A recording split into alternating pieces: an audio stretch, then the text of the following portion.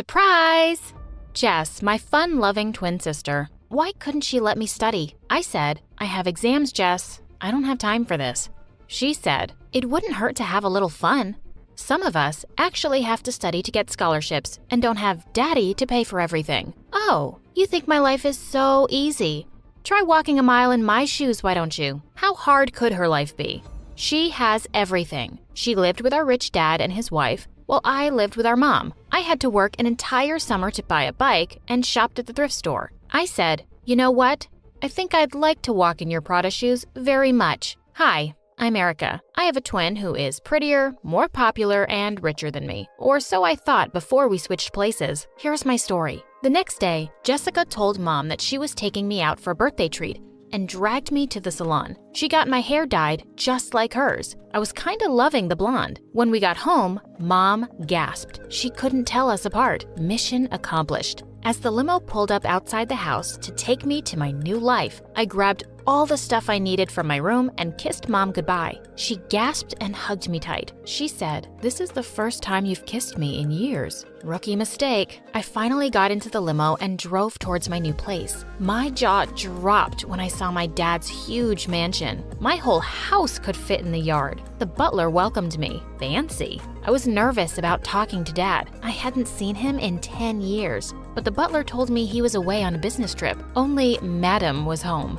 The house was like a maze. I was roaming around trying to find my room when I bumped into someone. She said, "Shouldn't you be in school?" I turned around to see her, the dreaded stepmom. Did your good-for-nothing mom rub off on you? She thought I was Jess, of course. But who was she to say anything about my mom? I was furious, but I kept my mouth shut and walked away, looking for Jess's room. Man, how does this girl walk in heels all the time? Before heading off to school, I looked in the mirror and told myself, I can do this. The game was on. As soon as I saw my boarding school, I was shook. If I thought the house was amazing, the school was breathtaking. I felt like I was in Hogwarts. As I walked through the grounds to the dorm, I smiled and nodded to the dozens of people who were waving and smiling at me. Wow, for a pain in the neck, Jess sure was popular. I unlocked the door to my room, but was shocked to see there were 2 beds and a bunch of some other girl's stuff.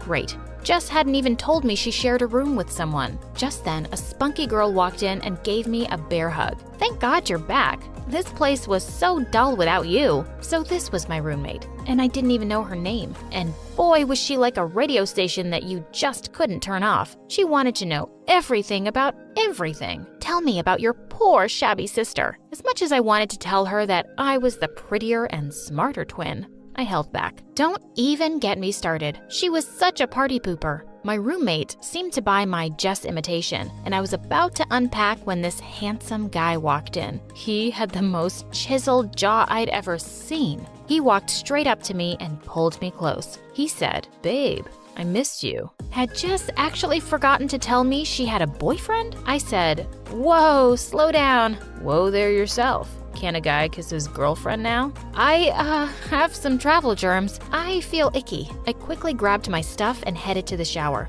I needed to stay away from this guy. Over the next few days, I tried to fit in and not look like a fool, which is really hard when you don't even know anyone's name. I found a copy of the school magazine and tried to learn everyone's names and faces from our class picture. I saw my roommate reading the latest edition of my favorite magazine, Sky and Telescope. Oh my God, I've been meaning to read this. Since when do you read anything besides beauty magazines? Geez, Jess, why you gotta be so dumb? I also tried really hard to make sure I was never alone with Matt. Luckily, he had a lot of friends and was always surrounded by them. There was one in particular that I really didn't like, Remy. She was always hanging around Matt and always had some insulting remark to throw my way. I was walking down the corridor one day when Remy stepped in front of me along with her clan. I said, "Move out of my way." Remy said, "Or what? You're gonna go cry to daddy?" I didn't know what her deal was, but I wasn't gonna stand around listening to her. I'd just walked a few steps when her expression changed. "You chose to mess with the wrong girl today. Get lost or else." "Please don't hurt me. You can have all my allowance." "What? What's going on here?" I froze. It was the headmistress. Remy said, She was forcing me to give her all my money. I started to argue, but the woman was on a mission and wouldn't hear a word. The semester has barely begun and you're already making trouble. You will not be allowed to leave the school premises for 1 week. That was so unfair. I went to my room and took out my diary to vent. I couldn't wait to talk to Jess and ask what the deal with Remy and the principal was. Clearly, they both hated her. Writing about me, gorgeous? I jumped up on my seat and quickly closed my diary. I could feel my heart racing. Matt was just so close to me, and he smelled so good. And he had such tempting lips. And he's your sister's boyfriend, idiot. I didn't think it was possible. But you came back even more beautiful than before. Oh my God, Matt thought I was more beautiful than Jess. I was so lost in his blue eyes that when he leaned in, I didn't stop him. I felt so guilty, but I couldn't help it. He was just so perfect, just like Jess's life. He said, I heard about what happened with Remy, and yeah, I know we'll miss our weekend trip, but I'm gonna be here the whole time. We'll still have fun. My stomach did a somersault.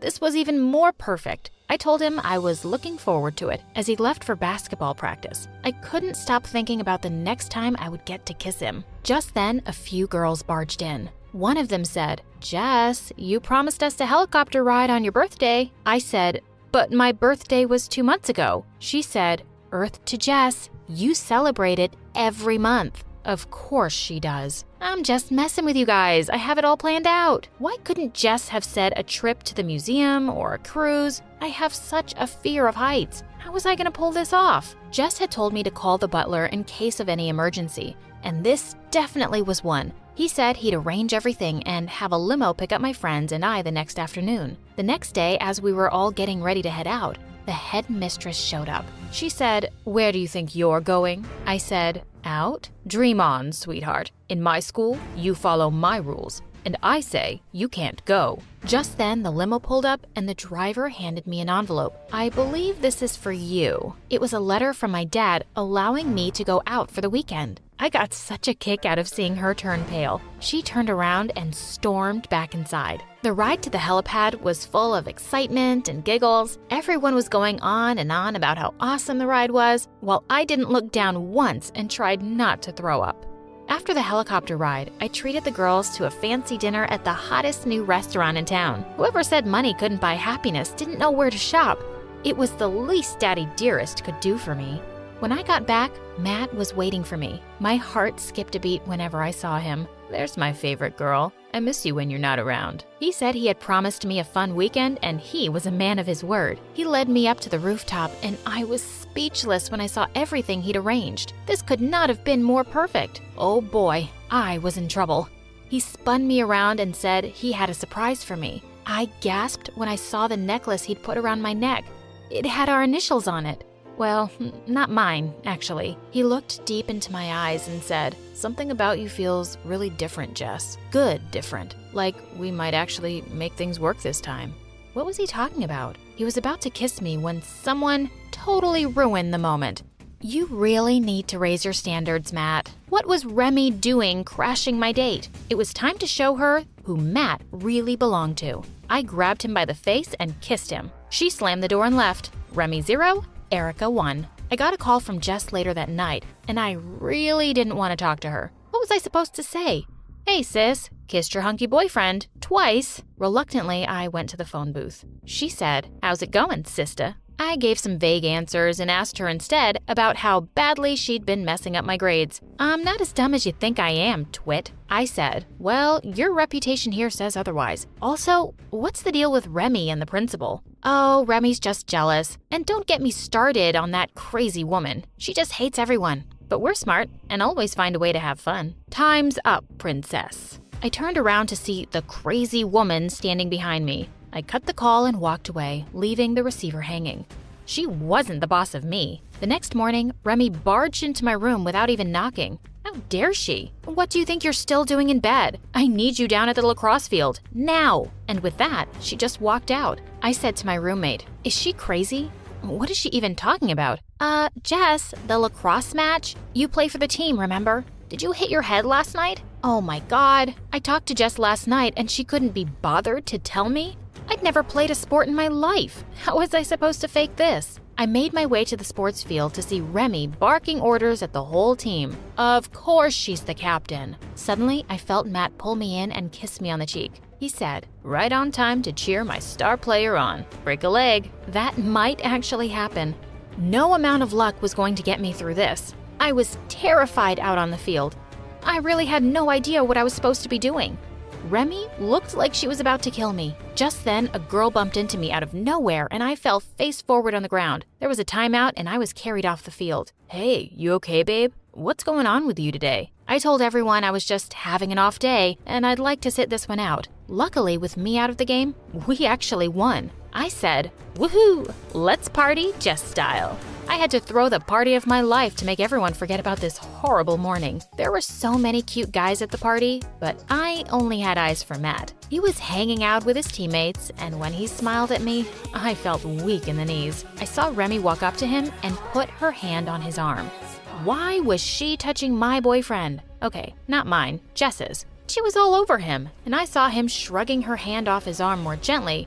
But man, she was persistent. But I did something stupid because I was super angry. I grabbed one of the jocks and started dancing with him.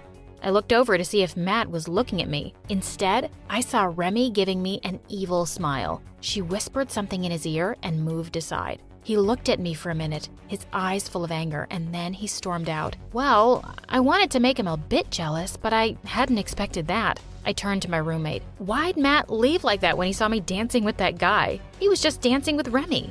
Well, if you dance with a guy he caught you making out with last summer, what else do you expect? What? Jess, you moron.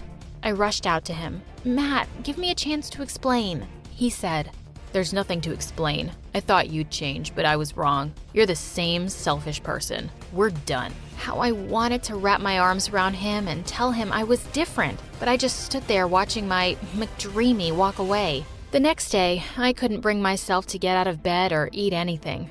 I was heartbroken. Some of the girls came by and were begging me to take them shopping. Were they blind? How can you guys be so insensitive? My boyfriend just broke up with me. With a whatever, they just filed out of my room. I realized the girls didn't care about Jess at all and were only using her for her money. Everyone was so fake in this place. For the first time, I felt sorry for her. Thanks to Remy, I had no permission to go out and no boyfriend to spend time with. Matt was still avoiding me and it broke my heart. I spent any free time moping around my room and watching this awesome YouTube channel, My Story Animated. My roommate had introduced it to me, and I was hooked. As the mids drew near, I started studying harder. Maybe I'd get just good grades for a change. The day before the first exam, I heard loud noises outside. Just as I was about to go check, someone barged into my room. I was surprised to see the headmistress. "What now?" She said, "Search her room. I know it's here. Only someone as rotten as her would do something so despicable." She screamed at me that Remy's diamond necklace, which was a family heirloom, had gone missing and all the rooms were being searched. Knock yourself out. You're not finding anything here. But 2 minutes later, my jaw dropped when I saw the headmistress pull the necklace out of my jewelry box. That weasel! I knew it. You think you're too good for this school? We'll see about that. I rang up Jess and cried because I was dreading about what would happen the next day. And sure enough, first thing in the morning, I was told my parents were here and I had to go to the principal's office. I was seeing my dad for the first time in years, and he looked really disappointed. My stepmom, however, had such a smug look. I tried to explain that I had no idea how the necklace ended up in my room. Despite all my pleading, I was suspended from school. My dad didn't even defend me and said that this should teach me a lesson this time. As I walked to the car, I saw Matt watching me leave, looking disappointed. This is not how I'd wanted to meet Dad. Just as we were about to get in the car, I saw Matt running towards us. He said, "Stop. Wait." "Matt?" "I just heard Remy talking to her friends about how she planted the necklace in your room so that the brat would finally be out of the picture." I knew it. My dad said, "I was having a really hard time believing my Jess would steal anything." Jess very suddenly walked in. Matt said, "What the?" Dad said, "Erica, what are you doing here?" Jessica said, "No, Dad, I'm Jess. Erica has been taking my place for the past month. We switched." Dad pulled me in for a hug. I'd waited 10 years for this. He said he'd realized how wrong he had been to leave me out of his life and was really sorry. Jessica said, "Yeah, and Dad, Erica's a genius, and she works so hard. It's been really tough being her all these weeks. She really deserves to go to a good college." "How about we start with getting you both through high school?" my dad said. Matt then said, "Hold on a sec. Who have I been seeing for the past month?" We turned around to look at a completely baffled Matt. Jess said, "Hey, Maddie, that would be my sister Erica. I've kind of found someone else. You know how things were when I left." I took Matt's hands in mine. "Matt, you were right. I was different. I am different. I fell in love with you the first time I saw you a month ago, and I would never choose anyone over you." He just stood there and turned to walk away, but then he grabbed me by the hand and pulled me in for the most magical kiss ever. Get a room, you two. It was my 8th birthday when I first realized that something was very wrong with me.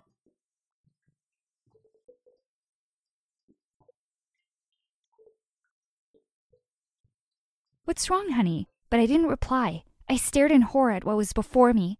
At first, everyone was worried, but when I pointed to what had scared me, everyone started laughing, and Dad angrily left the room. "She's scared of balloons." "Hi, my name is Samantha, and I'm really scared of balloons. I mean, deathly terrified. There's even a term for it, globophobia. I've had it since I was a kid, and it's one of the reasons my dad doesn't really like me. But before I continue, don't forget to subscribe to my story animated." "You are so dumb. This is the 5th game you've lost." I burst into tears. My opponent was 5 years older and captain of the high school chess team. Of course she won. But Dad wasn't having it. He said that I was just a dumb kid. He still seemed angry about the balloon thing from the previous week. Just then, my brother ran in and reenacted the scene from my birthday. It was so annoying. My mom got me deflated balloons and I told her they didn't scare me, but as soon as she started blowing them up, I threw a tantrum and left. They just didn't understand. When my fear didn't go away for the next few months, Dad dragged me to a doctor who checked me over and said there was nothing to be done. "She's scared and that's that." Dad lost his temper and stormed out. A few months later, when I came home from school, I saw my parents arguing very loudly in the living room. "I'm never enough for you, am I? I work day and night, but you never appreciate it. Don't you dare pretend you're the victim. I know what you've done. I just don't have the proof, but I'll get it one day." They even mentioned my name a few times. The next morning, we found Mom lying on the couch surrounded by ice cream and junk food. Her hair was a mess and she looked like she'd been crying all night.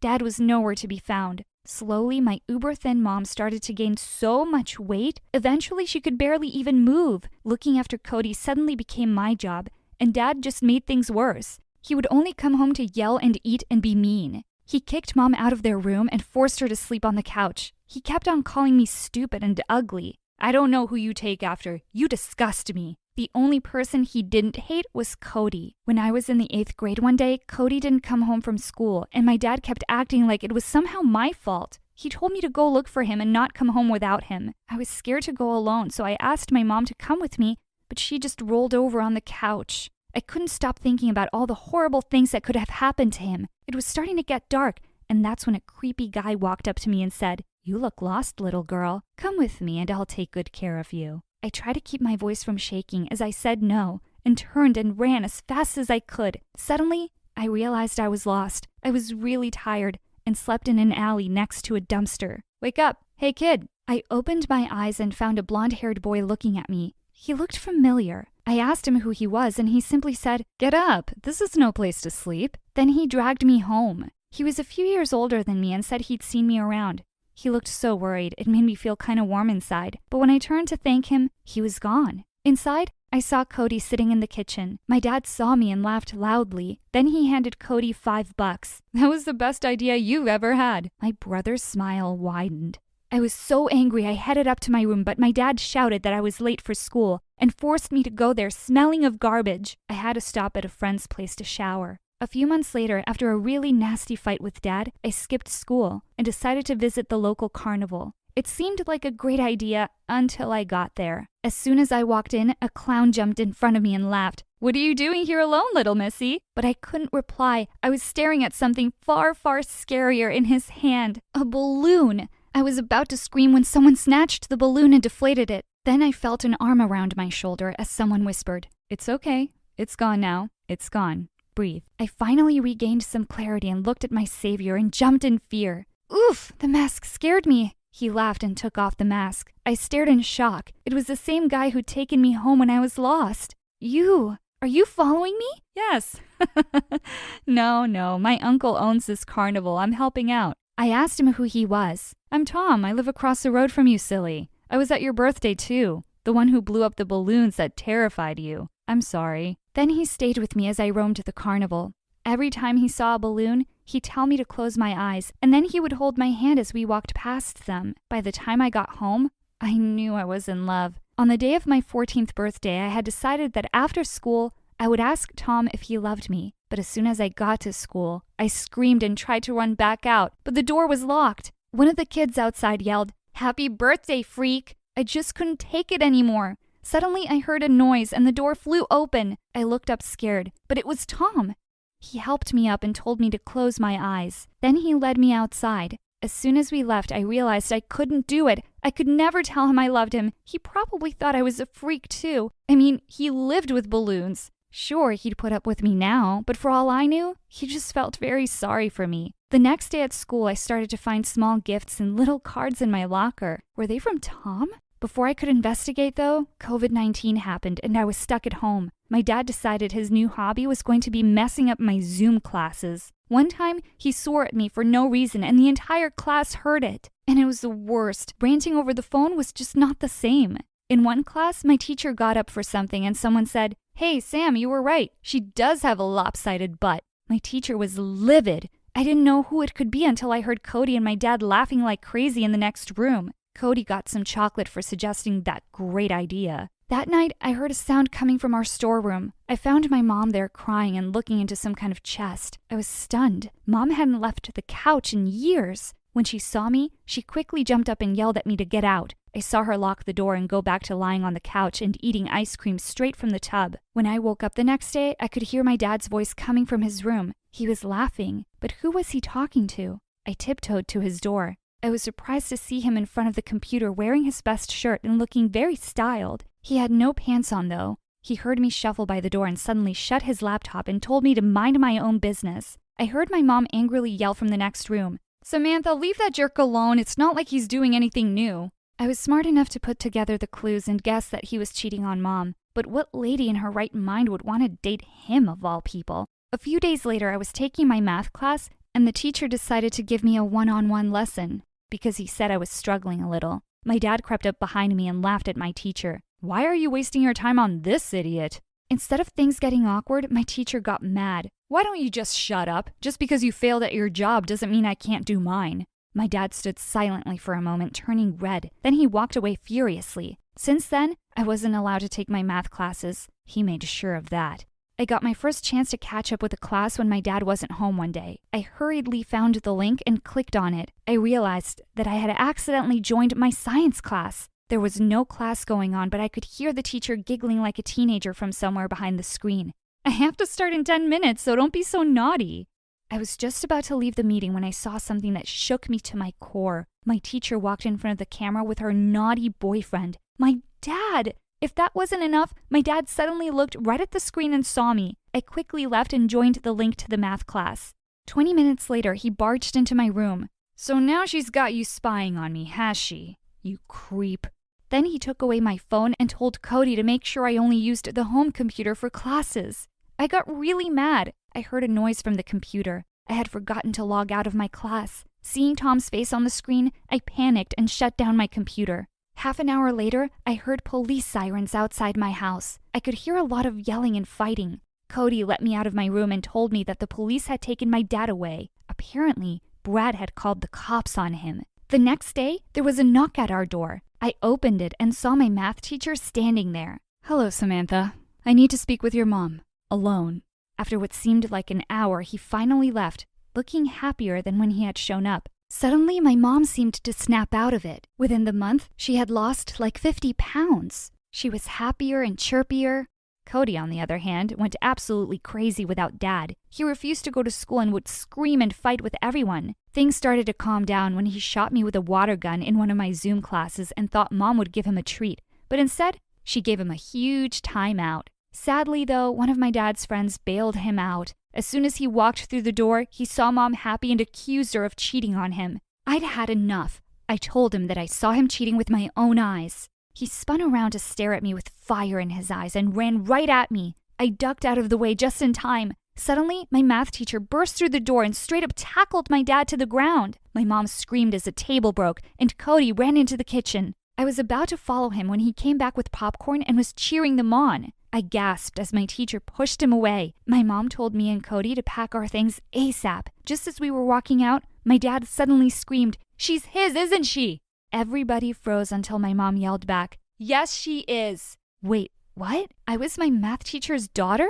Was that why my dad hated me so much? The next day, my mom and math teacher were telling me how he was my mom's old boyfriend, but then Grandma forced Mom to marry Dad. That's when Brad walked in and said, "Hey, Dad, you're my stepbrother." I blurted out in shock, but he just laughed and told me he was adopted. It was our first day all together, but Cody was crying, "I want Dad." I told him it'd be okay, but when we woke up the next day, Cody was gone. We looked everywhere but couldn't find him. Thankfully, a neighbor saw him trying to hitch a ride and brought him back. But just when things started to look normal, Brad did something that shocked me. One day, my stepdad was panicking and looking for his wallet, so Brad volunteered to help him look for it and went straight to my school bag. I laughed. "Oh, trust me, it won't be there." I couldn't even finish my sentence because Brad took out the wallet and showed it to my stepdad, who shot me a shocked look. I had no idea what to say. Right then, my mom walked in her fancy dress and left with my stepdad for their date.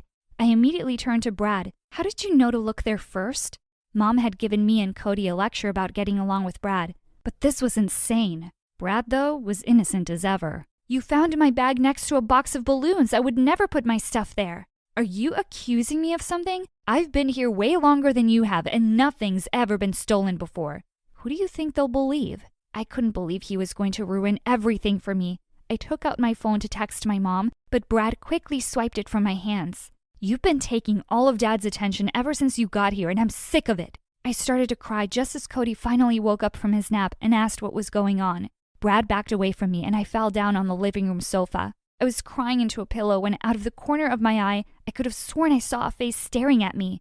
I quickly wiped my tears away and saw my dad's face just as he pulled away from the window. My heart was beating so fast I thought it would explode. I had to keep Dad out. I ran all around the house to make sure all the doors and windows were locked. Then I looked at Brad talking to Cody about whether donuts are overrated, and I knew that I had to face my fears and make a choice. I grabbed Brad's arm and quickly pulled him into the bedroom as he let out a yelp. I locked the door and made sure all the windows were covered. I would apologize to Brad and ask him for help. I dragged him inside. "Geez, you're strong." I ignored him and started apologizing. I explained that I was sorry for messing up his life and that I wasn't planning on stealing his dad's attention. We were both his kids. Brad shook me off. "Whatever." Then I finally told him that I'd just seen Dad at the window.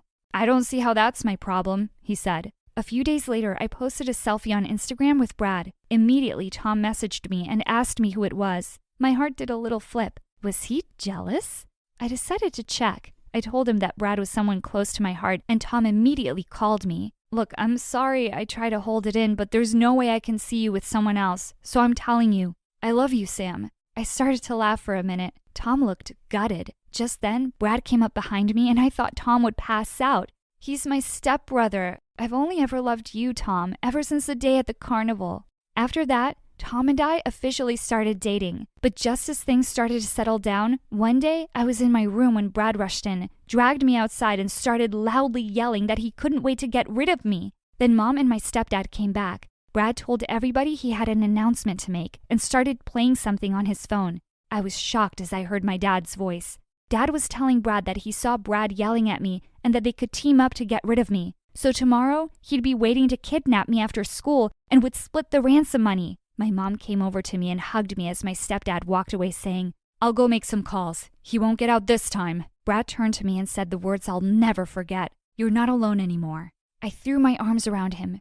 "You're the best brother anyone could ask for."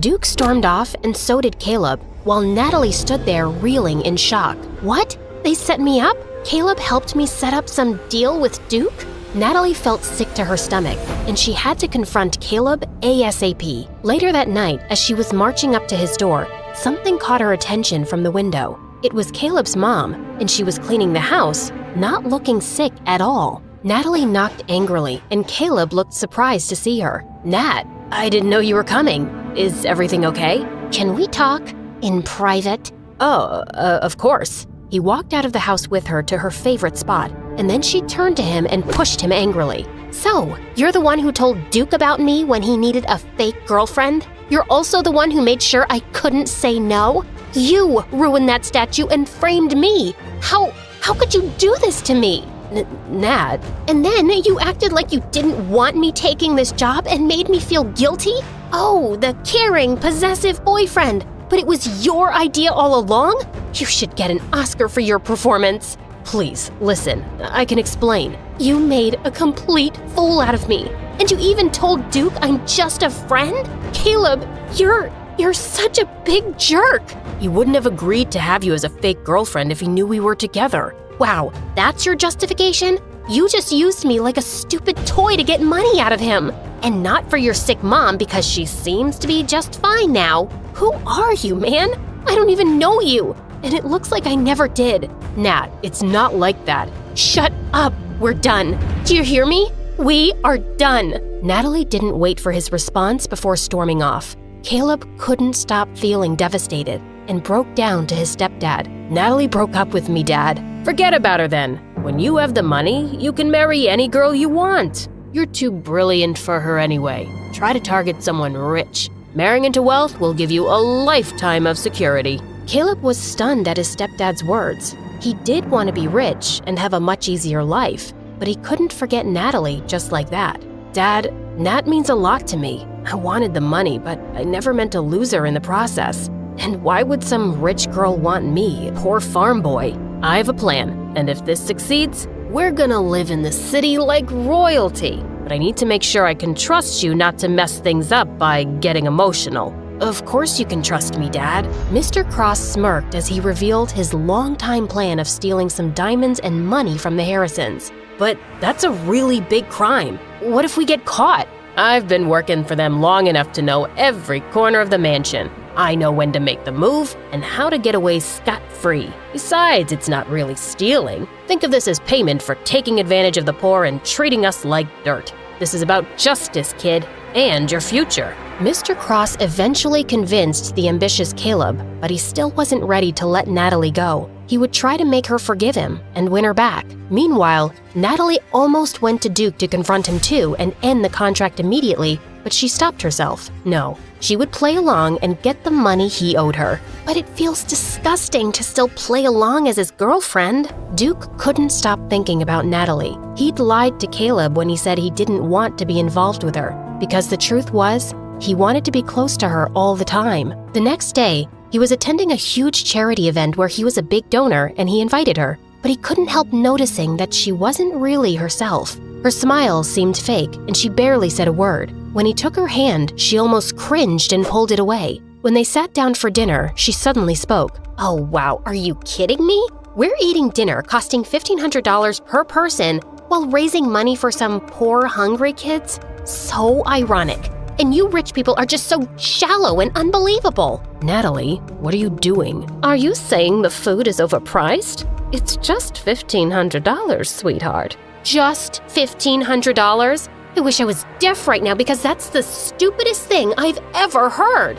Can you please do us all a favor and buy your girlfriend some class? The world would be a better place if you could all buy yourselves some good hearts." Duke was speechless, but just then he was suddenly called on stage to give a speech. "It has been an honor to be part of this event, and I would like to..." As Duke met Natalie's glare from across the room, his mind just went blank.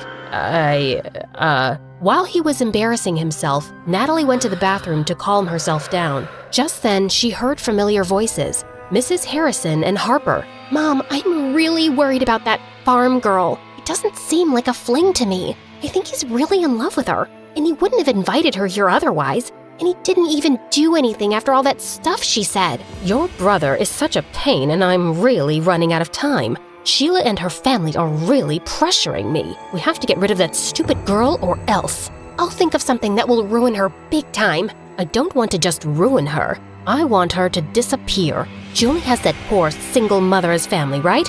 Right.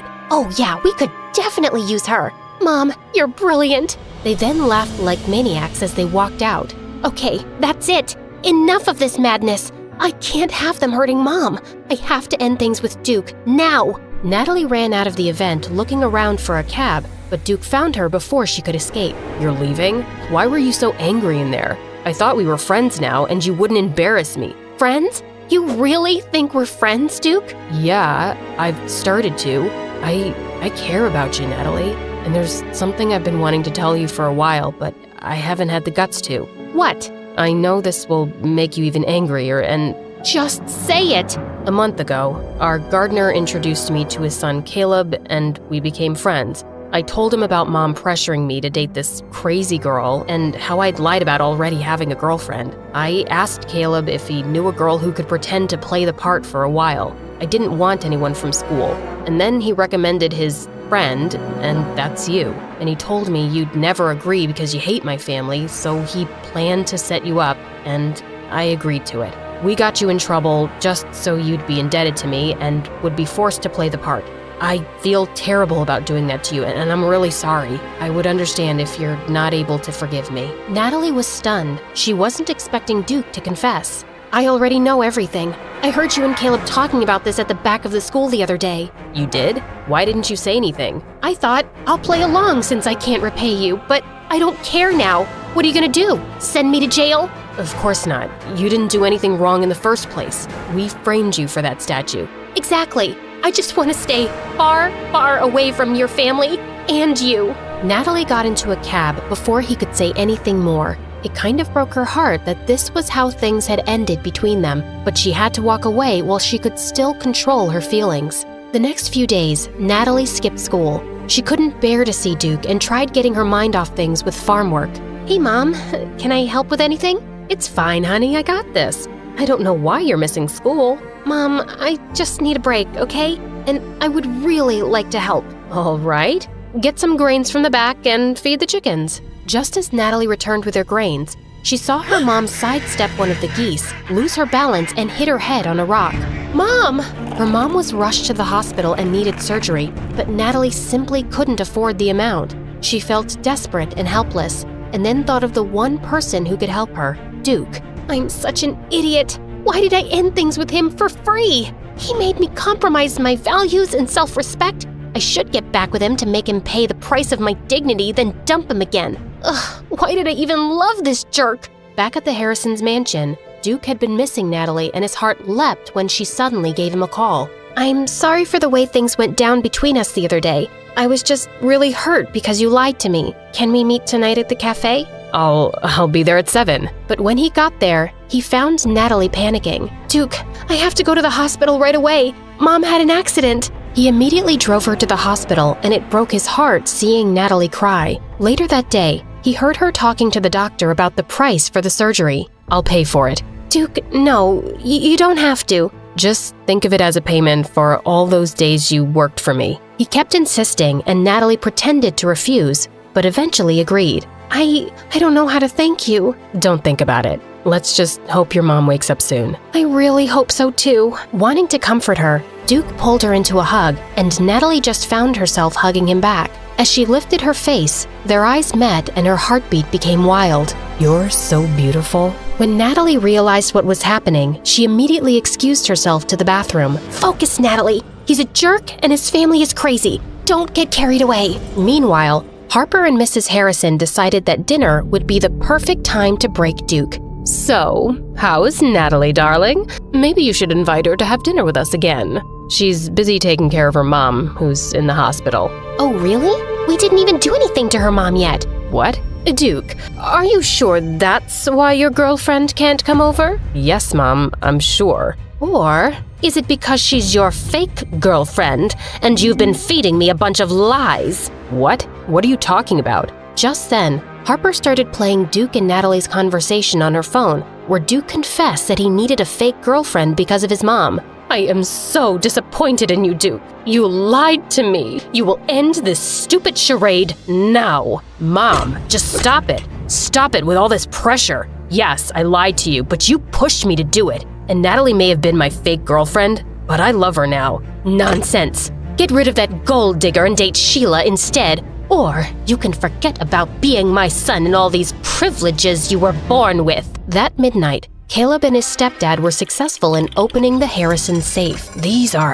Wow, Dad, we're gonna be rich. I told you, son. Now, let's put everything into these bags. Hurry. The father and son were almost done getting everything in the vault when the door suddenly burst open and the Harrison security team barged in with policemen. The next day, the news was all over town that Mr. Cross and Caleb had been arrested for theft at the Harrison mansion. Natalie could hardly believe her ears. She didn't love Caleb anymore, but he'd been her friend since they were kids, and she had to see him. Nat, thank God you're here. You gotta help us. Please, ask Duke to make his family forgive us. Caleb, why did you do it? When did you become this person? How can you not understand, Nat? We've always hated those rich people. They've worked our parents to the bone and always mistreated us. Are we less smart than any of them? Or less deserving of a good life? No, you deserve a good life, but you can't have it by robbing rich people. You have to earn it, Caleb. I could work for 50 years and never get to where they are.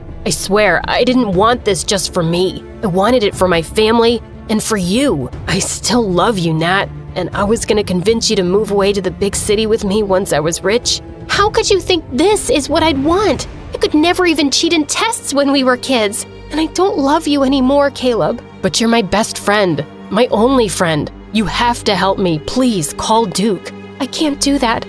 You committed a crime and you'll have to pay for it. And not once have I heard you say that you're actually sorry you did it. Please, Nat. Who's gonna look after my mom? This'll break her heart. I'm begging you. Natalie softened and she tried to call Duke, but he wasn't picking up. She promised Caleb that she'd try to do what she could, but hours passed and there was no response from Duke. She then decided to call the last person she wanted to talk to. Hello, Harper? Farm girl? To what do I owe this displeasure? Your brother isn't answering my calls and messages. Is he okay? You tell me. Mom kicked him out of the house last night and basically disowned him, all because he said he was in love with you and wouldn't date anyone else. Dad tried to stop him, but he wouldn't stay. He what? Harper, where did he go? Why should I tell you? Harper, please, tell me he has somewhere to go. And he would still have some savings of his own, right? It turns out he doesn't have any. He had $100,000, or so we thought, but now he's penniless.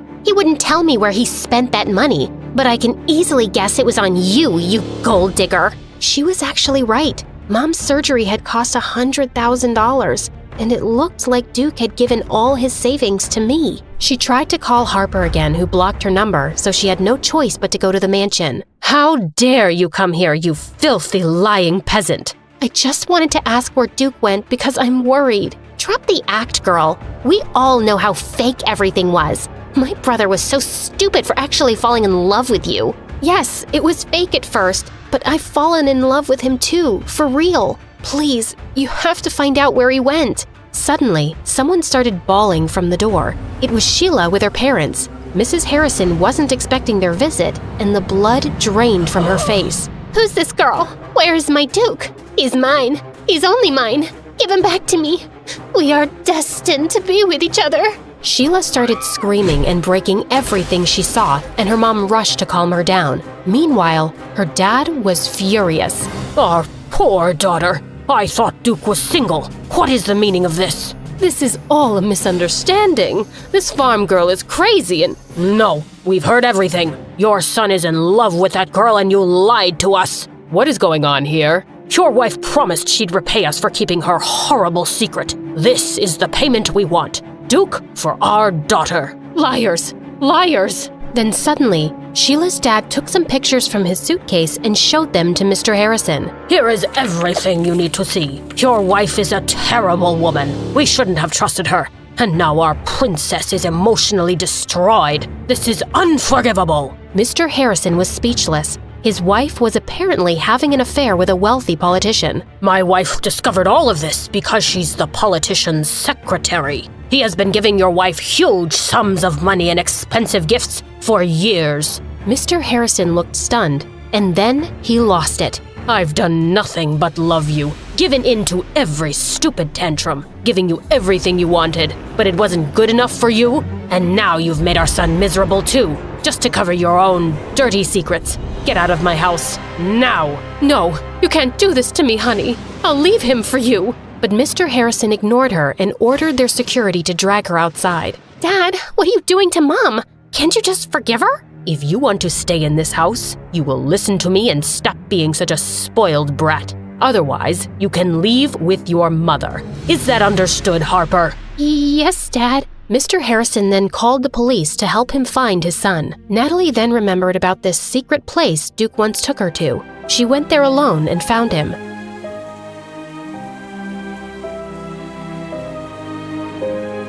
Natalie, what are you doing here?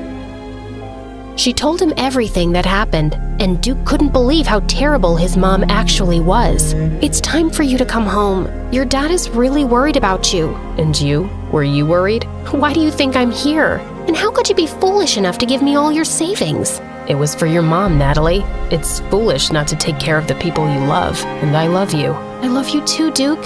I never thought I could, and I really didn't want to, trust me. But you've made me fall in love with you. I can't help it. Okay, so in that case, you need to sign another contract with me. Depends. What kind of contract is that? A contract to be my baby queen forever. Oh my God, please don't ever call me that again. I'll think about it.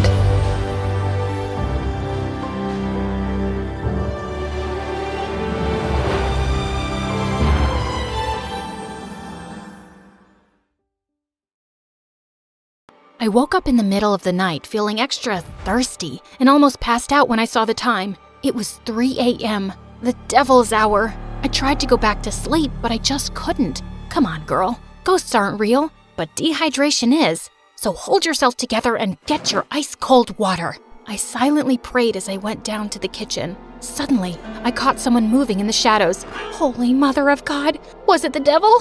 I was about to scream when I realized that it was just my older brother, Kevin, who looked suspicious. I silently followed him as he went down the basement and was surprised when he opened a mysterious door that I had never seen before. But before he could enter, he looked back and saw me. Don't you ever tell anyone about this, especially Dad, no matter what happens. Why? What's inside that room? He just patted my head and smirked. The devil himself. He then disappeared into the room and locked it, leaving me shaking in fear and confusion. Hi, my name is Kendra, and this is my story of how my mysterious brother changed my life forever. Before I continue, please like and subscribe. After what happened last night, the first thing that I did in the morning was to check that door in the basement. But unfortunately, it was padlocked to death. Kevin was definitely hiding something in there, and it was killing my curiosity. I was finally able to corner him during dinner. Are you sure that you weren't dreaming? Because that totally didn't happen. That night was really weird, so he could be right. Our conversation was cut off when Dad joined us. Son, it's time for you to take over the company. We will be holding a gala next weekend to introduce you to everyone. They're all so excited to meet you. But Dad, no buts. You're graduating in a few months, so prepare yourself. I don't want any problems. Understood? Of course my brother couldn't say no to him. He was always Dad's favorite, his golden boy, the perfect son. While me, I was just a stranger to him. If Mom was still alive, things would probably be different. Later that night, when I was about to sleep, I almost screamed when I saw Kevin leaning against my door. Can I help you? What makes you feel alive, Kendra? Huh? What's with you? Why are you being so weird? The less you know, the better. Good night, Peanut. Peanut? Where did that come from? That was the weirdest and longest interaction we've ever had. He was a year older than me, and we had never been close growing up. His time was spent in his room reading, in the piano corner perfecting his sonatas, or with Dad talking about business while playing chess. We also didn't see each other often at school because he was always with his best friend Cedric or surrounded by their crazy fangirls. The next morning, I woke up to Dad screaming from the library. I dashed to check what it was and found out that one of our maids found a letter under Kevin's pillow. I read it and froze. Kevin left. He didn't say where he went and when he was coming back. All the note said was, "Do not wait for him." I would expect something like this from you, but not my son. Kevin is a responsible young man. Well, the note says otherwise. The gala is this weekend. I need your brother to be there no matter what it takes. We tried looking for Kevin everywhere, but no one knew where he was. Even the police couldn't find him, and it was driving Dad crazy. One night, he just walked up to me and started inspecting my face. You would do. You were going to be him. Be who? Kevin. In case your brother is still on this stupid little adventure on the night of the gala, you will pretend to be him. But Dad, I don't think I can… Kendra, you are a capable young lady. Of course you can. You'll be saving our company from humiliation. I know I have not been very vocal about your accomplishments, but I do notice. Will you do this for me, sweetheart? I had never heard Dad talk to me that way, and it felt really good. So I found myself giving in. Besides, it would only be for just one night, right? I just needed to hide my hair under a wig and dress up like Kevin and just smile and avoid conversation as much as possible. Simple.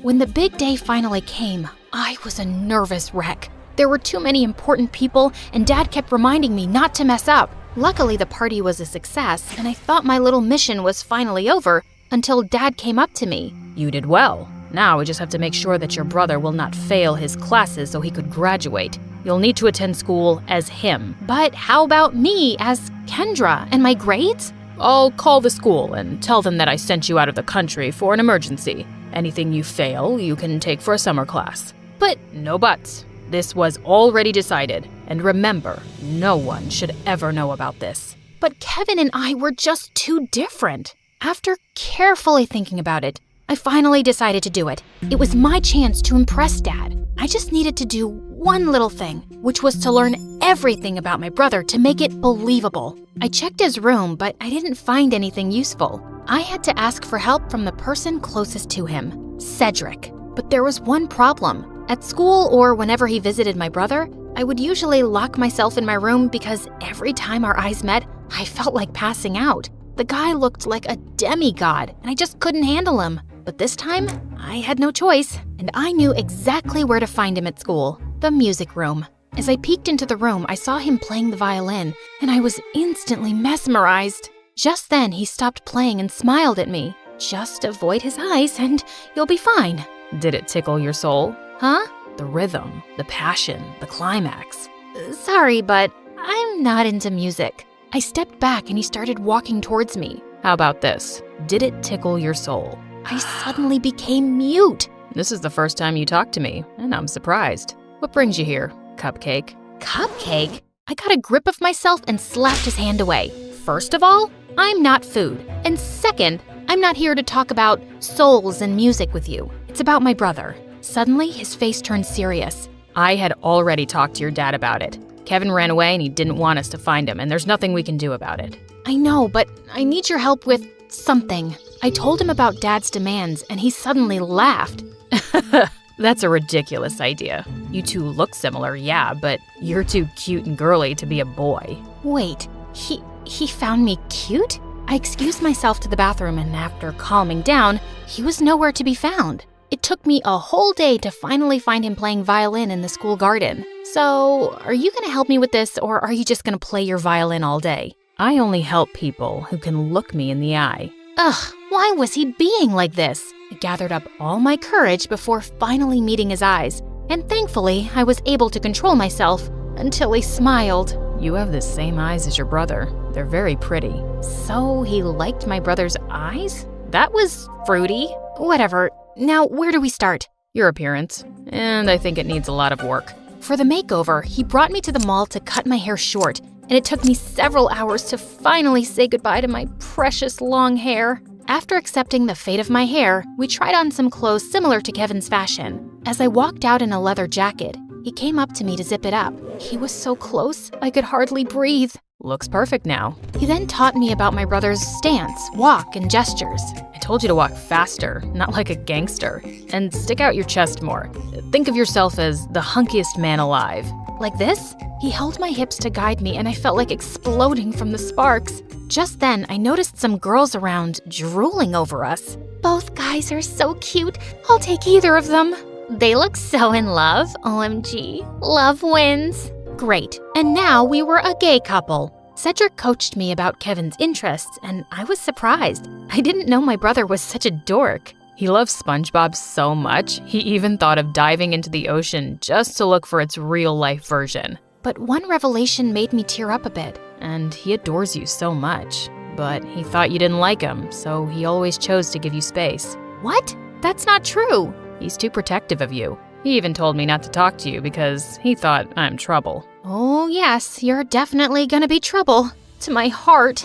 That weekend, we continued practicing until I looked convincing enough, and when we finally got to school, I just stayed close to him and smiled at people from time to time. I was doing an excellent job at being my brother until it was lunchtime. We sat at their usual table for lunch when suddenly someone sat on my lap and kissed my cheek. It was Lauren, the prettiest and coolest chick at school. What in the frickin' pregnant duck is happening? What? You hate my kisses now? You look like you've seen a ghost. I turned into the ripest tomato when she giggled into my ear. I could never hate such a goddess like you. Wow, since when did you become this cheesy? I gave Cedric a panicked look, but the jerk was trying his best not to burst out laughing. I kicked his leg under the table and his wince was satisfying. I then excused myself in the bathroom and dragged him with me. There, he revealed that Kevin had been dating Lauren for a while now, and I had no idea about it. Lauren had been all over me for the next several days. This was totally normal, of course, except for the little detail that I was not her actual boyfriend.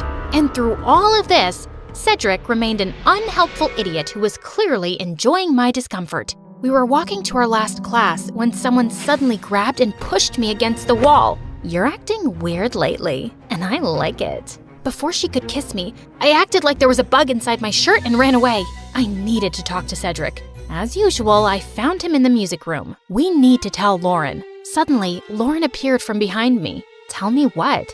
Wait a minute. Don't tell me that you guys are dating? What? Cedric finally stopped playing the violin and grinned at me. I'm straight, but I don't know about your boyfriend. Aw, baby. You know I would accept you however you identify, right? Well, that's good to hear. Lauren looked like she bought it, and I just found myself exploding. I'm not Kevin. I'm not your boyfriend. I'm his sister Kendra pretending to be him. I then explained everything to her. Oh, okay. Explains why you look and act differently. That's it? No violent reaction whatsoever? I'm used to Kevin's quirks. So, anything I can do to help with this mission? Just don't tell anyone about this. Got it, baby. Despite knowing the truth, she still kissed me on the cheek and it made Cedric laugh. I started hanging out with both of them since then. They would talk fondly about my brother and share things about him that I didn't know. It made me realize that he wasn't as boring as I thought he was. One day, Cedric dragged me to the music room and asked me to listen to his new composition. It was a wrong move to come with him, because the way his fingers moved and his handsome face played with the painfully sweet tune screamed danger to my heart.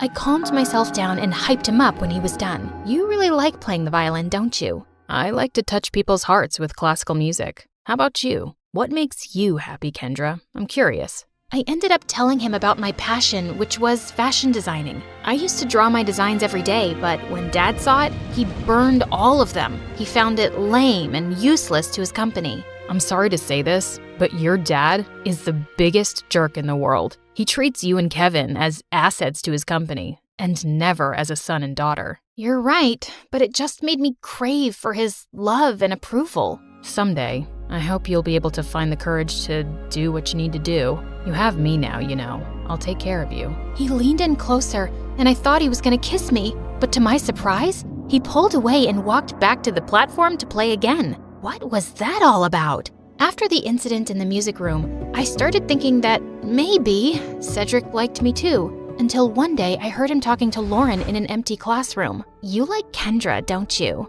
What are you talking about? She's off limits. And besides, she's just like the little sister I never had. Those words were enough for me to accept the truth, that Cedric will just be my dream.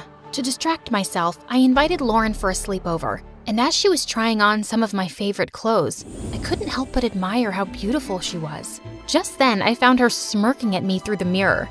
Are you falling in love with me now? What? No, I wish I was as pretty as you. Oh, honey, you are prettier than me, and not to mention cute. She ended up knocking on my drawers, spilling some things. There was one thing that suddenly caught my attention, a peanut. What was it doing there? Suddenly, I remembered Kevin calling me a peanut before he ran away. Why don't we crack it open? Maybe he left a secret message or something. And he actually did. I'm finally alive. Wait a minute.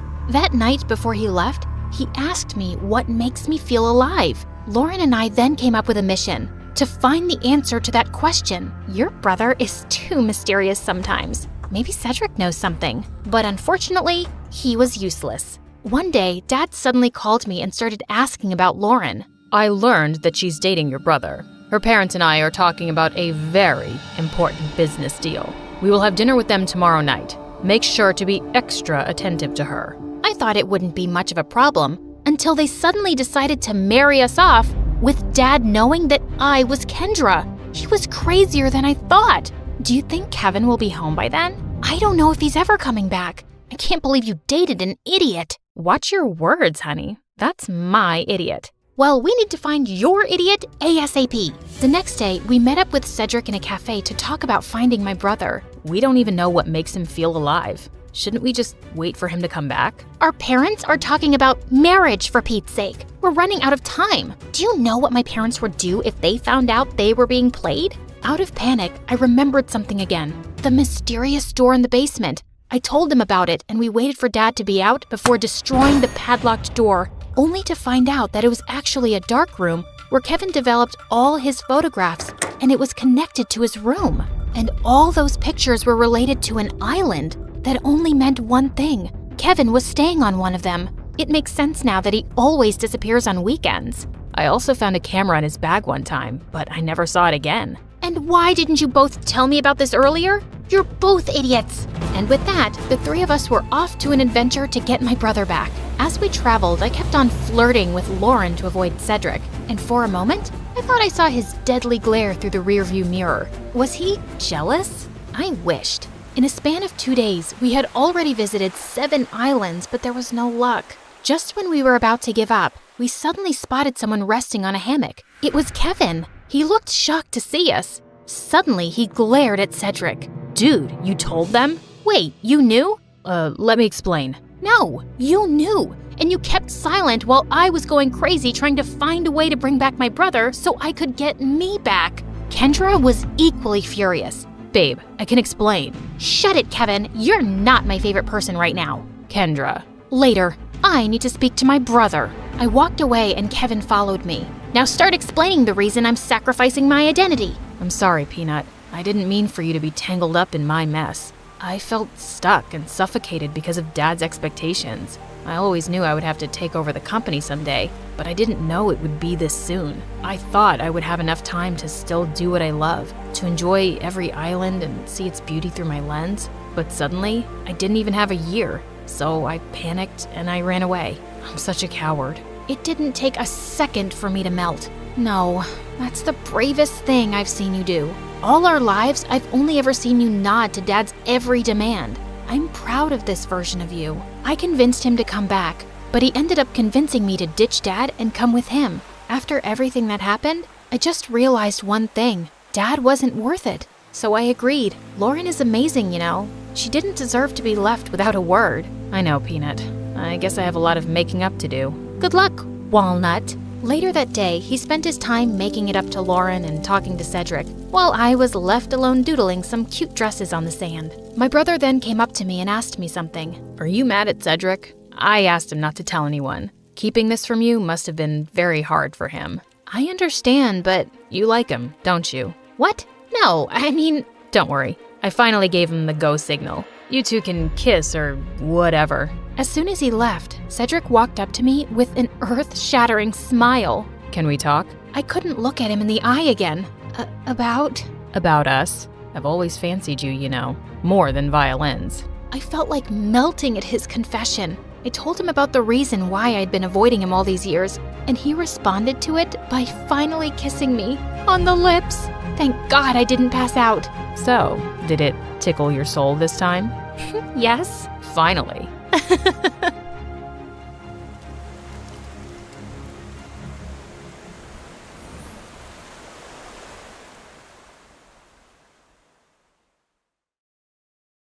Hi, I'm Aphrodite, and my face almost ruined my life.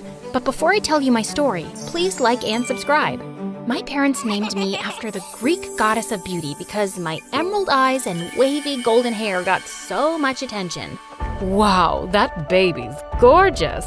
When I was 7, me and my parents were out for a walk when this movie producer stopped his car in the middle of the street, jumped out, and ran up to us. Your daughter's a vision. I've never seen anyone so beautiful. She's perfect for my movie. My parents were all too eager to sign me up, and we started filming the next day. But I'd always been shy and quiet, and before shooting started, I hid in my trailer. I'm scared, Mommy. You can do this, honey. We believe in you. The movie ended up being a hit. After that, I landed a dozen more movie roles and a modeling contract. The money was rolling in. We moved into a huge mansion near the beach. My parents quit their jobs to manage me full-time, and they hired a tutor so I could be homeschooled. Life was a beautiful dream come true. That is, until the day after my 10th birthday, when Mom caught Dad kissing our maid.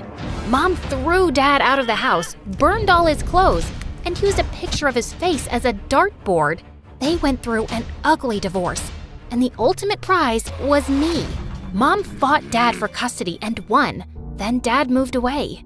It broke my heart to see him go. Life wasn't easy with Mom. She grew obsessed with money. She booked me for every job just to get a paycheck, and it got really exhausting. Get up, honey. No time for sleep. You're filming a movie in Timbuktu. Plus, you're the face of this new clothing line, this orange lipstick, and these magic beans. When I was 15, Mom set up a huge deal for me to star in a movie about a high school girl. But when I had a meeting with the director, he tossed me a script, asked me to read a few lines, then he told me that I was absolutely terrible. He ripped up the deal and threw us out. Mom was livid, and I was sad I'd let her down. I'm sorry, Mom. I tried my best. Mom refused to take no for an answer and convinced the director to give me another chance. The deal is still on the table. I convinced the director to let you audition again in 3 months. I've enrolled you in a local high school so you can get some practice being a high school girl. But I am a high school girl. You know what I mean. It's research for the part. You start tomorrow. Mom skipped out of the room and shut the door. My mind raced. I'd been homeschooled for most of my life. I'd never been around kids my age. What if they didn't like me? What if I didn't fit in? I spent hours tossing and turning that night, unable to sleep. The next morning, as we drove to school, I begged Mom to reconsider. But of course, she didn't. Instead, she shoved me out of the car, waved goodbye, and sped away. The moment I stepped on campus, I noticed kids whispering and pointing at me. It didn't help that there was a huge billboard with my face on a stupid can of magic beans across the street. I tried to talk to a few kids, but the girls gave me dirty looks, and the boys were weird. Half of them stared at me and drooled, while the other half, well, You're hot. Wanna be my girl? I lost my phone number. Can I have yours? Then this crazy girl ran up to me. It's you! I can't believe it! I'm Leah, your biggest fan. You're even prettier in person. Can we be friends? Please, please, please! I didn't know what to say. Leah kept staring at me as she waited for an answer. I guess. Leah gave me a tour of the school. She spilled all the tea about my teachers and my classmates. She protected me from the mean girls and the creepy boys. Out of the way, precious cargo coming through! What are you staring at, jerk? Soon, Leah and I were the best of friends. One time, Leah took me to this cool cafe across town, and this gorgeous boy named Tyler stepped on stage with a guitar. He started singing, and the crowd went silent. He had the most beautiful voice I'd ever heard. As he was singing, I swear he was looking right at me. My heart melted. I'd never felt this way about a boy. He stepped off stage and walked right up to me and handed me his number. We talked for hours. He took me to the beach the next day. Tyler and I had so much in common. He'd spent his childhood traveling from city to city trying to make it as a singer, and his mom was as pushy as mine. Sometimes, all this pressure is so overwhelming. I just want to crawl into a hole. I totally get it. Geez, I feel silly complaining so much. I'm sure you've got it 10 times worse. I'm not half as talented as you. Then Tyler looked up, not just any kiss, An earth-shattering, mind-blowing, once-in-a-lifetime, straight out of a romantic movie kiss. And at that moment, I fell in love. Soon, Tyler and I were a couple, and we spent all of our time together. Tyler swore I was his muse. He wrote a bunch of songs about me, posted them online, and they went viral. Overnight, Tyler became a huge sensation. A few weeks later, the director of my movie called me back in to redo my audition. Tyler came to support me. The director took one look at Tyler and invited him to audition too.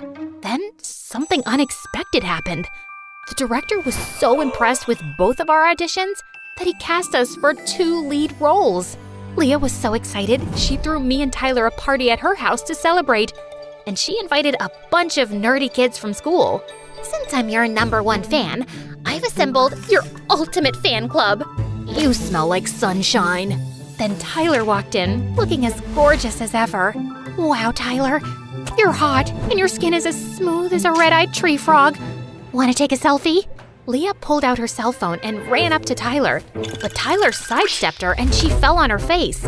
Hard pass. Tyler pulled me to the side. Let's get out of here. These nerds give me the creeps. And can you believe that freak Leah? Leah's not a freak, she's my friend. Whatever. I can't take a picture with her. It would ruin my image. I'm out. I'm going home to take a shower. Then Tyler left. I was so upset. I couldn't believe he was being so rude. That night, he apologized for being mean to Leah and promised he'd never do it again. But a couple of weeks later, everything changed. Tyler grew distant. He spent all his time posting videos for his fans online, and he stopped answering my calls and texts.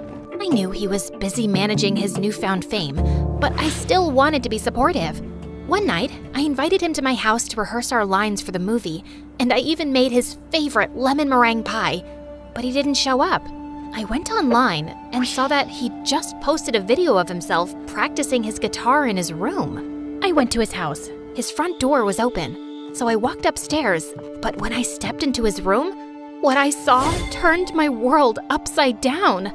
Tyler was kissing some random girl. Babe, what's your ex doing here? Tyler turned to me with this dumb look on his face. Oh man, you didn't get my text? What text? Fine, I guess we'll have to do this the hard way. It's not me, it's you. No, it's not you, it's me. Whatever. I don't want to be your boyfriend anymore. I went bonkers. I smashed the pie in Tyler's stupid face and punched him in the nose. Tyler's girlfriend started screaming like a banshee. Tyler's parents rushed in and broke up the fight. After that, Tyler and his new girlfriend spread rumors that I was unstable, and all of Tyler's fans turned against me. Then, the director of our movie called me and gave me the most horrible news. We've decided to take the story in another direction, so you're fired. Have a nice day.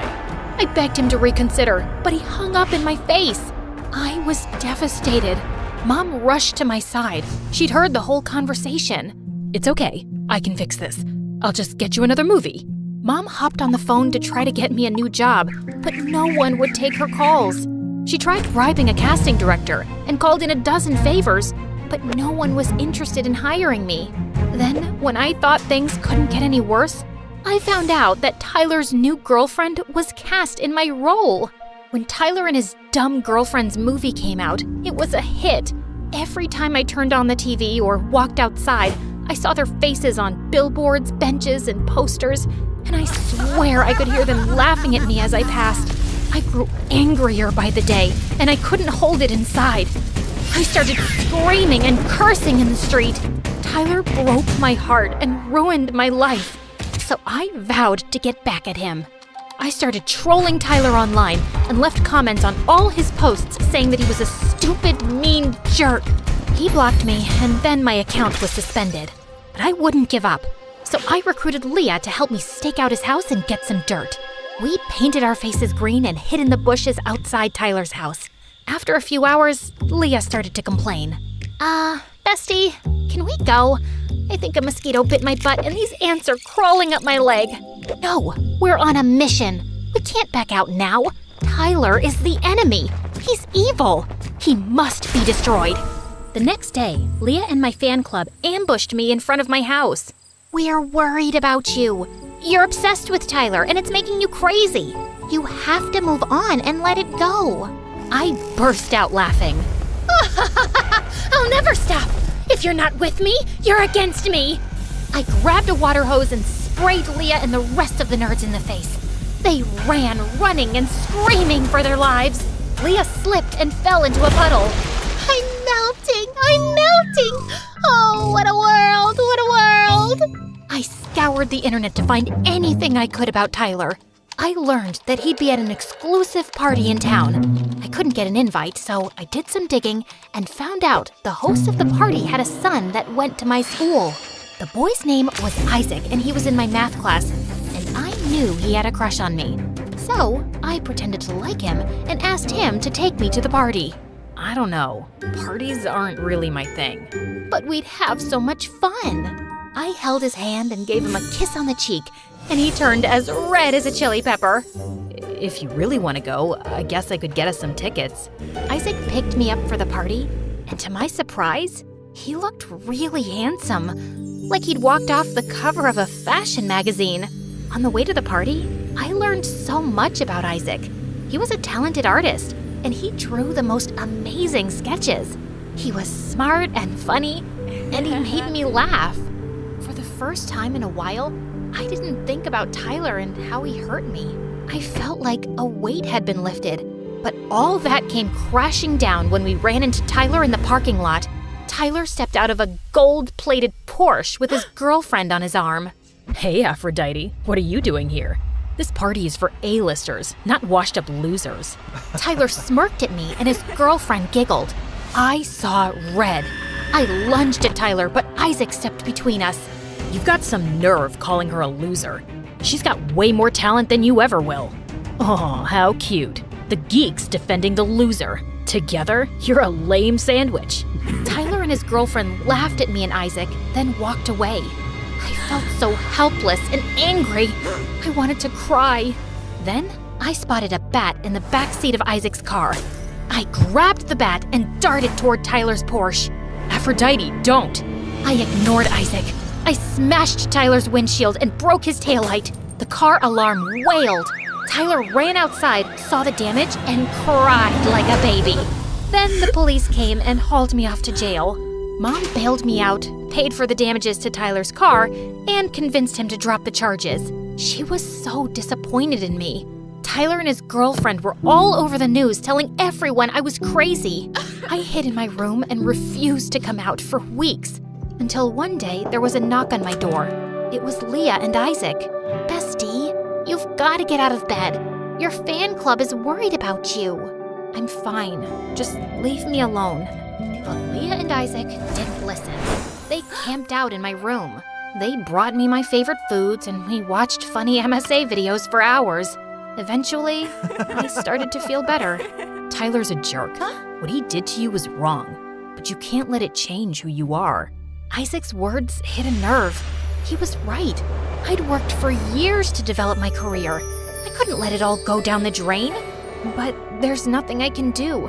Everyone hates me. You've still got us, and your talent. Isaac handed me a flyer for a summer Shakespeare festival. The winner gets an audition with a huge Hollywood producer. "This is your chance to get back on top."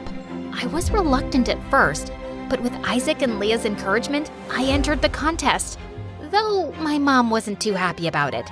You're wasting your time. There's no money in plays. That's your problem. It's always about money for you. You pressured me to take stupid jobs and bribed people to give me dumb roles. You took all my joy out of acting, and now I'm getting it back. Mom gave me the strangest look. Then she wiped a tear from her eyes. Bravo! I've never seen you have so much passion. You could be a star on the stage or on the screen.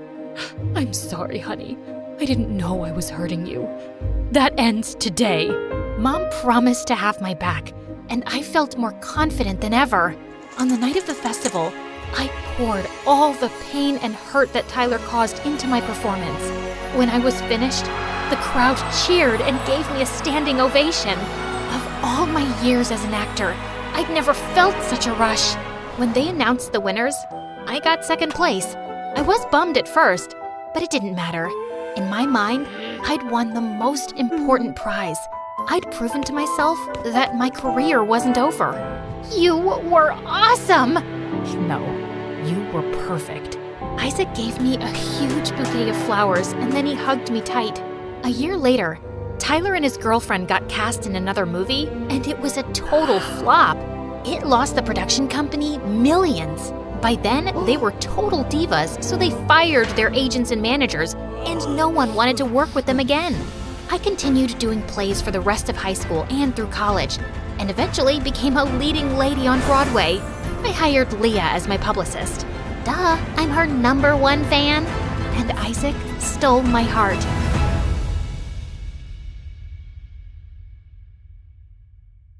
Most of us start our lives in a hospital as newborn babies, but not me. No siree. I started my life in a hospital too, yes, but as an adult. I opened my eyes feeling woozy and numb. I felt like I'd been struck by a freight train. She's up, she's finally up. Nurses and doctors surrounded me from all sides, examining me excitedly. What's going on? Can you tell us who you are? I'm me. Who else am I supposed to be? The Queen of England? Your name. What's your name? I racked my brain trying to remember, but I just couldn't. In fact, I couldn't remember anything. It was like my brain was filled with dust bunnies. What was my name? Hi, I'm Harper. Yeah, I know my name now.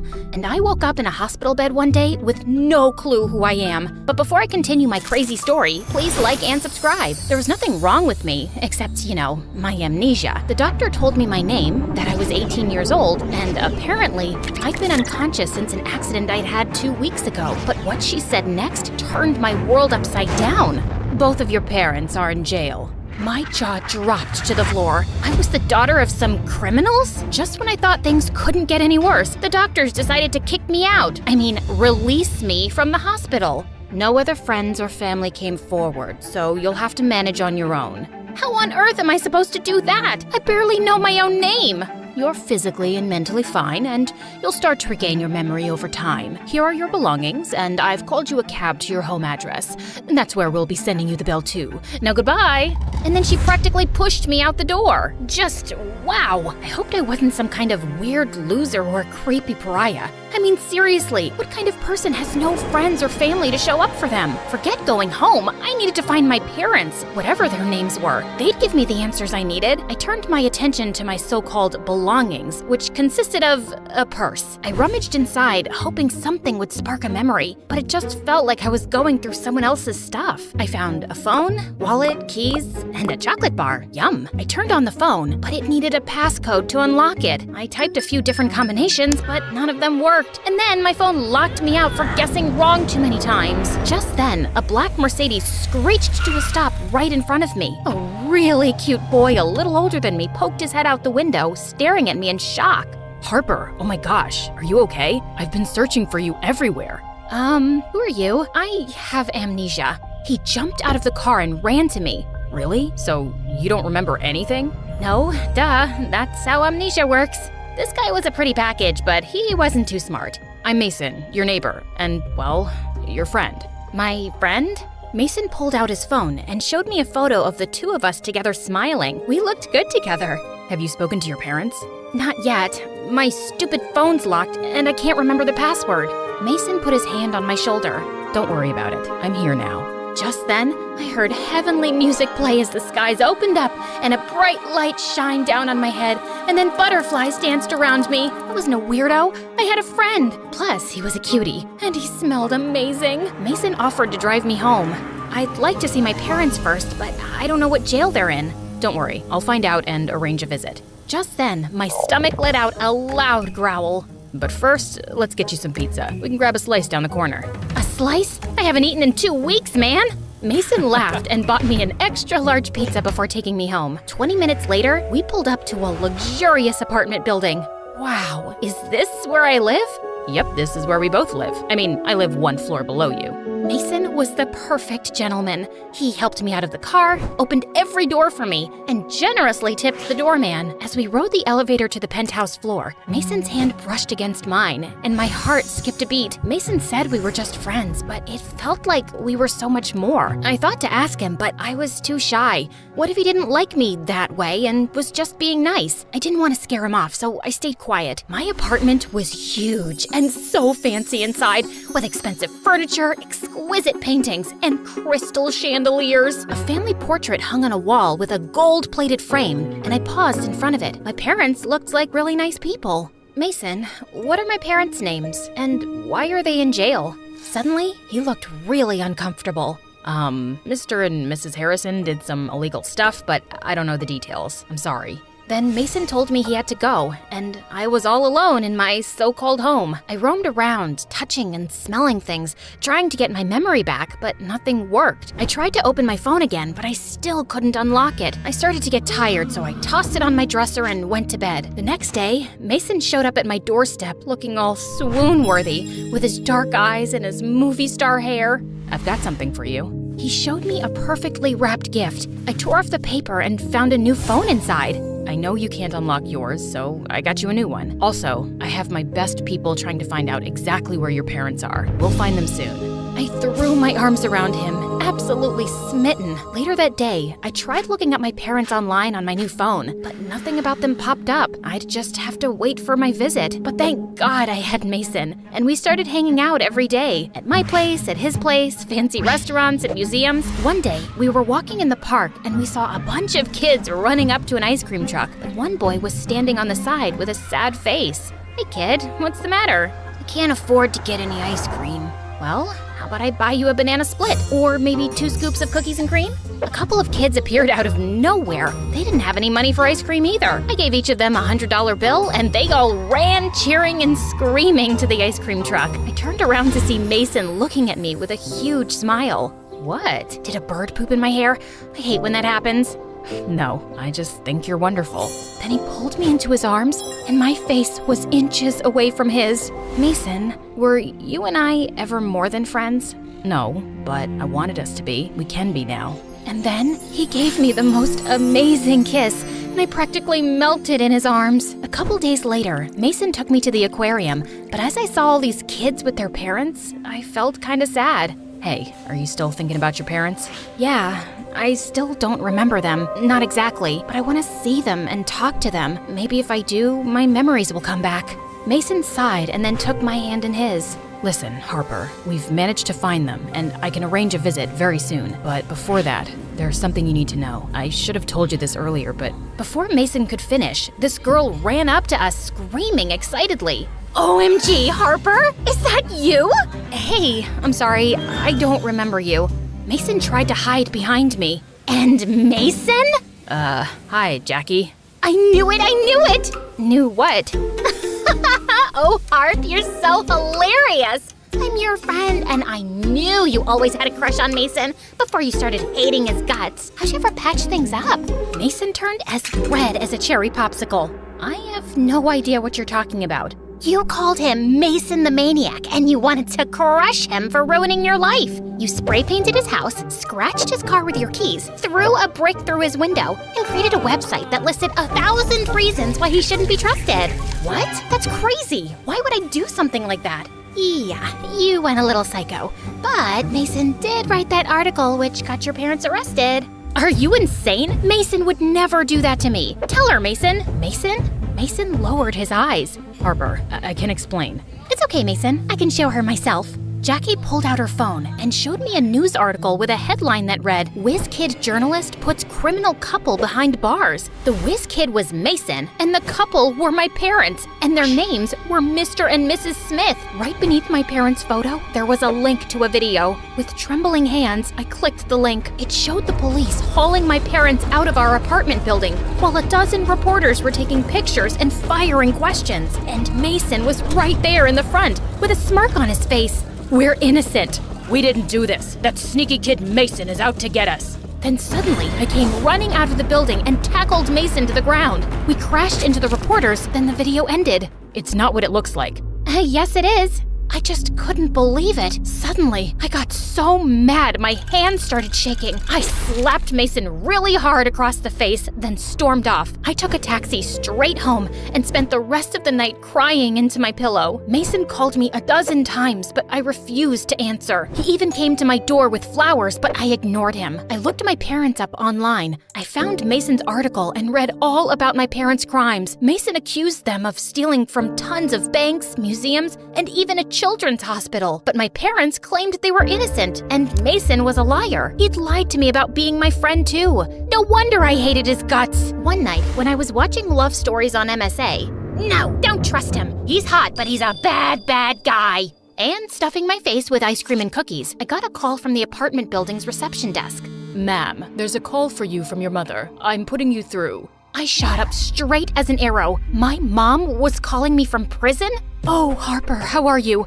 We heard you were in the hospital after the accident, and then you were released. I wasn't allowed to make calls any sooner, and I tried your cell phone first. Oh, I've been so worried, love. Mom, where are you? Can I come see you? I was able to schedule a visit to prison for the next day. I met my mom in this big room surrounded by other inmates and their visiting families. Oh, I can't believe you're here. Your dad wanted to see you too, but he got into a fight with an inmate and isn't allowed visitors for a week. I've missed you so much, baby. Suddenly, I just broke down in tears. Mom, I'm so confused. I lost all my memories in the accident. What? You don't remember anything? No, nothing. I just know that you're in jail because Mason said you guys did all these awful things. Mason? Oh, what I wouldn't do to wring that boy's neck. We wouldn't be in this mess if it wasn't for him. He's evil, Harper. You can't trust a word he says.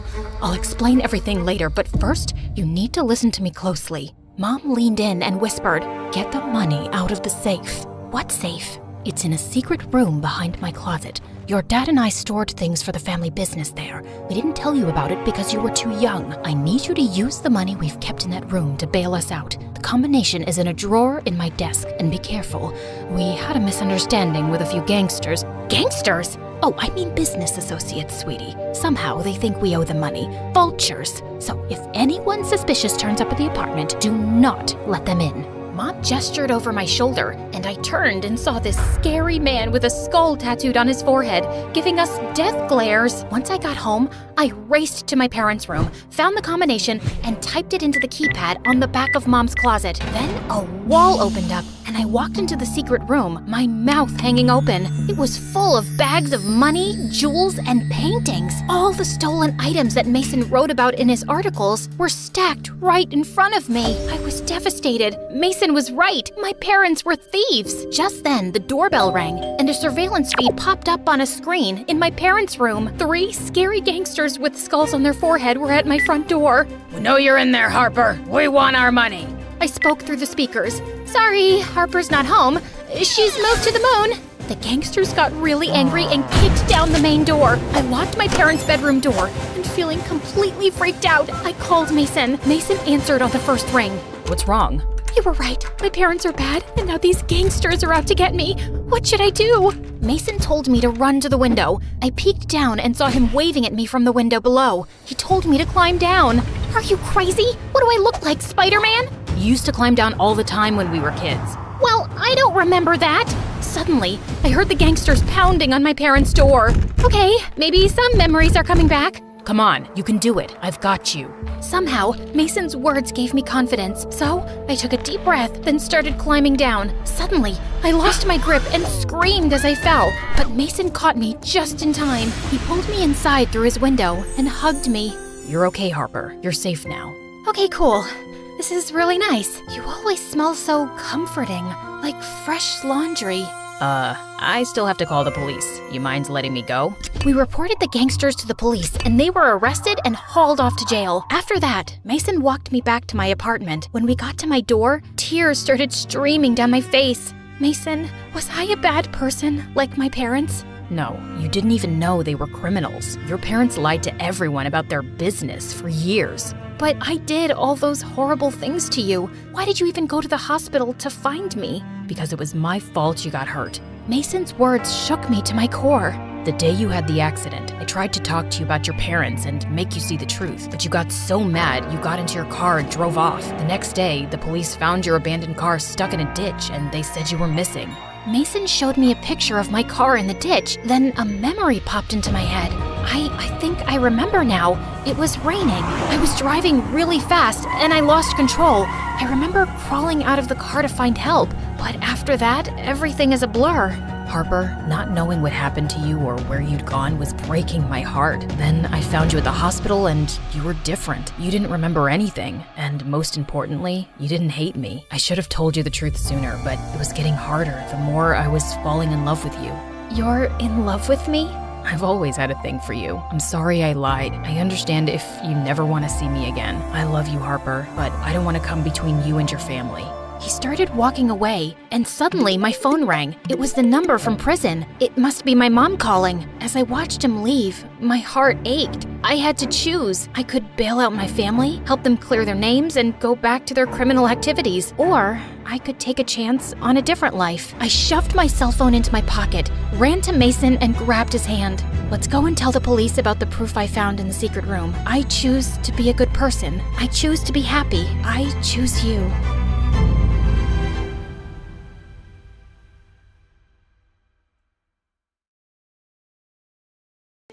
When the music kicked off and everyone started dancing, I escaped to the garden for some fresh air. As I sat down by the fountain and sighed, a soft object hit me squarely in the face. Then someone in black jumped down from the tree above me. Brought your favorite cheeseburger. Meredith, what are you doing here? And why would you hit me with a burger? Wait, are you dressed up like Catwoman? Yeah, it's been my look for weeks now. 1, it shows off my fantastic figure, which is a service to humanity. 2, every vigilante hero needs a costume, and I've always found Catwoman classy. 3, Vigilante hero? You basically rob people. Yeah, like Robin Hood, stealing from the rich and giving to the poor. You steal for yourself. I am the poor. And what's all this you nonsense? Last time I checked, we were a team. But sis, what's taking so long with this mission? It's not that simple.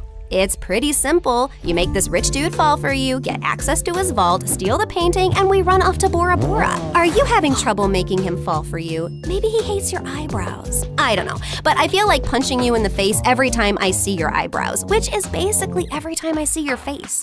Shut up, Em. Everything's going fine. Okay, but hurry up. This catsuit is giving me a butt rash, even though I use baby powder under it. I want to put it away soon and retire on a beach in a bikini. Aren't you looking forward to it?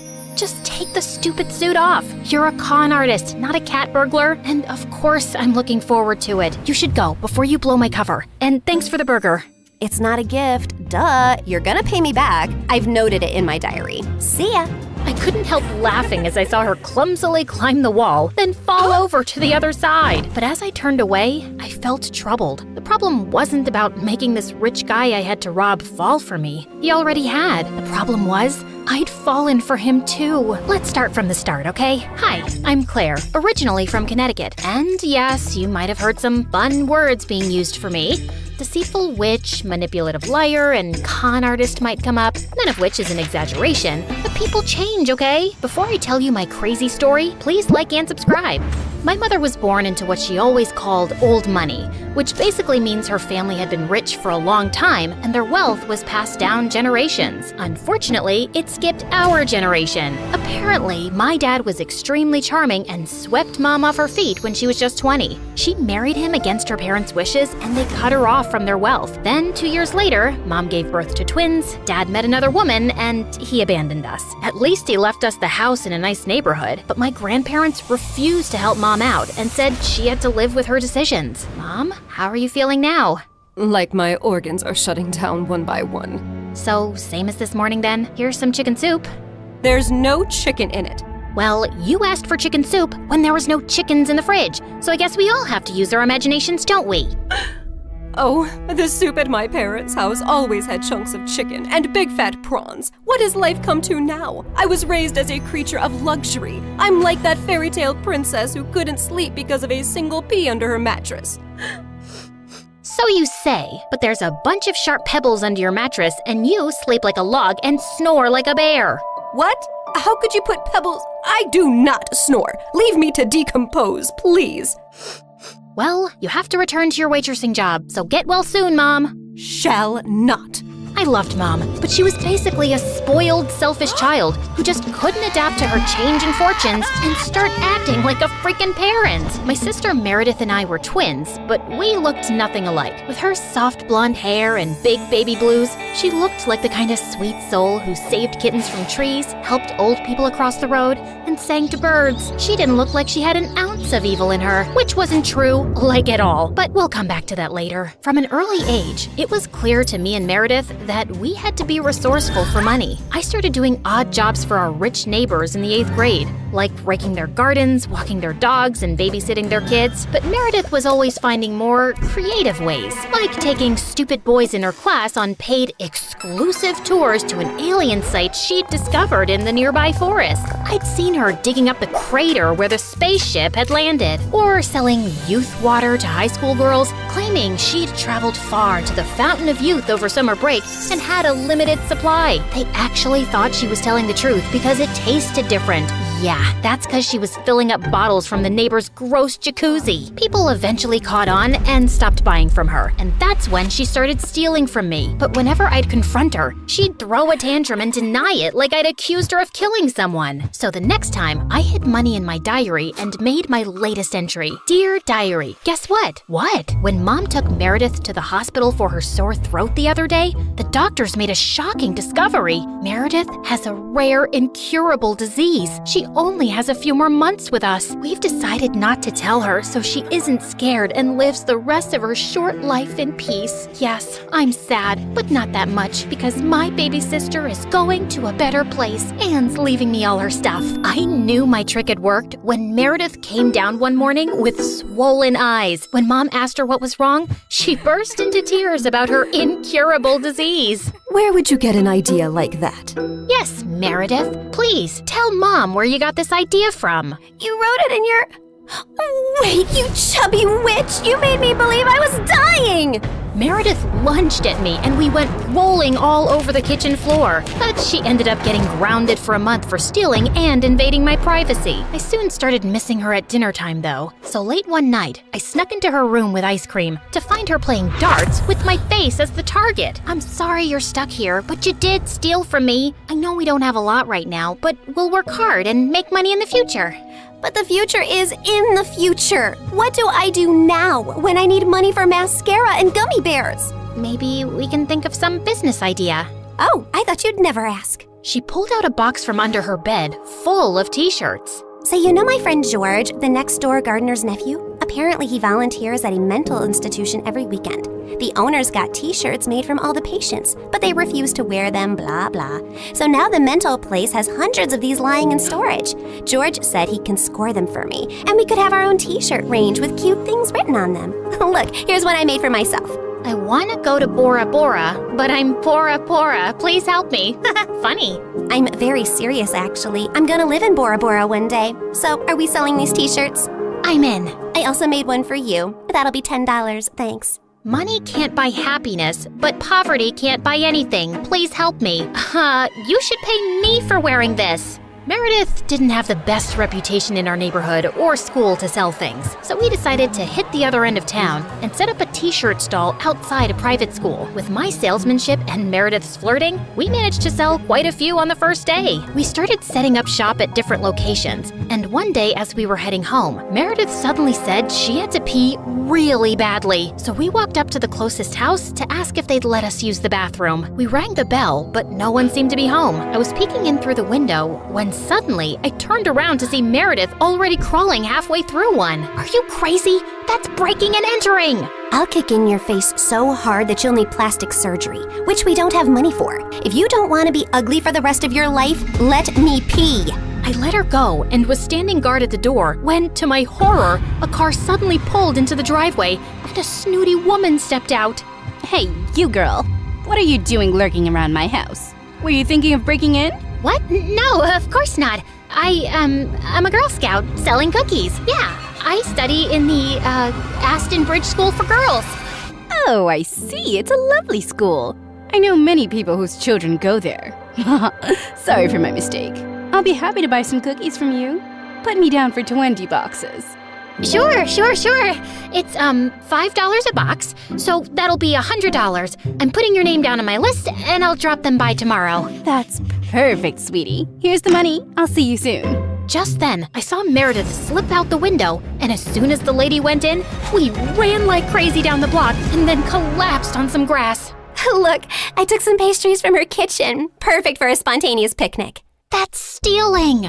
Oh, you're one to talk. I heard the whole cookie conversation from inside. You took that lady's money and you're never gonna give her any cookies. I was just trying to distract her before she caught your butt. I didn't think she'd be dumb enough to actually give me the money. I can return it. Look, she didn't do it out of the goodness of her heart. She's a rich snob who was being really rude till she thought you were someone rich too. You didn't force her to give you money at gunpoint. Oh, Claire, this has just given me the best idea. You're not serious. Yes, I am. Dumb people deserve to be tricked. And what does $100 mean to someone who has a gold toilet seat? I knew it was wrong, but it was also so easy. And before I knew it, Meredith and I were wearing private school uniforms and hitting different neighborhoods collecting money for Girl Scout cookies that we had no intention to deliver. We made $2,000 in a month. But one day, when we went up to a rich old lady's house, she invited us in and even offered us cake as we signed her up. How many boxes will that be, ma'am? Oh, none, thank you. You see, I don't buy imaginary cookies. What? I'd heard that there were 2 conning Girl Scouts in town, and I was ready for you. I've called the police, and you 2 will end up in a detention center. Just then, there was a loud bang and the power went out. In the confusion, Meredith kicked the old lady and yelled, "Run!" As we were sprinting down the street, I suddenly noticed a nerdy-looking boy my age running beside us too, grinning and waving at us. Hey, hold on. Who are you? I'm your new neighbor, Freddie. I'm the one who saved you from that old crow. What? I'm so confused right now. New neighbor? You moved into the house next to ours? Why are you here? I was bored and saw you girls leaving your house, so I followed you for fun. Don't worry, I won't tell anyone about your little cookie secret. When I heard that old lady threatening you, I went to the main circuit board and pulled out a wire with my tweezer, which I always keep handy. You could have been electrocuted. You're either incredibly smart or exceptionally dumb. My mom says the exact same thing, except for the incredibly smart part. Listen, you geek, what do you want? If you think you're gonna get a cut of our profits. No, my parents are well off. They're neurosurgeons. I just want to be friends. I swear, I don't have any siblings and I don't know anyone here. What if we say no? I'll keep following you around until you say yes? Okay, fine. Congratulations. You got yourself 2 friends. Oh, I'm so happy! Merry Christmas and a Happy New Year! And from that day on, that goof really did become our best friend, especially mine. He was like the sibling I never had. I mean, the nice sibling who did my nails and watched the channel I wanted to watch on TV without arguing. He was also really generous. I didn't want to take advantage of it, but Meredith and Mom had no problem keeping all the gifts he was always getting us. We decided to lay low with our conning activities in case the old lady had actually told the police about us. But soon after we joined the 11th grade, a new drama unfolded in our lives. A family moved into the huge white house across the street. Apparently, the couple who'd bought the place was loaded, and they had 5 teenage boys. Finally, some eligible bachelors on our street. Thanks. My feelings aren't hurt at all. Oh, I'm sorry I left you out, sweetie. Maybe you'll find someone too. I mean, they have 5 boys. There's a good chance one of them is gay. What? Why would you think? Okay, girls, here's a basket of goodies for you to take over as a welcome present. Now go, throw yourselves at those boys. Meredith and I rolled our eyes, but we decided there wasn't any harm in checking them out, and we were welcomed by the ugliest quadruplets ever. They were really sweet and really excited to see us, but with their orange hair, acne, and buck teeth, they were not a pretty sight. Man, I feel sorry for those parents. Like, you know, Mom got one average-looking kid, but God made it up by giving her me. But those parents, oof, God decided to use copy-paste on that ugly model. They must have done something terrible to deserve this. You are so rude. Oh, shut up. I know you're thinking the same. I just have the guts to say it out loud. But then a day later, I'd just woken up when the bell rang, and I opened the door to find the most gorgeous boy ever standing outside.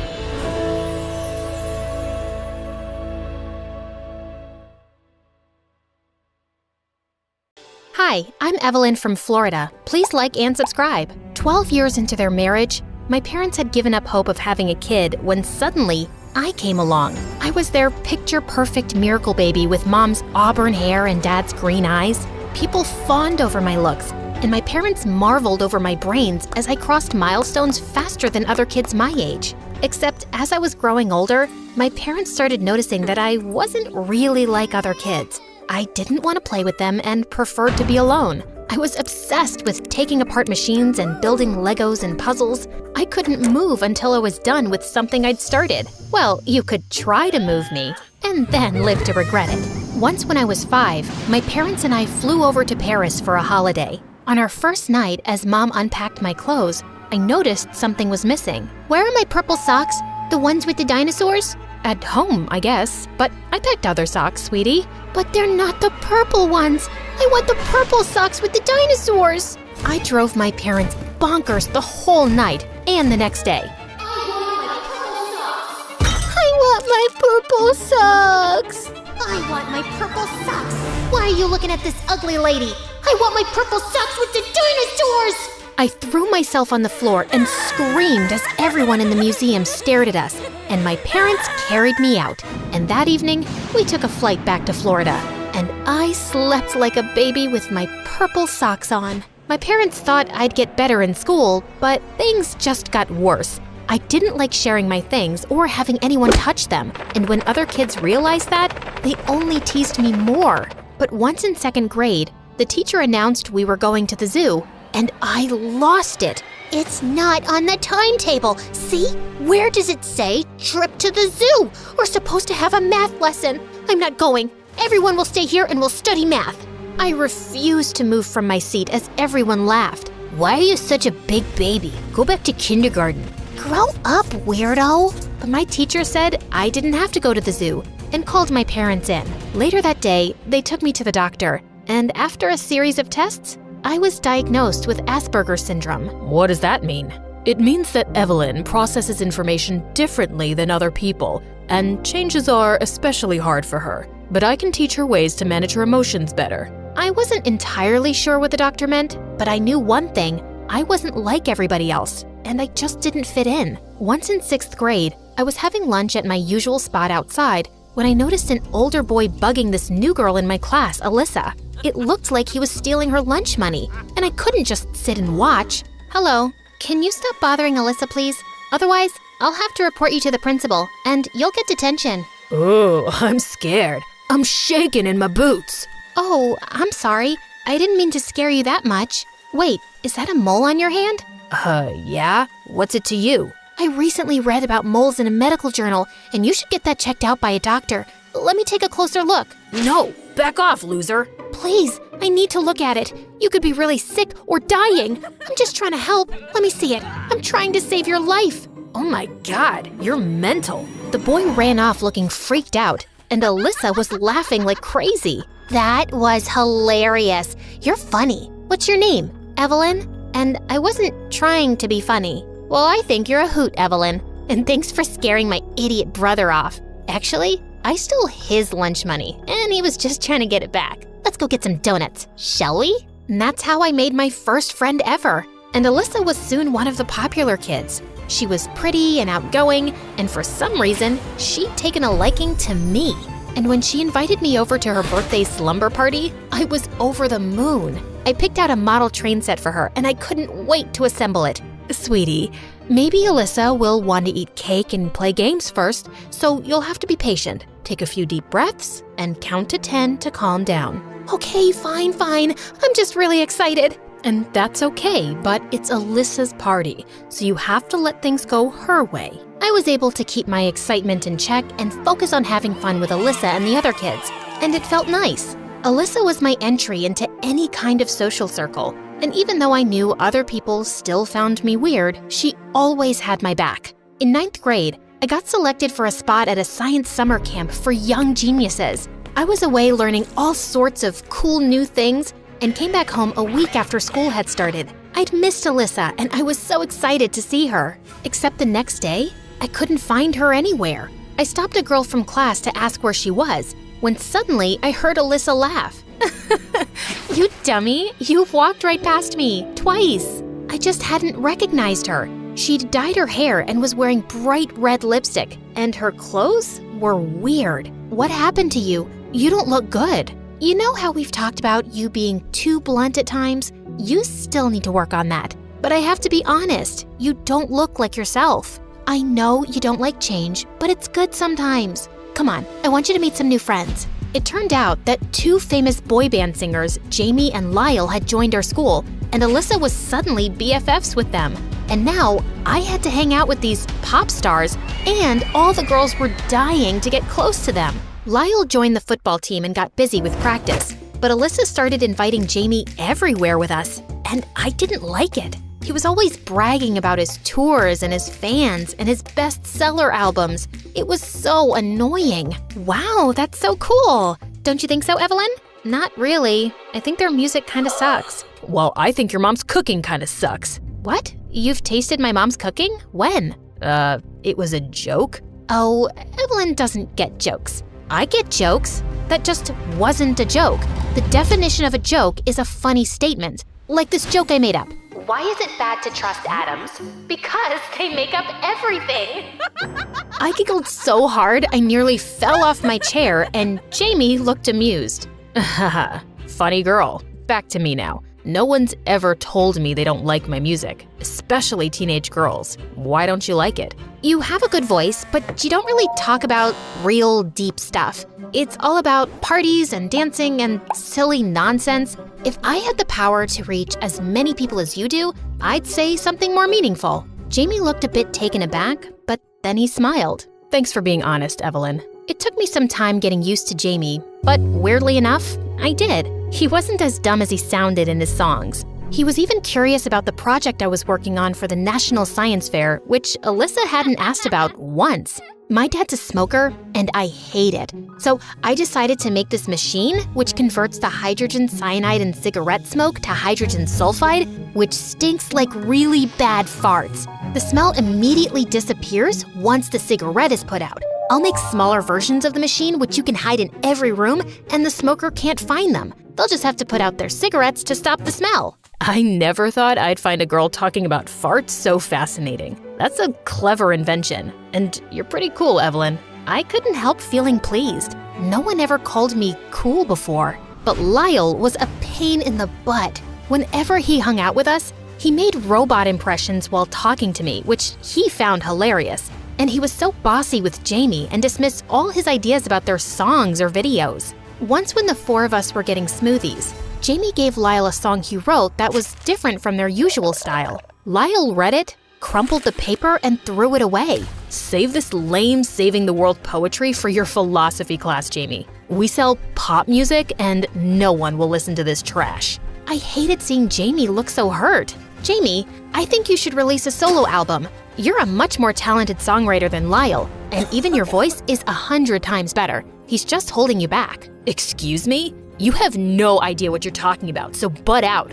Evelyn, I'm sure Jamie doesn't need career advice from you. And you were super rude to Lyle. Jamie wouldn't look up from the ground, and I felt angry. Alyssa grabbed my hand and we left. When we were far enough, she turned to me. You don't always have to say exactly what you're thinking. What are you trying to do? Break up their band? Jamie and Lyle are famous. Their music is popular, and being friends with them makes us popular. Also, I'm kinda dating Lyle, so can't you just be normal for once? You always made me feel like I was normal, but you've changed now, Alyssa. Well, I've always been different, and that's okay with me, especially if it means I don't have to like stupid pop music just because everyone else does. I was so angry I wanted to scream, but I took deep breaths and counted to 10. By the time I got home, I felt a bit better, but when Mom asked me how my day was, I told her everything.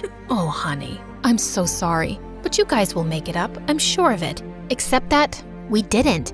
It stung that neither Jamie and Alyssa tried talking to me, and I didn't either. I kept myself busy with my project, and a month later, Jamie and Lyle released their new single. It hurt my ears listening to it, but all the girls at school went crazy for them, and they'd even perform the song in the cafeteria at lunch. One afternoon, I was putting the finishing touches to my machine in the science lab when I felt tired and took a short nap.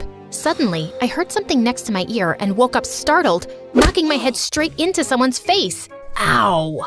Gosh, I'm so sorry. Oh, it's just you. It's all right then. I think you broke my nose. Why was your nose so close to my head? I was just checking if you were alive. Well, I'm alive. Thank you very much. You can leave now. My nose is bleeding. Can you help me here? I gave Jamie some tissues and held an ice pack on his nose. So, what do you think of the new song? I already told you. Your music stinks. You sound like an auto-tuned robot, and your words are still shallow. Well, the whole world disagrees with you. We're #1 on the charts, and we're going on tour in a few months. Then why do you care what I think? I don't know. I just care. Look, I'm really sorry that I've been ignoring you because of Lyle, but the truth is, I've missed you, and the things you say matter to me, and your eyes are really green up close. I had no idea why, but my stomach was doing something really weird. Then why don't you just take my advice and become a solo artist? It's not that easy. I know I'm more talented, but recording songs takes money, which Lyle has. That's why he makes all the decisions. But I have been thinking about quitting the band. Just then Lyle barged in with Alyssa behind him. I knew I'd find you here. And I am so sick of you putting stupid ideas in his head, Evelyn. You don't know anything about the music industry or the real world. And suddenly, he took a swipe at my model and sent it crashing to the floor. No! What the heck, man? Are you crazy? Why don't you just worry about fixing your dumb machine and leave the music to us, Wally? I felt rage bubbling inside, and I just leapt forward and punched Lyle's face. Then I ran off as fast as I could. I cried for hours over my project. The science fair was next week. My parents were fuming at Lyle and trying to console me when the doorbell rang. It was Alyssa and Jamie with my broken machine. Evelyn, I am so sorry. I knew Lyle wasn't nice to you, and I should have stood up for you earlier. I got so caught up with being popular, and I've been a horrible friend. Please, forgive me. I was just so glad to have her back that I hugged her tight. She and Jamie promised to work day and night by my side to help me fix my machine, and I felt together we could really do it. The next morning, my parents and I were called into the principal's office. Lyle's parents kicked up a huge fuss and wanted me to apologize, which made my parents even madder. He broke our daughter's project. Do you have any idea how important that is? She broke our son's face. That's the source of his livelihood. We want this girl expelled. You know who we are, right? Why don't both parties apologize and we end this? I can't apologize to Lyle because I'm not sorry at all. My entire life, people have mocked me one way or the other. They think I don't understand their jokes or the looks and whispers they exchange, and I always act like I don't. But punching Lyle was the first time I really stood up for myself, and I'm never gonna take that back. The principal checked the CCTV footage in the science lab, and it was clear that Lyle had wrecked my project first for no reason, and he was expelled. And a week later, Jamie and Alyssa were cheering for me the loudest when I won first prize at the science fair. I'm so proud of you, Evelyn. And you were not kidding about how bad that fart smell is. It definitely got my dad to quit smoking. That's amazing. Also, I quit the band, obviously. I can't work with that jerk anymore. Time to go solo. But you'll help me with my songs, right? Of course. What are you gonna write about first? A girl who's gonna save the world. One crazy idea at a time. You're talking about me, right?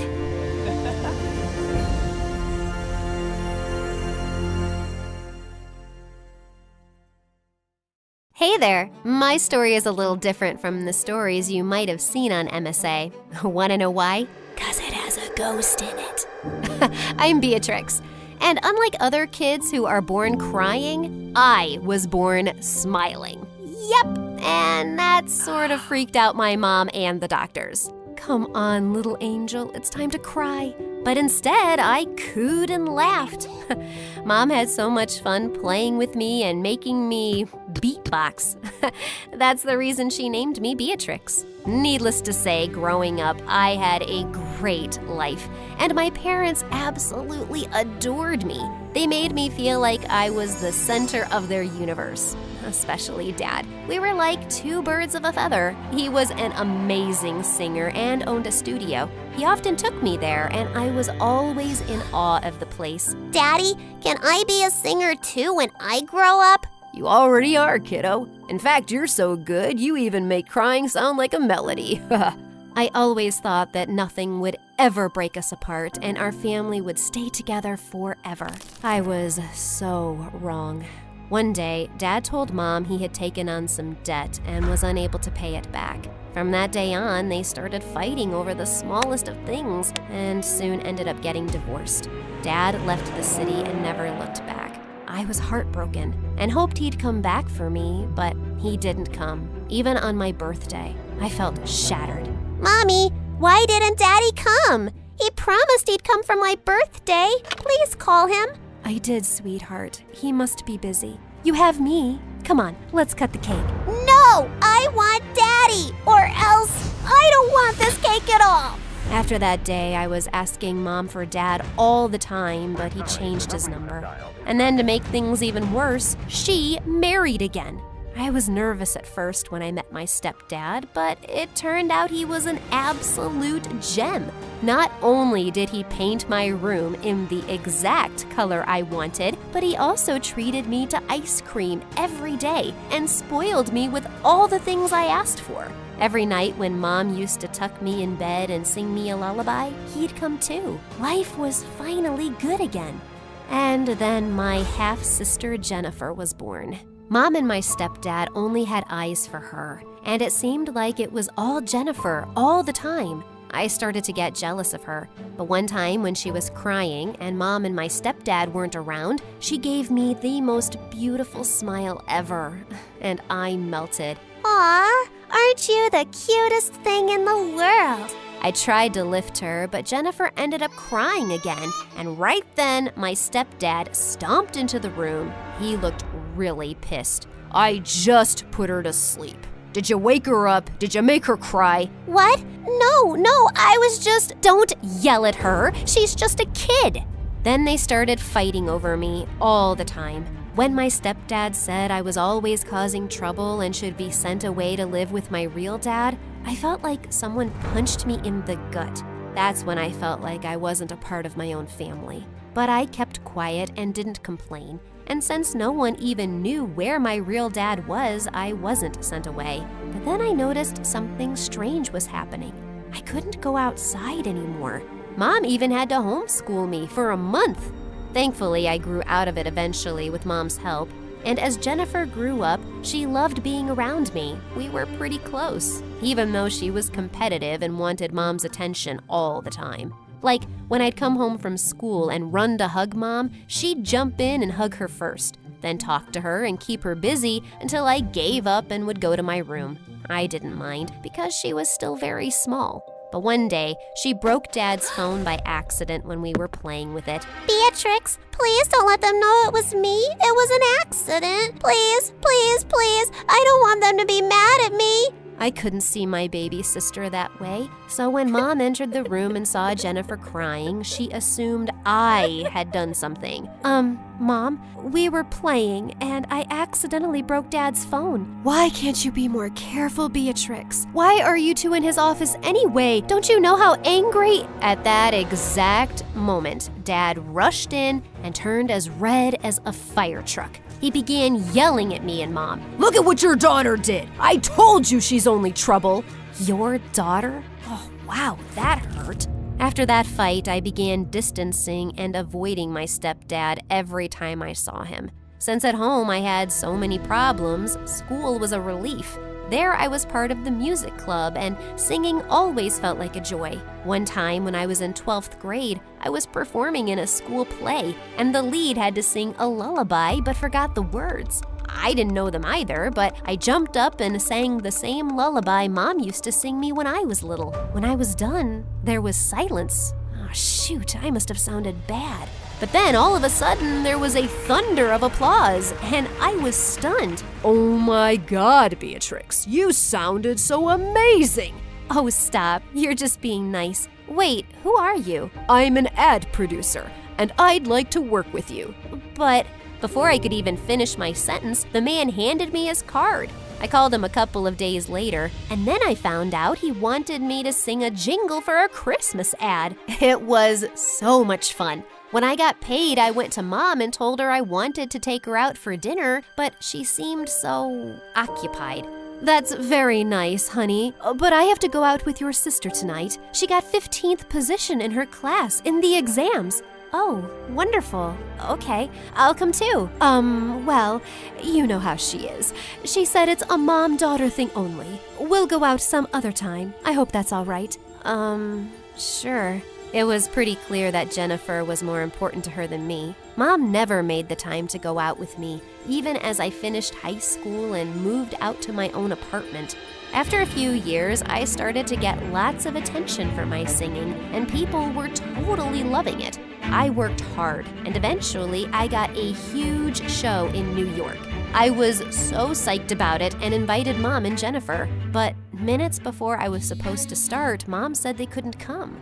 When I got on stage and saw the crowd and the 2 empty seats in the front row, I suddenly got really nervous and forgot the lyrics. My brain went blank, and since I was on the stage for so long and still hadn't performed, the audience started booing me.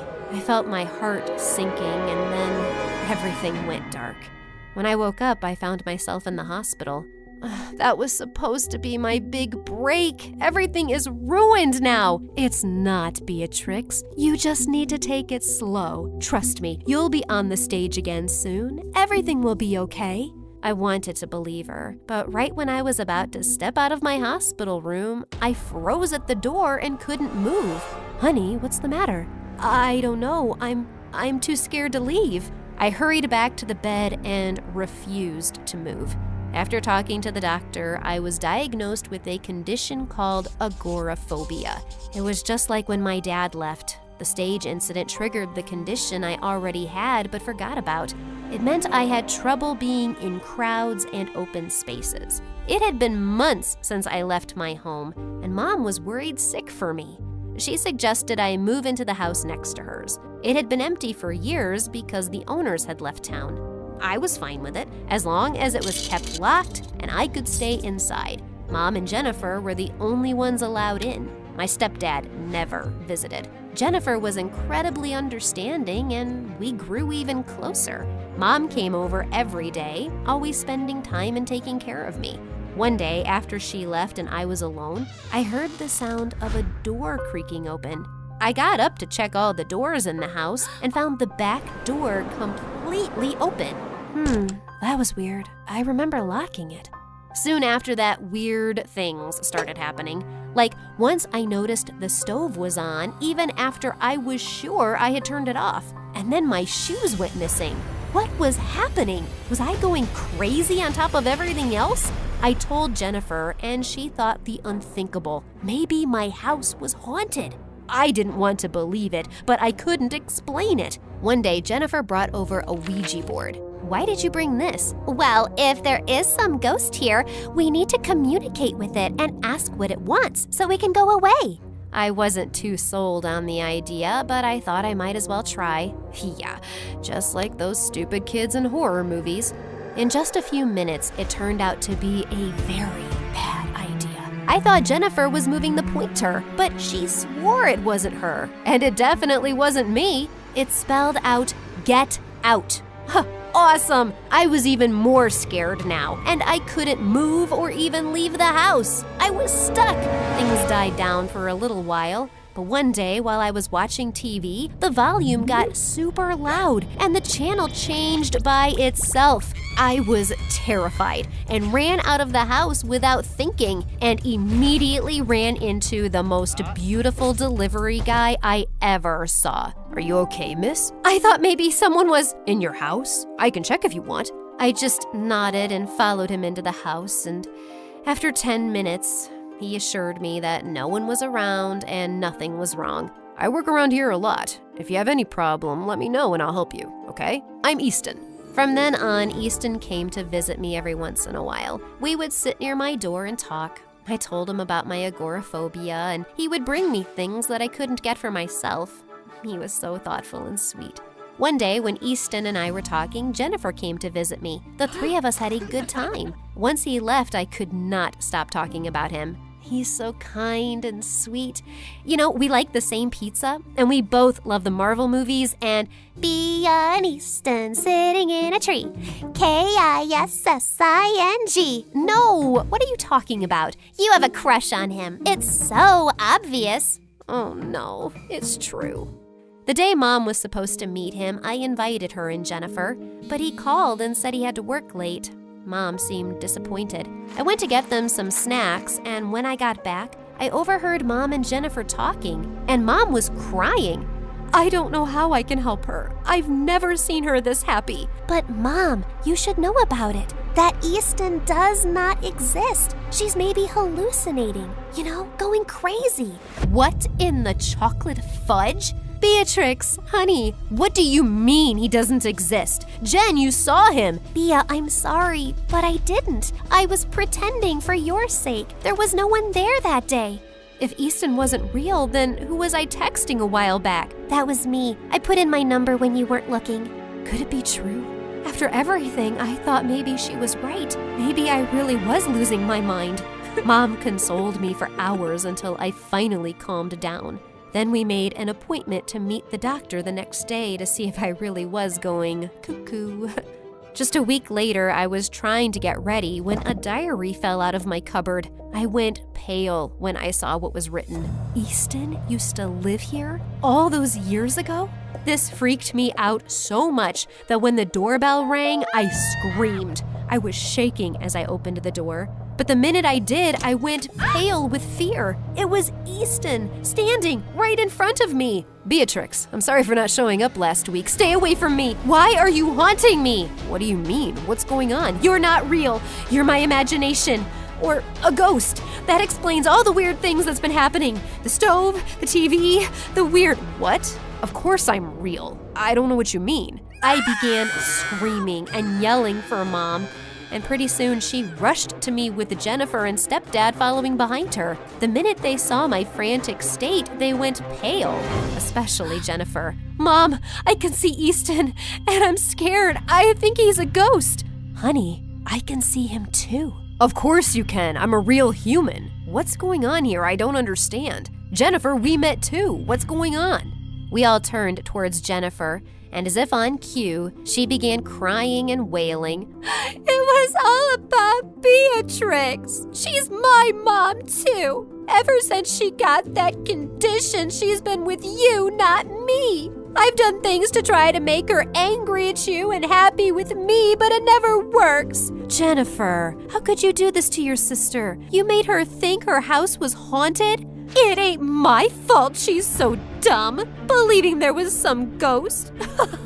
Stupid Beatrix. How dare you do all of this? All I've been is nice to you. And you're so ungrateful. But Mom, Dad, I did this all because I love you and want you to myself.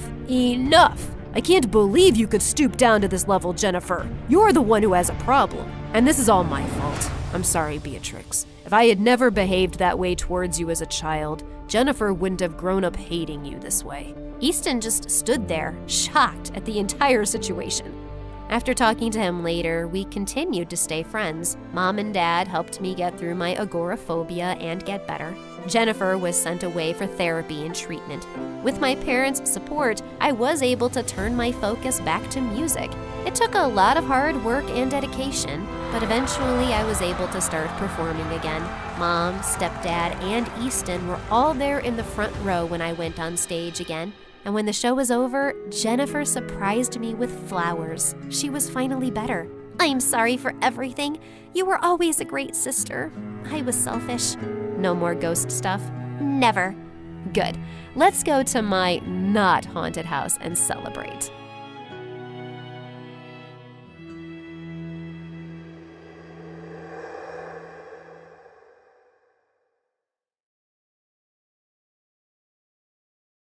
Hi, I'm Isabel from Philadelphia. Please like and subscribe. My mom had an accident when I was only 3, and Dad shifted his multi-million-dollar company to our mansion just so he could give me all his attention. But I soon realized he was too much. He fired my favorite nanny just because I fell off my bed.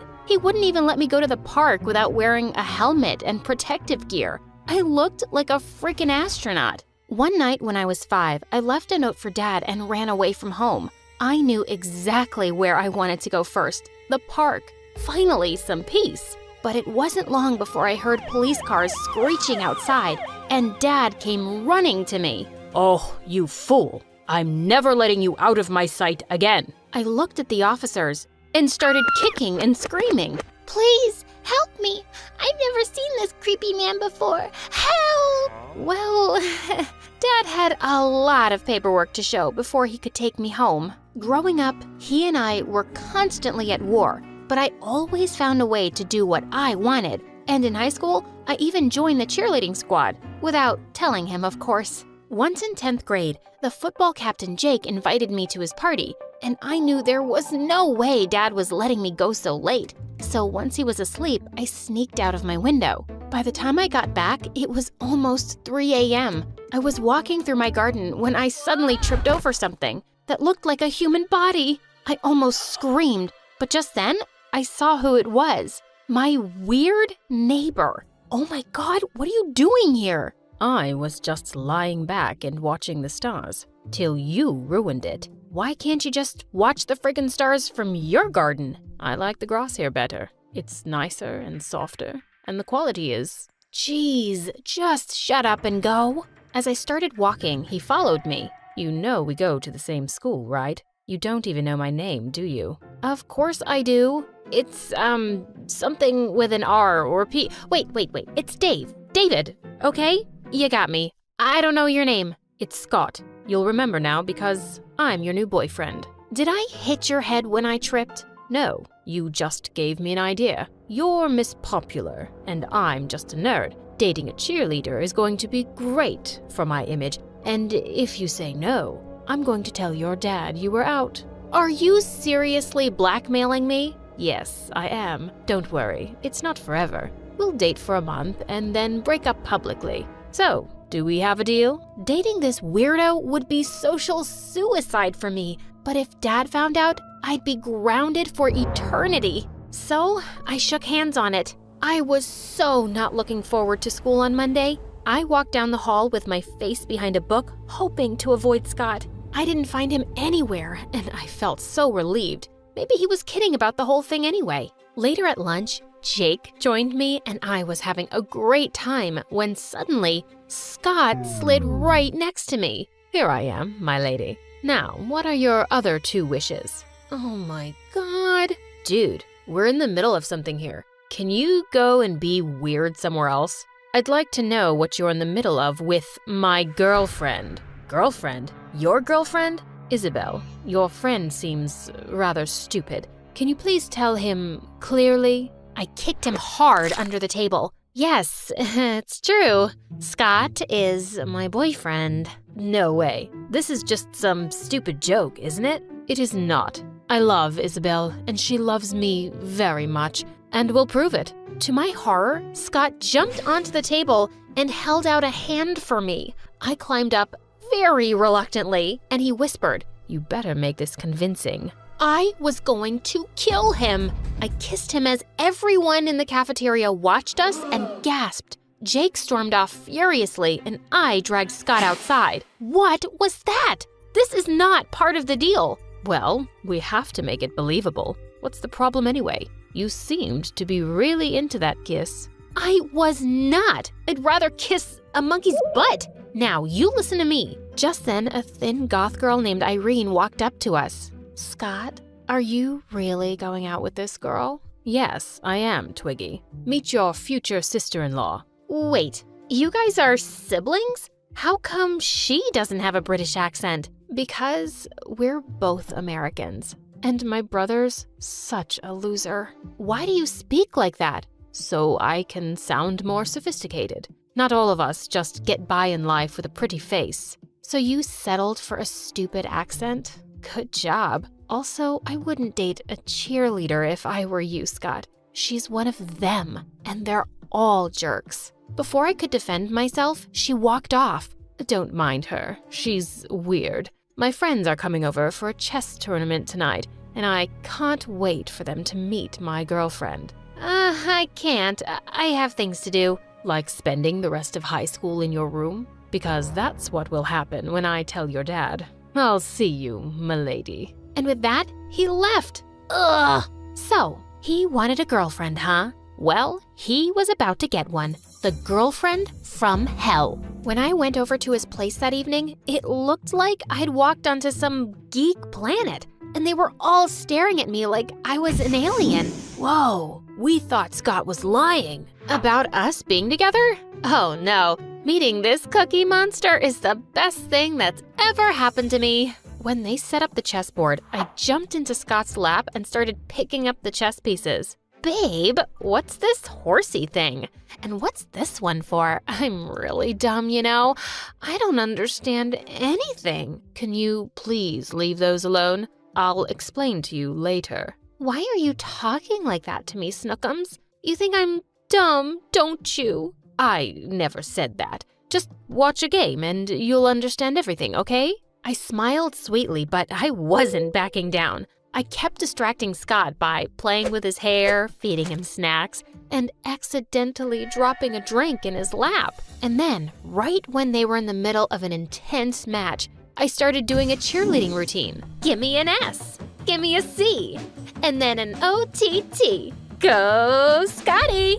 I did a cartwheel next and crashed straight into their table, knocking their chessboard to the floor. They all looked so mad, and Scott took me out of the room. What are you doing? I know you just think we're a bunch of nerds, but this is important to us. I'm just giving you the girlfriend experience. If you don't like it, break up with me. Not a chance. You're my girlfriend for the month. Deal with it. Of course, everyone in school knew by now that Scott and I were dating, and he was everywhere, in the library, during lunch, at my cheerleading practice. A few days later, he even signed up for a hiking trip I was going to. As we were walking, a cheerleader asked us how we'd gotten together. Oh, it's a really boring story. Oh, she's just shy. It was quite romantic, actually. What? She was walking past my house when she slipped and sprained her ankle. I took my t-shirt off and wrapped it around her foot, and then I carried her home. She asked me out because of my rock-hard abs. Her words, not mine. Oh, I could bash his skull with a rock. And suddenly, I had a brilliant idea. I stopped back to tie my laces and quickly filled up my backpack with rocks. Then I let out a loud cry. Scott, I sprained my ankle again. I don't think I can walk. Oh, I got you, my lady. Hop onto my back. And when I did, he let out a loud groan. What is it, Scotty? Nothing. Totally, fine. I almost died trying not to laugh. The poor boy was grunting and sweating as he carried me down the hill. And then finally, he collapsed to the ground. Gosh, Isabel, you weigh as much as a baby elephant. Did you just call me fat? I burst into fake tears as everyone glared at him. No, that's not what I meant, babe. Don't touch me, you jerk. Just then, Jake shoved him aside. You heard her. Come on, Isabel. Let a real man carry you. Oh, I think my ankle is feeling better. I can walk, but I'll need some support. I leaned on Jake's arm and started limping away. Served Scott right for that stupid story. Later, I felt bad for what I'd put him through, so I invited him to come with me to my friend's party. I was having a great time dancing there, but Scott was just hanging out in a corner, and I caught him looking at me more than once. Hey, come dance with me. Oh, I'd rather not. I don't have your moves. You looked pretty great out there. Why was my face getting hot? Well, I'd like to see your moves. Okay then, don't say I didn't warn you. He walked onto the dance floor and started doing the weirdest chicken dance. Everyone stopped to stare and snicker at him, but he didn't seem to give a hoot. I burst out laughing. He looked ridiculous, and it looked like so much fun. I jumped in and started imitating his moves, and before I knew it, a whole bunch of kids had joined us, and we were all doing Scott's chicken dance. We all clapped for him at the end of it. As we were walking away, Scott accidentally bumped into Jake and knocked over his plate of food on his shirt. Suddenly, Jake grabbed him by the collar. You're really getting on my nerves, man. What are you even doing here? Dating some cheerleader won't make you cool. You will always be a loser. Why are you so worked up, dude? Is it that time of the month again? Jake punched Scott in the face. I leapt forward and pushed him away, straight into a fountain. Don't you dare touch my boyfriend! As Jake screamed furiously, I took Scott's hand and led him out of there. We went to his house and I held up an ice pack to his face. Here, this should help. Yeah, it usually does. What do you mean? It's not the first time I've been bullied, Isabel. I'm a nerd, remember? I've had plenty of broken glasses, punches, and insults. Scott, I'm sorry to hear that. No one deserves such treatment, especially you. It's okay. You didn't bully me. You just never noticed me. Are you trying to make me feel worse? Is it working? Yeah, a little bit. His eyes were so lovely up close, and my heart was racing. But just then, Irene walked in, and I jumped back. I should go home. It's late. See you around, Scott. And with that, I ran off. Jeez, was I falling for my fake boyfriend? The next day in school, Irene was participating in an art contest, but just an hour before, Scott and I found her crying in the art room. Someone had ripped her painting to shreds with a note stuck to it. No place for losers. It's Jake. He did this to get back at me. I'm going to kill him. But what am I gonna do right now, Scotty? I have nothing. Listen, I'm going to run back home and get one of your other art pieces. You have so much amazing stuff. It'll be fine, I promise. He was out of there like a bullet and was back just before the contest started. The judges loved Irene's artwork, and she actually came in second place. As we were all walking out of the hall, we spotted Jake and his buddies, and Scott jumped forward to attack him, but I held him back. That's right, Isabel. Keep that loser in check before I kick his butt again. Sure, I'll do that. And you should go clear your locker, Jake, because you're about to be kicked out. See, you were too stupid to notice the camera in the art room. I asked the principal to look at the footage, and she'll be calling you any minute now. Jake looked at me in shock, and before we knew it, the principal was dragging him off to her office, and he was expelled. A few days later, Scott and I went to the carnival with some friends, and when we were on the Ferris wheel, it suddenly stopped with us on top. While we were waiting for it to get fixed, Jake suddenly turned to me. So, have you thought about how we're breaking up? What? Our month's over tomorrow. We can just break up in the cafeteria so that everyone knows we're not together. Oh, yeah, of course. And you are more popular now. Everyone loves your chicken dance. You got what you wanted. Yes, I did. Just then the Ferris wheel started working again, and I angrily hopped off when we got to the bottom. He didn't care about me at all. Just then one of my friends caught up with me and asked where Scott was. Don't know and don't care. He's just a loser, and I'm gonna dump his sorry butt tomorrow. But the next day, I decided that I didn't want to break up. I liked him, and I needed to tell him. When I got to the cafeteria, I walked over to Scott and said,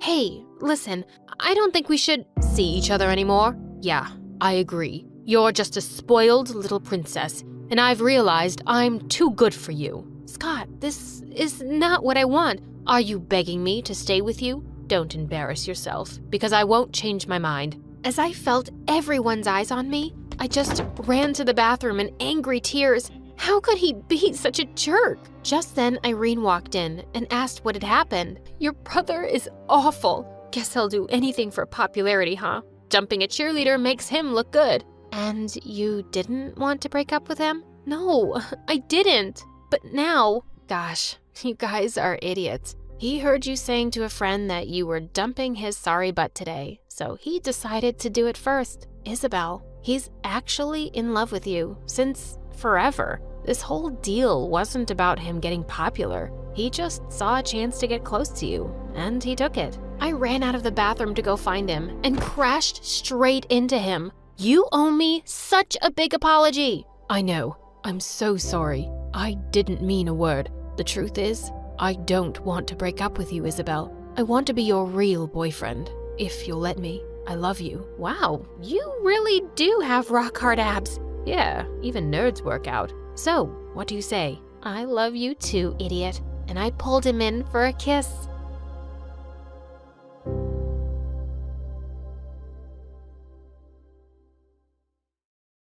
Have you ever had a dream so big it seemed impossible to reach? What should you do if nobody around believes in you? Or they try to take you down out of envy? Hi, I'm Wu Ziqian, and my story takes place some 1400 years ago in the Chinese Empire. Yet, I feel some things haven't changed much for us girls. The year I was born, a total sun eclipse darkened the sky. It was a sign of big changes, though at the time, nobody would have guessed that small, sweet Wu would be the one to make history. Growing up, life was good. I had 2 sisters and 2 older half-brothers from Dad's previous marriage. Our family was not part of the aristocratic class, but was very wealthy, which meant I didn't have to do any chores as we had staff taking care of daily activities. However, unlike other rich girls who mostly lazed off, Dad encouraged me to study from a young age. He soon realized just how smart I was, with a talent for poetry and public speaking, so he started to take me on business trips. I loved meeting new people and asked lots of questions. Yes, I was a bit unusual as a kid, but my family was very proud of me. Well, except my brothers.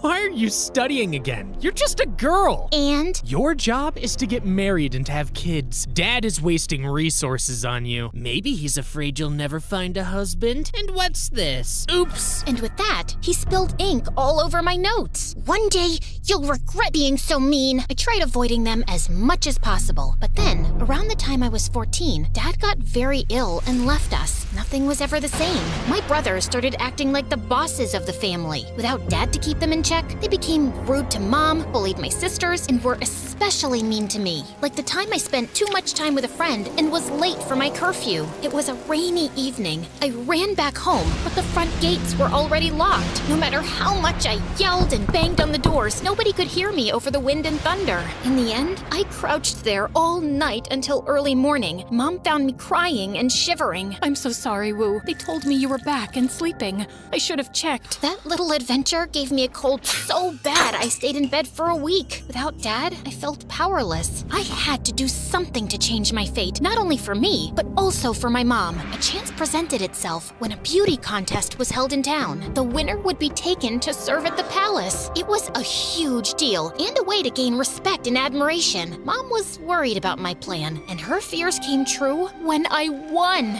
Honestly, it wasn't that big of a surprise, being not only the prettiest girl in town, but also well-educated. My brothers just scoffed at the news and said they won't miss me. Typical. Mom helped me pack my things, and on the day of my departure, she cried as we hugged. Don't be sad, Mother. Who's to say it isn't my fate to meet the Emperor? And so, she understood. I wasn't going to the palace to escape my problems. No, I had a bigger plan. A hope to get noticed by the Emperor, maybe one day marrying into the royal family. Something to bring honor to my name. But my life in the palace started on the wrong foot. The Emperor took a quick glance at me and decided I'll be doing laundry? I didn't spend my childhood reading the classics and refining my calligraphy for this. One day, I was trying to get inside the palace library, but the guard wouldn't let me in, questioning if I could even read. Are you kidding? I was composing poetry at 6. Give me some books or I'll report you to the Emperor. Just then, the guard went pale looking behind me. I turned and, oh my, the Emperor had heard it all. He seemed amused and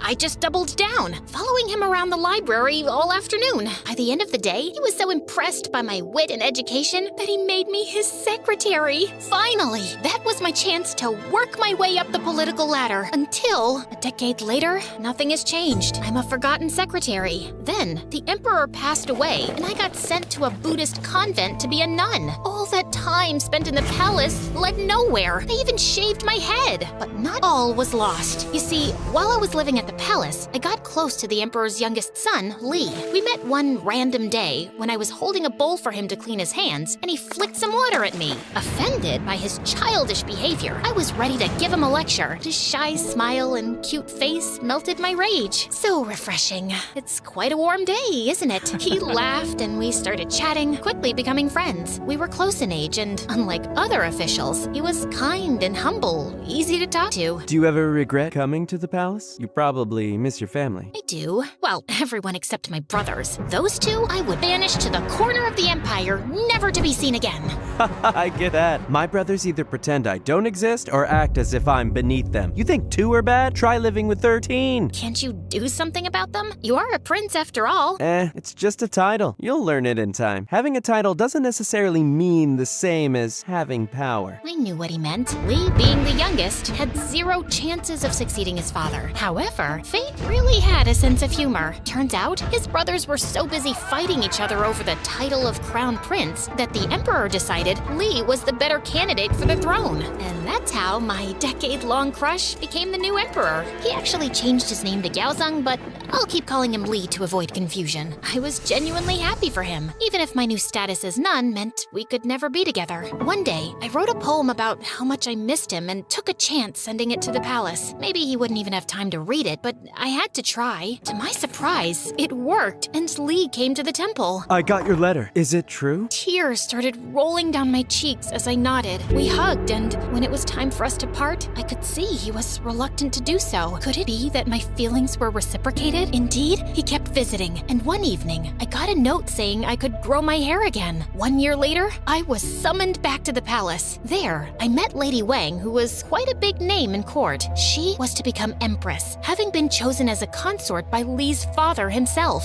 But that didn't mean things between them were all rosy and peachy. I had meetings all day, and when I finally got the chance to relax at dinner, Wang started talking about more political issues. It's the last thing I want during my free time. Is that why you're hiding in the stables with me? Not hiding, just surveying your work. Truly, some things never change. Lee was the most powerful person in the empire, yet his life was affected by so many people's influence and choices. I decided to be by his side the best I could, and in time, everyone started noticing how close we were, including Wang. That's when she showed her true colors. One afternoon, she invited me for tea. Tell me about your family. I heard your dad got lucky during the rebellion, but he wasn't aristocracy. My mom is. Ah, yes. And what did she accomplish? Only had daughters and is not well liked by her stepsons? How disgraceful. What is your point, Lady Wang? I'm just reminding you of your place. The only reason you've been called back was so the Emperor wouldn't have to visit that nunnery all the time. But do not be mistaken.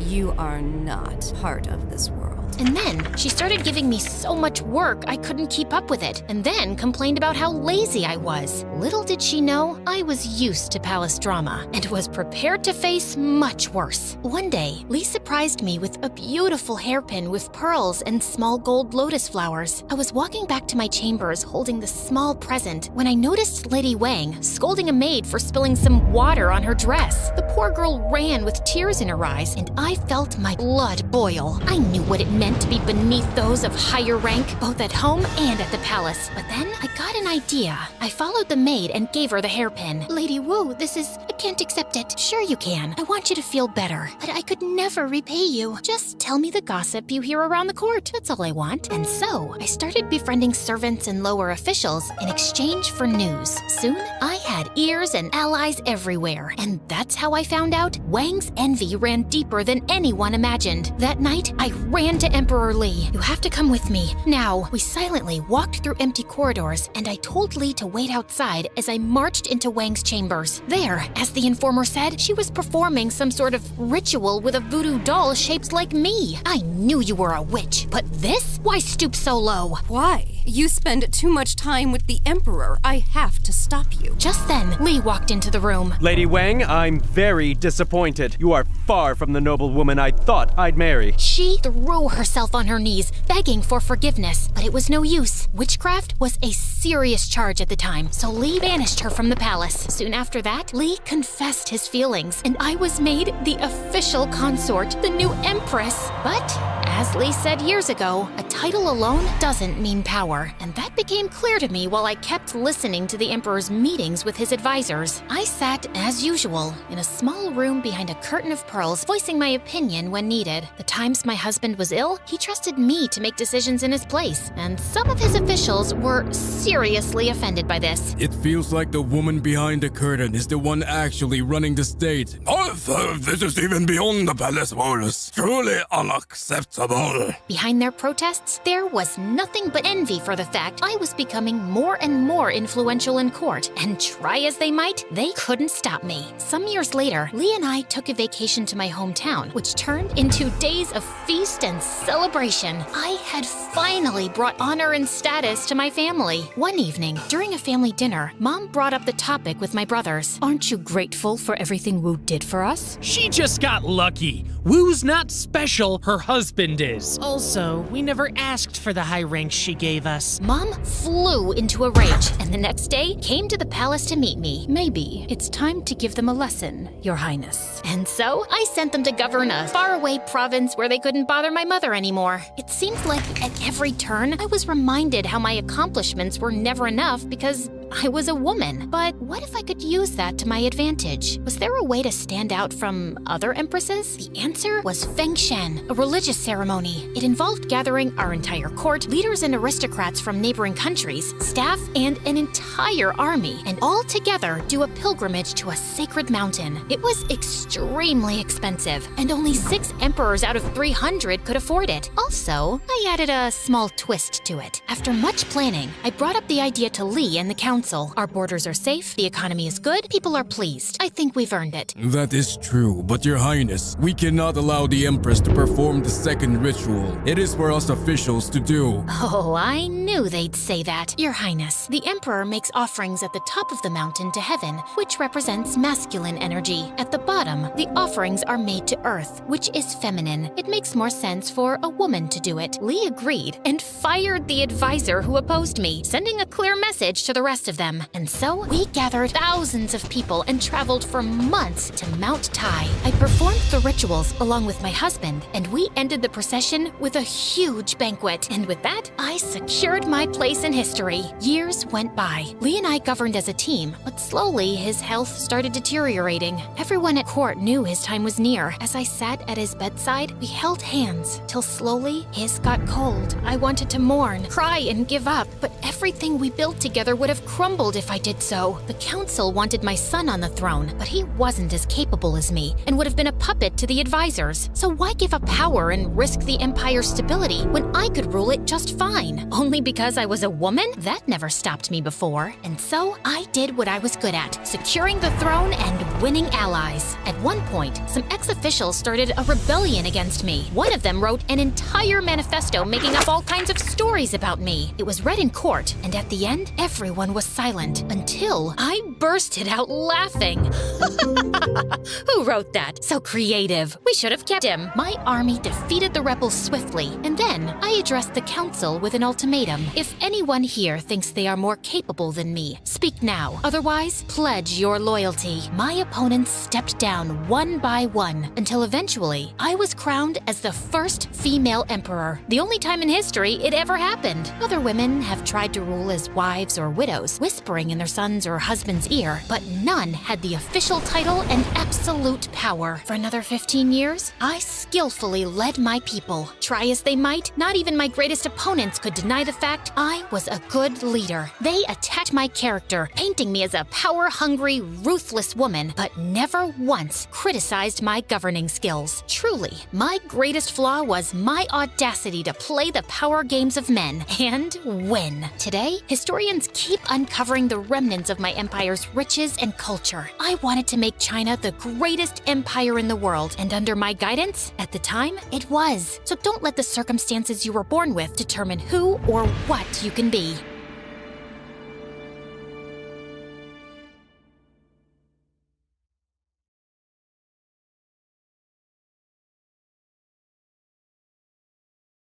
Hey, Mandy, look at Simon. I think he's cute. For a boy. Do you think he'll play with me? Mandy said, No, he won't, stupid. He won't play with a freak like you. He'll only play with me. I said, No. My mom says everyone wants to be my friend because I'm special. Mandy said, Not Simon. He doesn't like you. No one likes you. Not even your mom. I screamed, Mom! Mandy says I'm a freak and no one likes me. Not even you. Mom said, That's okay, sweetie. You know it's not true. And I think it's time for Mandy to leave.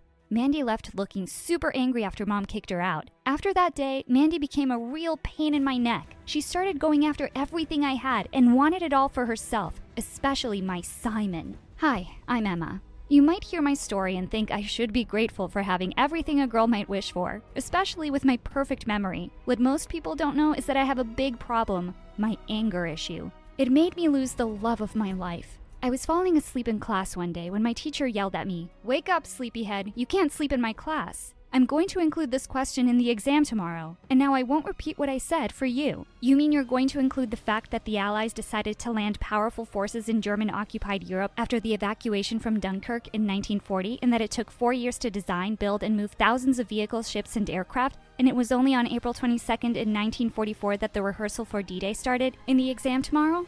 Everyone oohed and ahed. I sneaked a peek at Simon. He was not only the school's hottest guy, but also a local celebrity. He was also rich and had the voice of an angel. And right now, the angel looked impressed as he looked at me. Whatever. Imagine someone being so proud of being a freak, Simon. I groaned inwardly as Mandy, my ex-best friend, and Simon's ex-girlfriend, stepped up behind him. Even though they'd broken up a while ago, she was still obsessed with him. To my delight, Simon just ignored her. Served her right. Simon said, "Emma, I have to ask you something. Will you be my girlfriend?" Oh my god, I nodded enthusiastically. I couldn't believe Simon, the Simon, was asking me out. Yes, of course. Mandy said, "Don't get too happy. I'll still take him away from you, you freak." What was this witch's problem? Suddenly my blood began to boil. The teacher told us to settle down, but I wasn't really listening. I said, "Mind your own business, you freak." The teacher snapped, "Emma, I will not stand this behavior. To the principal's office right now." My rage disappeared. What? No, I'm sorry, I said enough. Leave. This just wasn't my day. And then, as if getting detention wasn't enough, my driver was late. Oh my god, I've told you only about 1,000,000,000 times not to be late, but you just can't help talking to everyone. The driver said, "Don't work yourself up, please. I'm sorry, Fine, it's fine. Just take me home." Simon was having a big party at his place that night, and I had to look better than Mandy. I knew she would do her best to show off her attractive body to get Simon's attention, but I was ready for that. I decided to go shopping for the perfect dress. But when I got to the mall, I was shocked to see Simon there, and he wasn't alone. Mandy was there too. While she stood talking to him, she casually slipped her arms around him. I was furious. I couldn't believe she was trying to hit on him like that. Ew! I needed to show her who his real girlfriend was. Unfortunately, though, by the time I decided to go over, they were gone. Ugh, I had to do something about her. I bought a super gorgeous pure silk evening gown for Simon's party. I even picked out a beautiful emerald necklace I'd bought in Italy last summer. I was gonna knock the boy down once and for all tonight. My driver dropped me at the party and I asked him to go home. My instructions were to wait around here. I spotted Simon and walked up to him. "Hi, Emma." Before I could say anything else, Simon put his arms around me, and for a second, I was speechless. "You look absolutely breathtaking tonight, Emma. I'd appreciate it if you picked me as your dance partner tonight." I was about to ask what Mandy did that day, but oh man, my heart began to beat wildly as we glided around the room, and I forgot all about it. While we were dancing, I could see Mandy's red face, and boy did she look mad. Ha! Take that. I pulled Simon closer just to tease her more. Then she said loudly, "Look at the smile on her dumb face. As soon as I dance with Simon, I'm going to kiss his face off. He'll never look at her again." She and the girls around her started laughing. I began to see red. Before I knew it, I had pushed Simon away and was marching up to Mandy. "What's your problem, huh?" One thing led to another. Suddenly, strong arms pulled me back. It was my driver. He said, "Let's go home. It's late." Back off! Who are you to tell me what to do? I could see that Simon was amazed, and I think he was impressed that I was finally teaching his ex a lesson. Then I took Simon's hand and left the party. Even though we had left the party, I didn't want to leave him just then. I wouldn't let Mandy ruin this evening for me. I asked, "Want to come up to my place? We can watch a movie and chill." Simon said, "Yes, of course. There's nothing I'd like more." I ran inside to check if the coast was clear and quietly snuck him up the stairs. We had just started the movie when Simon pulled me closer and snuggled with me. There's nowhere I'd rather be. Suddenly, the door flew open and my stepdad barged in. "Just what do you think the two of you are doing here? I have a reputation to keep."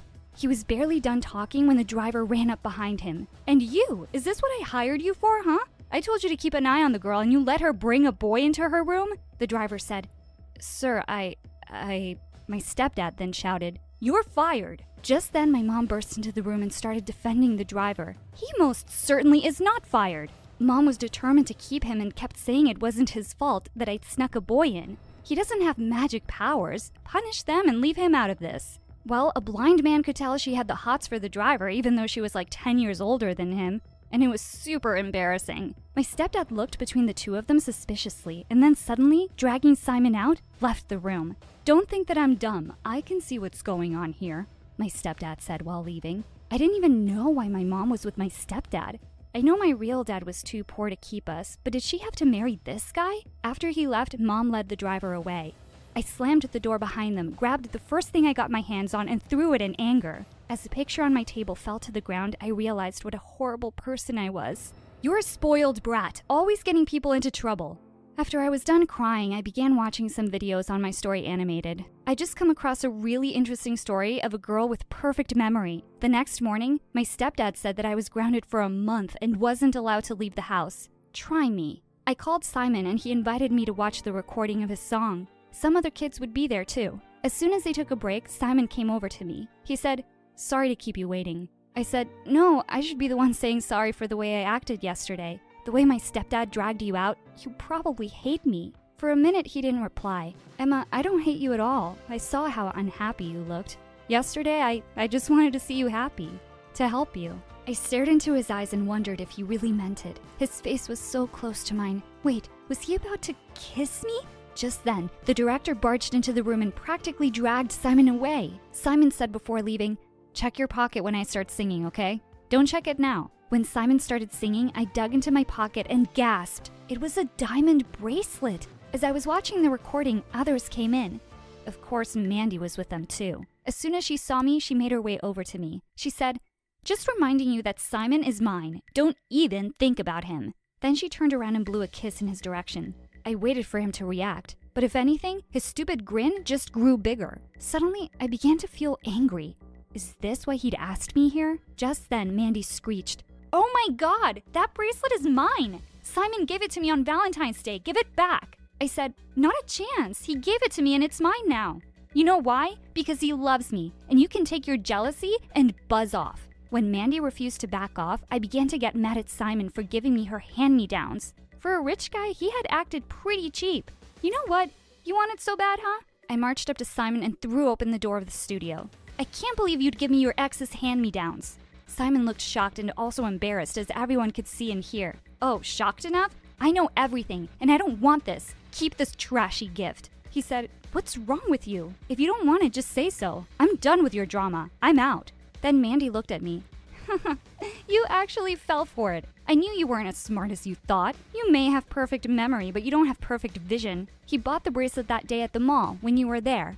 I glared at her, but I wouldn't do what she wanted. I swore to not get angry and said calmly, "You're just jealous because he never got you a beautiful diamond bracelet." Then she laughed and said, "Oh, I'm happy you like it. I actually picked it." "That's it!" I yelled as the driver took my hand and got me in the car. As soon as I got home, though, I felt horrible about what I had done to Simon. I tried calling him, but he wouldn't answer. I went to the set the next day, unannounced, and everyone was shocked to see me. I saw Simon sitting there, and he looked devastated. "I'm so sorry for the horrible things I said. I don't know what came over me." I just got into the door when Simon caught up with me. He said, Emma, wait. "No, Simon, I know I'm a horrible person. I'll just go away and never interfere in your life again." But Simon pulled me back and hugged me. "Stay, Emma. I know you're a great girl. I won't let you go." I could tell that Simon loved me and I wanted to be with him. Plus, being his girlfriend was the best way to pay Mandy back and put her in her place. For a few weeks, I was in heaven. My anger episodes began to fade. If I ever did get angry, Simon held me till I was calm. Until one day, after my date with Simon, I went home to Mom and my stepdad having a scream fest. I asked what was wrong. Mom said that my stepdad was cheating on her. Suddenly, the yelling started again. Mom said, "I never should have trusted you." Stepdad said, "If I go to other women, it's your fault because you never take care of me." "I don't take care of you? What else?" But clearly my stepdad had had enough, and he pushed us both outside. But the drama was far from over. We just stepped outside when the craziest thing happened. A police vehicle pulled up outside our house, and 2 policemen stepped out. They demanded to know where my stepdad was. I pointed to the house, and they barged in. 5 minutes later, they came outside, dragging my stepfather behind them. Apparently, his secretary that he cheated with had filed a case against him for blackmailing her. As they dragged him away, I waved him goodbye. Good riddance for some months, at least. Finally, the events of the day sank in, and I realized I needed to breathe. I needed to get away from them. I needed Simon. I called him so many times, but he didn't answer. I ran to his house and barged in. Simon! I stopped dead in my tracks. He wasn't alone. In the lounge sat Mandy. She was wearing the tightest outfit imaginable, and her hair was all messy. I told you he'd come back to me. Simon came in. He looked shocked to see me, but then he smiled. Babe, I can explain. I was just thinking about you. What an actor. You two-timing cheater. I never should have trusted you. We're over. I rushed home, knowing there was no one I could trust. I went home and locked myself in my room. I didn't want to see anyone. For the next few days, I stayed in my room. I was too mad to talk to anyone. Finally, one day, Mom knocked on my door. Emma, the school called. They want to know why you're skipping school, honey. Also, Simon is very worried. Just mind your own business. I don't need you interfering in my life. That night, as I lay tossing and turning in my bed, I heard a knock on the window. What was that? I jumped to check and almost passed out when I saw Simon practically hanging from the window frame. As soon as I opened the window, he jumped inside. What are you doing here? He smiled and reached out for me. Don't come any closer. Don't touch me. You cheated on me. He asked me who he cheated on me with. I told him I'd seen Mandy in his lounge. Simon swore there had been no one in his house. He said he could show me security camera footage. Don't lie. I have a photographic memory, remember? I never forget a face. Then I began to describe Mandy, and Simon said, "There's no Mandy in our class." Just then, my mom stepped into the room and said, "There was only ever one Mandy in your lives, but we thought you'd forgotten about her. But of course, you have a great memory." "What?" Mom said. "You were just a year old when she was born, and I couldn't raise her alone. You remembered her for years and would even talk about her in your sleep. But by the time you were 6, you stopped mentioning her. I thought you'd forgotten." What were they all talking about? Mandy? My sister? Were they saying I was imagining a girl who hated me? I began to scroll through my phone. I knew Mandy would be in some class photos, but the more I scrolled, the more horrified I was. There was no Mandy. I checked Facebook and Instagram too. Nothing. It was as if she had never existed. Suddenly, old memories rushed into my mind. Baby, Manny. I remembered. I said, "Mandy, you gave her away. You gave me everything, but you sent her away. How could you? My sister will hate me. She'll hate me forever." Simon said, "No, she won't, Emma. If your sister ever knew you, she'd love every bit of you, just like I do." As Simon spoke, I looked over his shoulder and saw Mandy. She smiled at me and said, "Took you long enough to remember. I'm going now. I don't hate you. You just needed to remember." Then she turned and walked out of the room, and I knew I would never see her again. Well, my life has gotten better since then. I'm at college and still with the love of my life, Simon. And my mom? She married our driver. She is happy. Finally. Sadie and I sat down quietly among Mrs. Lancaster's relatives who were glaring at us. Why are we here exactly? Just wait for it. It's gonna be fun. Ladies and gentlemen, we are gathered here today for the reading of the late Mrs. Lancaster's will, who was a woman of remarkable character and Blah, blah, blah. Snooze fest. Get to the good part, man. upon careful examination of the will, it is clear that Mrs. Lancaster has left her entire fortune worth $10 million to one individual, Miss Sadie. There was a stunned silence, then Sadie burst into tears. Oh my God, I'm shocked. What have I done to deserve this? Other than being her only friend for the last 2 years, still, you can't put a price on love. Not even $10 million. But I'm so touched. Suddenly, Mrs. Lancaster's relatives ran towards the lawyer, yelling at him, tearing his shirt, and throwing his files across the room, while Sadie turned to me and grinned. Hi, I'm Chloe, and before I explain what happened here, please like and subscribe. My older sister and I were 2 years apart and nothing alike. Sadie was beautiful with her blonde hair and blue eyes, while I had dark, messy hair and my eyes were the color of poop. I was shy and introverted, but Sadie craved attention, and she knew how to get it. Like once when we were attending a friend's birthday party, Sadie started to cry right before the cake cutting. What's wrong, sweetie? Oh, I'm sorry. It's just that I haven't had a birthday party since my mom fell sick, and there's no cure. What's wrong with Ow! Oh, you poor darling. Why don't you cut this cake? Go on, make a wish. Or the time she knew she was about to lose the art competition to a more talented kid, so she threw herself on the ground and started having a pretend seizure, from which she recovered fully after a minute. happens when I haven't slept or eaten for days.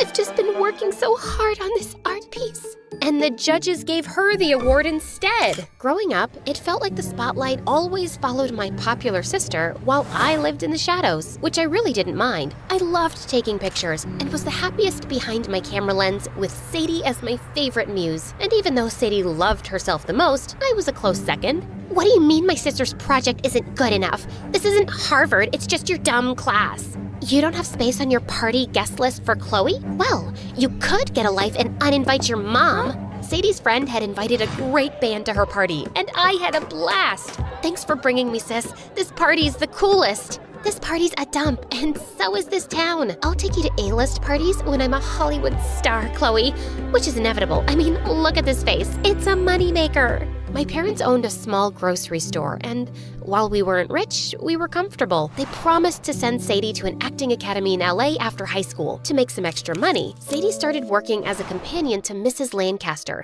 a rich old lady in our town. Sadie would often sneak me into her mansion, and I'd spend hours in her library. Life was good, but soon after I turned 16, we woke up to the horrible news one morning that an electrical fire had burned our grocery store to the ground. Your mother and I will have to start looking for jobs. Sadie, we are so sorry, but we can't send you to LA. Surprisingly, Sadie took the news really well. She kept working at Mrs. Lancaster's place for the next few months, till one day she came home with the news that the old lady had passed. Which brings us to the day after, where the lawyer announced that Mrs. Lancaster had left everything to Sadie, and her family started a riot. But she was perfectly calm as we walked out of there. I'll finalize the paperwork with the lawyer later.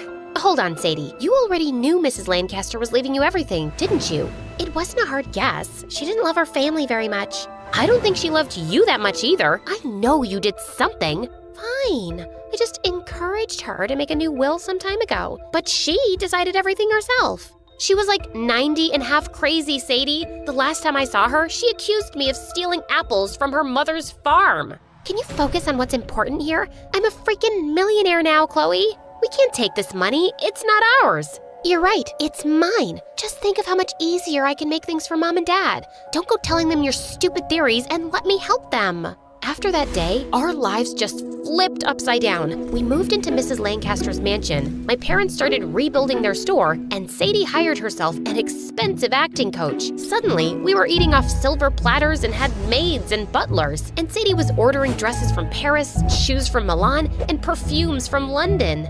I could send you to an amazing private school, Chloe. No thanks.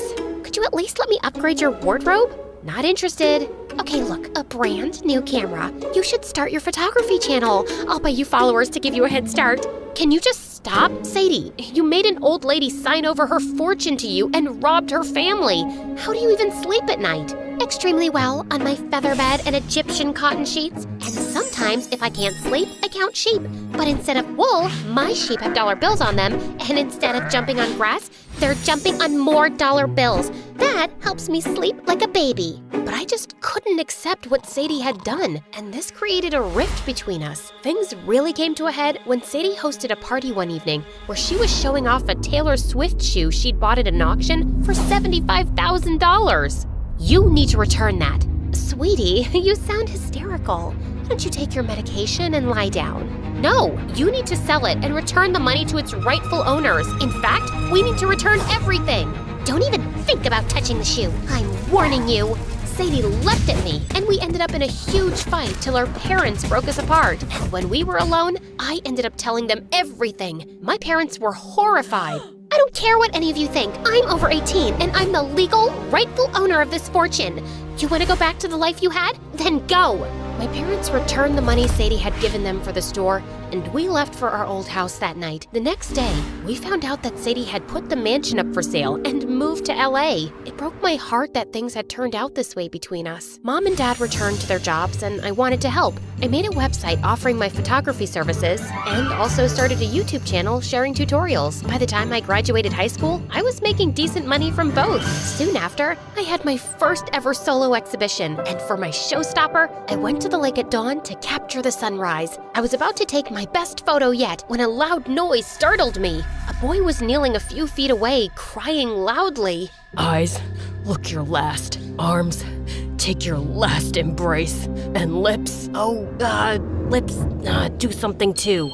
Would you mind going somewhere else, Romeo? I'm trying to work here. The boy turned to me in surprise, and wow, was he a looker. I'm working here too, babe. I'm an actor and... Really? I thought you were a madman. I have an important audition, and this is my usual practice spot. Fine.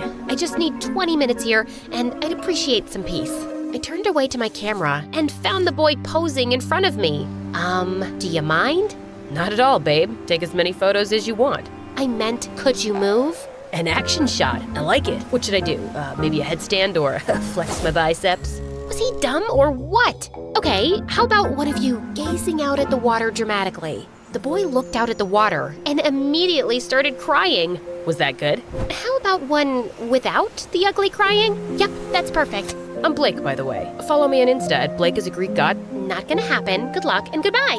The picture with Blake actually turned out amazing, and I was shocked when some art collector at the exhibition offered to purchase it for $5,000. Later that night, I did end up finding Blake the Greek god on Instagram and sent him a message asking if he'd meet me at a cafe. I thought it was only fair that he got a cut from the money. I just knew you'd reach out to me. I could feel this instant electrical connection between us. Wow, I feel nothing but regret. Here's the check I promised. See you never. Oh, come on. A cup of coffee won't hurt. I actually want to hire you for some headshots to send along with my audition tapes to Hollywood. You want to go to Hollywood? Of course. I mean, look at this face. It's a work of art. I guess a cup of coffee won't hurt. Great. Has anyone ever told you your eyes are the most beautiful brown? They remind me of autumn leaves and hot chocolate. My eyes are the color of poop. You really need someone to talk you up, babe. I'm new in town and I have no friends, so I'm happy to stick around and do the job. He really meant that. He came off vain and silly at first, but he was actually sweet and funny. He'd often accompany me on my shoots and carry around my bags. And his idea of a good time was watching movies at home, eating pizza, and wearing face masks. I should take a picture of that and post it. You look so manly. Yeah, babe. Real men exfoliate their skin and talk about their feelings. He felt like the first real friend after Sadie, yet it was so different. Sadie had always overshadowed me, and I'd been fine being my sister's sidekick, but Blake always made me feel like the main character, and slowly, I found myself falling for him. One day, as I was editing some photos in my studio, Blake burst in and spun my chair around. We're going to Hollywood, babe. What? A big producer loved my audition tape, and he's casting me in his new movie. Turns out, he was also looking for a photographer for the promo stuff, and I recommended you. That's amazing! I'm so happy for you! For us. And suddenly, his face turned serious. You already know that I'm not well off and Dad's in a wheelchair. His mom used to live in this town, but Dad was in the army and he was posted abroad, so we haven't been able to visit in years. She died 2 years ago, and my family was gonna inherit her wealth, which could have really helped us after Dad's injury. But apparently, Grandma's caregiver tricked her into giving her all her fortune. My blood ran cold at his words. It's been tough, and sometimes I've thought about just giving up the Hollywood dream. But it looks like things are finally turning around, and you're my lucky charm, Chloe. I think I'm in love with you. He pulled me close and kissed me, but it felt terrible. I know, right? Me too. What's your grandma's name?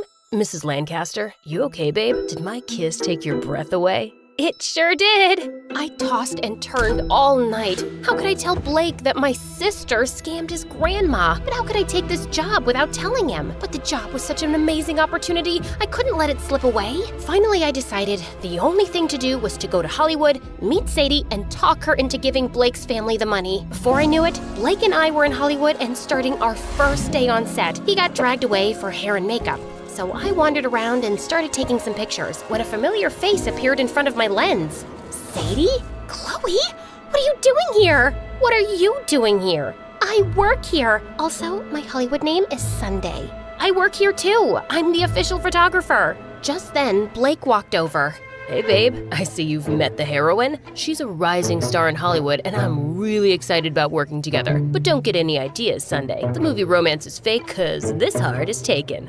This was getting so much worse. Of course, I'd meant to meet Sadie, but I hadn't planned on Blake meeting her, let alone working on the same movie. The next few weeks were so difficult. I had to watch my sister doing romantic scenes with my boyfriend, after which they would be whisked off for interviews. And anytime I tried catching Sadie alone, she managed to slip away. So one day, I hid in the trunk of Sadie's car and followed her right to her apartment. I need to talk to you. Unless it's an apology, I don't want to hear it. Fine, it's an apology. Once I was in, I turned to her furiously. Of course it's not an apology. Sadie, you have to give back Mrs. Lancaster's money to her family. Oh my God, that again? You're worse than their family lawyer. Do you know who Blake is? He's Mrs. Lancaster's grandson.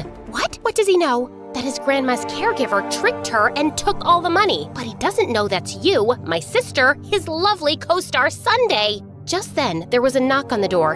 My yoga instructor's here. You need to leave. I had no choice, but this conversation wasn't over. When I returned to my hotel room, I found Blake sitting on the bed with his bags packed. Hey, what's going on? I think you butt-dialed me by mistake when you were meeting your sister, Sunday. No, Sadie, right? The person who took Grandma's money? Blake, listen. How could you not tell me? I really wanted to, but then I thought... You thought you'd keep quiet, use me, and take this job? No, of course not. I came here to talk to my sister, to make her return your money. You have to believe me. No, I don't. I wish I'd had the sense to record the conversation, but I'm not a schemer like you two. I won't work with her now, so I'm going home. You can't do that. This is an opportunity of a lifetime. And some things are more important than money. You wouldn't understand that. Blake left, and I was devastated. I tried to calm down, but I felt panic rising in my chest. First, my sister left me, and now the guy I loved. I couldn't stop crying, and I was struggling to breathe. Suddenly, I felt dizzy, and I blacked out. When I opened my eyes, I was in a hospital bed with Sadie beside me. Oh, thank God you're awake. What happened? I came to talk to you and found you unconscious. Blake found out everything and left. I think I just had a bad panic attack. Suddenly, Sadie started crying. Chloe, I would never intentionally hurt you, and I've missed you terribly. What hurt the most was knowing you thought I was evil. Yes, I pushed Mrs. Lancaster to make a new will, but she always said her only son hadn't visited in years, and the rest of her family were vultures. Those people didn't deserve the money either, trust me. You're still justifying what you did? I'm telling you now, Blake's family needs the money. How can you be sure he isn't lying? Are you sure he's even Mrs. Lancaster's grandson? I can't talk to you anymore. Just leave, Sadie. Listen, Chloe, no, go away. The next day on set was a mess. The producer was frantically trying to get in touch with Blake, but he wouldn't answer anyone's phone calls. I was sitting miserably in a corner when suddenly I got a phone call from Dad. Chloe, I know this is a lot to ask, but can you come home? A friend of mine has offered me an amazing opportunity to manage a huge grocery store, but it's in Texas, and I need all the help I can get. I know this is your dream job, but... That sounds amazing, Dad, and of course I'll help. I'll take the next flight home. As I hung up, I turned around to see Sadie behind me. You're leaving? Yeah, Dad needs my help with work.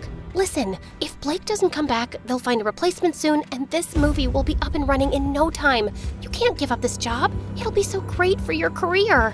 You know what, Sadie? I can't believe I ever looked up to you or thought you cared about me. I hope your successful career keeps you warm at night, but I'd rather stay close to the people I love. And with that, I went back home. I helped my parents pack up to move, and one evening, I was carrying a box to our car when I bumped into someone. I looked up to see that it was Blake. I wasn't expecting to see you here. You haven't answered any of my calls.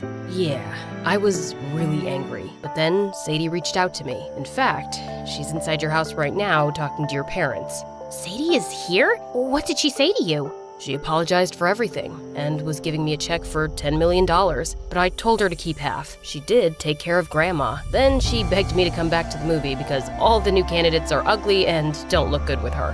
That sounds like Sadie. She also told me that you were never okay with her taking the money and that she's been a terrible sister to you. I should have told you everything before. I should have given you a chance when you tried, and I'm really sorry. Listen, Sadie is giving some money to your parents so they can hire help for their business, and you don't have to go with them and give up on something you're really good at. Wondering why I'm running down the streets of New York at night in the pouring rain with a mob of angry girls chasing me?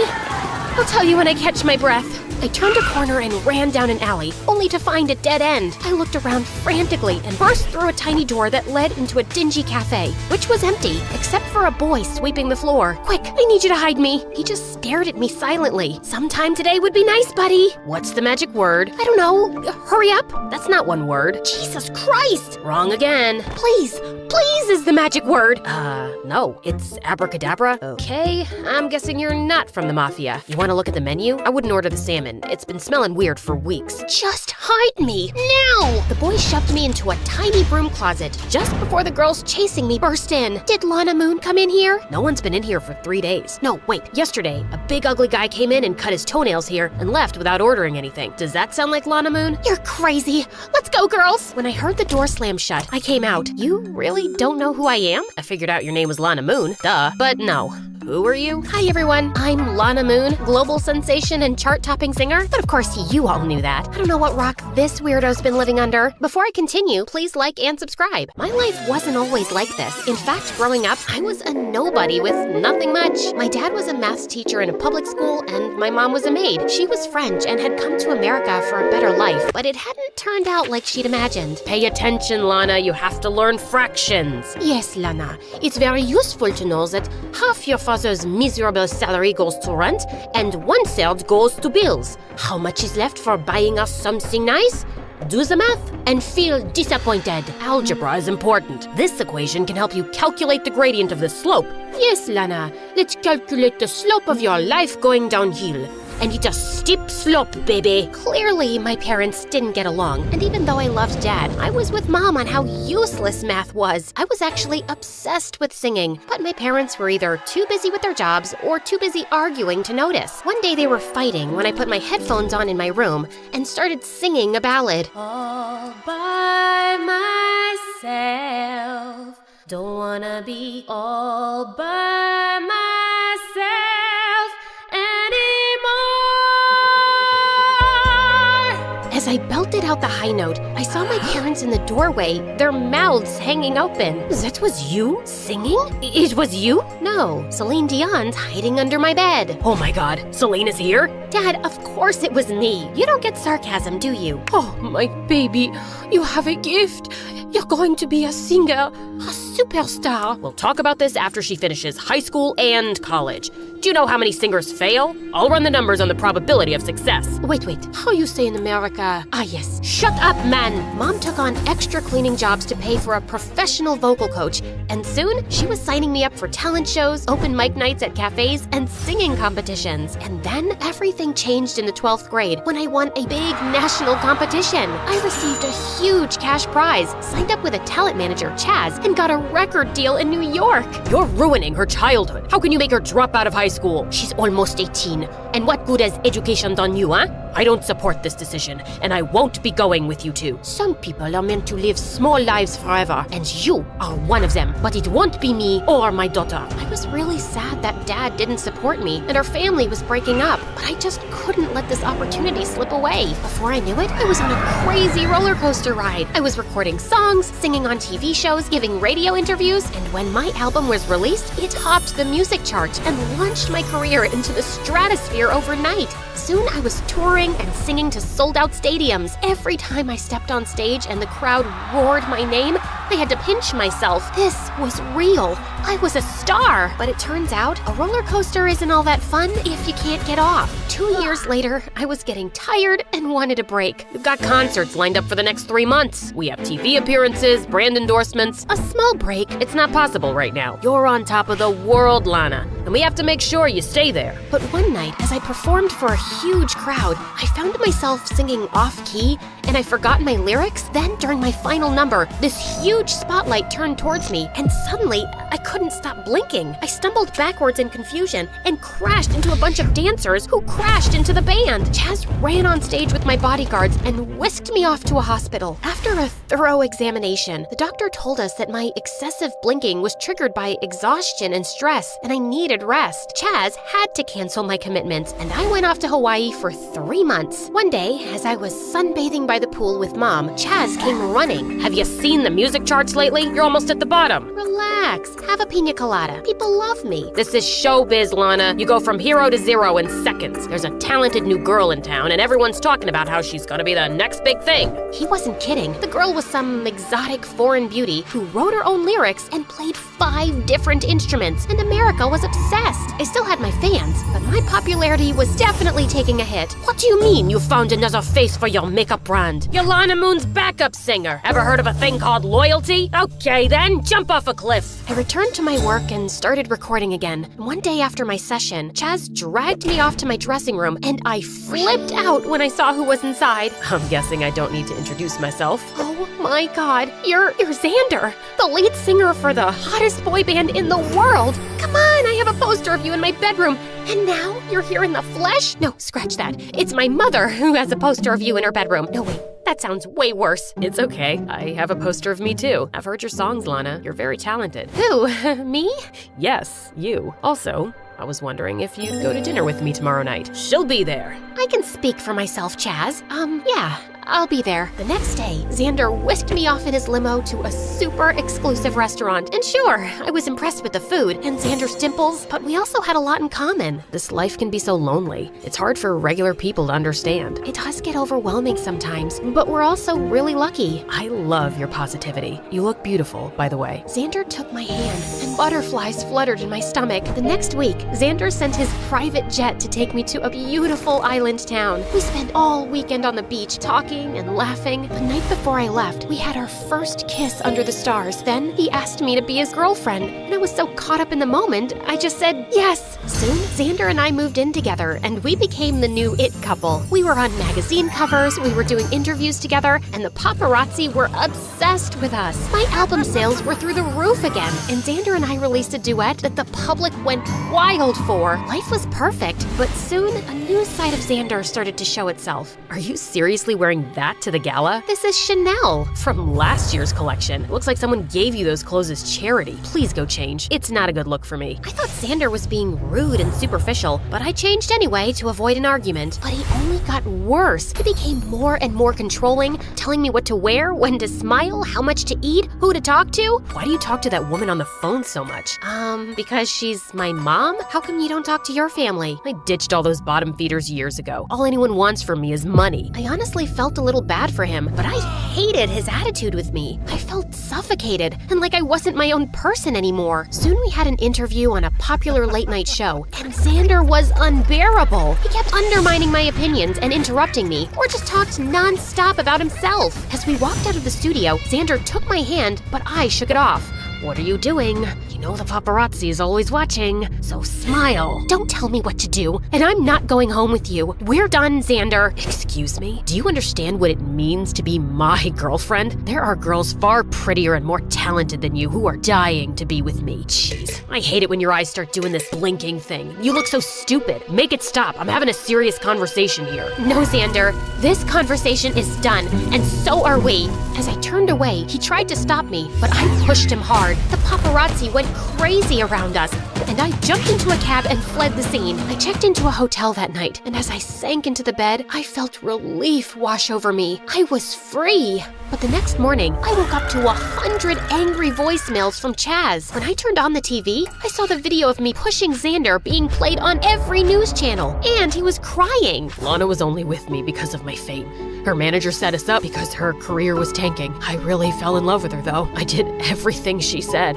bought her everything she asked for. But after the interview last night, she told me she was seeing someone else. Lana Moon is a cheater, a liar, and a gold digger. That jerk! I checked Twitter and TikTok and found thousands of comments calling for a boycott of my album and tour. I moved back to my own place and released an official statement saying Xander was lying and just couldn't accept the relationship was over. My fans were supportive, but his fangirls were insane. They were camping outside my house, chanting protests and egging my windows. After a week of this nonsense, I slipped out one night, climbing over the back wall. But as I was sipping my favorite latte at a cafe, some of those girls spotted me. It's her. I can't believe you treated Xander that way. You need to apologize to that precious angel. That's when they started chasing me, and I ended up with the crazy boy in the weird cafe. His name was Kenny, and he offered me a dry sweatshirt and a cup of tea as I told him my story. He was fascinated, especially when he saw Xander's picture. Whoa, you were dating this guy? I don't think I've ever seen someone so proportionate. And those cheekbones, you could grate cheese off of them. Sorry, went off on a tangent. We hate this guy. He's a toxic piece of garbage. Thank you. How come you don't know about all this? I don't have any social media accounts. I'm a theoretical physicist in an advanced level university program.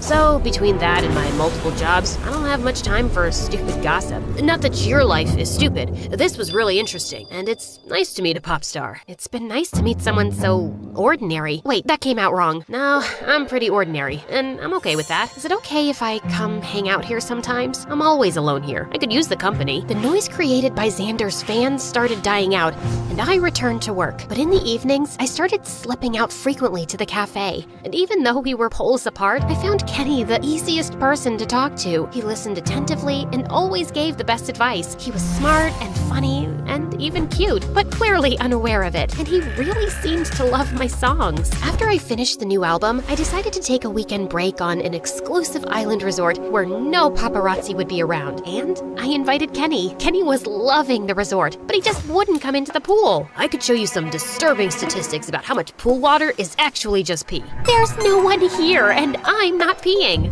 There's a lot of life-threatening bacteria in that water that can travel up your nose. You don't know how to swim, do you? Yeah, you caught me. I'm a loser. I'll teach you. I'm an expert. No thanks. Come on, just jump into the pool. I'll catch you. You jump into the pool. I'm already in the pool. Jump at me. You jump at me. I literally had to drag him in and force him to learn. When I thought he was ready, I pushed him towards the deep end. Kenny started flapping around like a crazy duck, but he was actually afloat. Oh my god, I'm swimming. You're doing so well. Keep going. Soon he was swimming around like a clumsy mermaid, and then he circled back to me laughing. Wow, this feels amazing. Thank you. And then suddenly, he kissed me, and I kissed him back. We broke apart and stared at each other. But just then, Xander turned up at the pool. What are you doing here? Are you stalking me? Maybe. Is that a crime? Yeah. When I found out you were coming here with a +1, I had to see for myself. You were cheating on me all along, just as I'd suspected. Why else would you break up with me? 'Cause you've been acting like a jerk for months. So you decided to cheat on me? With skinny, pasty nobody? Hey, that's rude. What do you want, Xander? Just some pictures to prove my claim. I got one of you two kissing. That'll work. You're invading my privacy. I want you to delete it. Sure, after I posted it. What's happening to your eyes, Lana? Is that the first time you're seeing Miss Blinks a lot? Listen, dude, if you don't stop bothering Lana right now, I will punch your face. It won't hurt that much because I'm not that strong, but it'll still be embarrassing for someone like you to get punched by a pasty physicist. Give it your best shot, chicken legs. No one is doing anything. As I stepped forward to stop them, I suddenly slipped on some water and hit my head, and then I blacked out. When I finally came around, I was in a hospital with Chaz and Mom beside me. Oh, my baby, you're awake. Where am I? You were taken to a hospital on the island, but we had you transferred to the city. You've been unconscious for 3 days. We kept the news quiet, though. How are you feeling? I think I'm okay. Then take a look at this. Chaz shoved a phone in my face, and the picture of me kissing Kenny was everywhere. Xander was claiming it was taken by a private investigator while he and I were still together. This isn't true. And that maniac posted this when I could have been in a coma? Who is this boy you're kissing? I'm entitled to some privacy. No, you're not. You're a public figure, Lana, and I'm your manager. I need to know everything about this boy before I decide how to handle this story. He's a nobody, okay? Just an ordinary guy I randomly met. A distraction. I only invited him to the resort because I didn't want to be alone. Don't drag him into all this drama. He's no one important. Of course I lied to get Chaz off my back. Kenny meant a lot to me, and I wanted to talk to him about us before I made anything public. I texted Kenny, but he didn't reply. Soon after I was released from the hospital, I went to the cafe, and sure enough, he was there. Hey, why haven't you replied? You didn't want to know how I was doing? I knew you were fine. Okay then. Kenny, we need to talk. Yeah, and I'll go first. Lana, I don't think you should come around here or keep in touch with me. Oh, so you don't want to see me anymore? Yeah, 'cause I'm just an ordinary guy you randomly met and hung out with. So you wouldn't be alone, right? I came to see you at the hospital and I heard you and Chaz talking. Listen, it's fine. I am ordinary, and I have a lot on my plate. I don't want to be in the public eye, and I don't need distractions. You and I belong to two different worlds, and they're never going to intersect. So let's just back off before anyone gets hurt, okay? If that's what you want, okay. I felt kind of heartbroken, but maybe it was for the best. He didn't want this life, and perhaps it was better for me to not be in a relationship right now. But on the bright side, karma hit Xander soon. He started dating the exotic foreign singer who recorded him acting crazy jealous and screaming at her,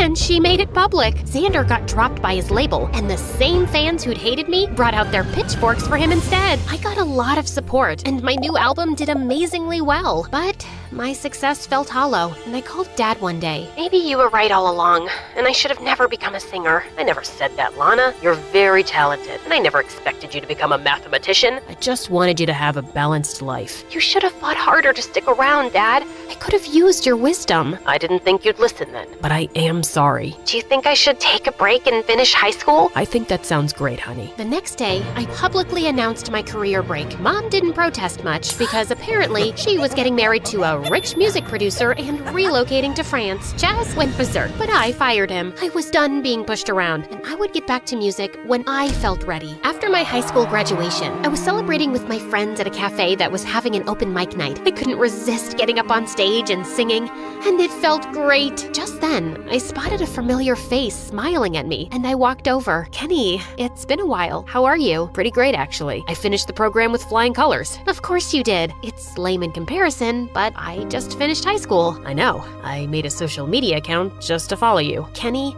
all those things I said to Chaz, I didn't mean them. You weren't a distraction or a rebound, and you're not at all ordinary. Not to me. Anyway, I'll see you around. Are you free for dinner? I know this shady cafe that's great if you want to get food poisoning. And good tea. We could talk more? Sounds good to me.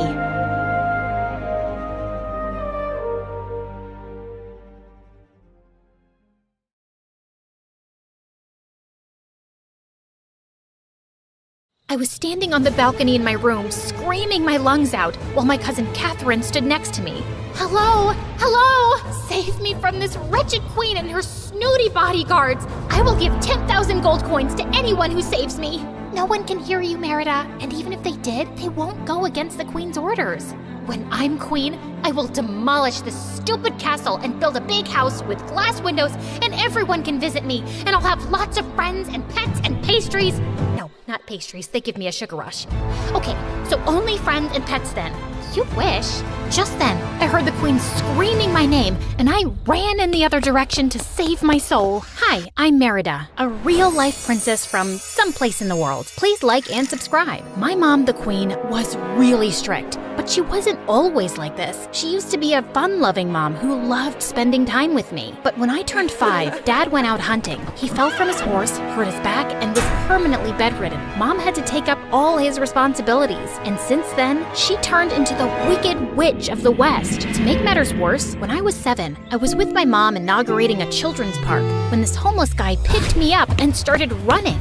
The guards caught him and saved me almost immediately, but Mom became extra paranoid and never allowed me to leave the palace. I wasn't allowed to go to school or play outside like normal kids. Growing up, the only friends I had were the palace workers or my royal tutors, who were really boring. My life sucked, and I hatched a new plan every week to escape the palace. Like this one time when I was 13, I tied a bunch of bedsheets and hung it down from my window. I was about to climb down when I saw how high it was and I chickened out. And another time, I climbed into the back of a van carrying pigs for the royal poultry farm.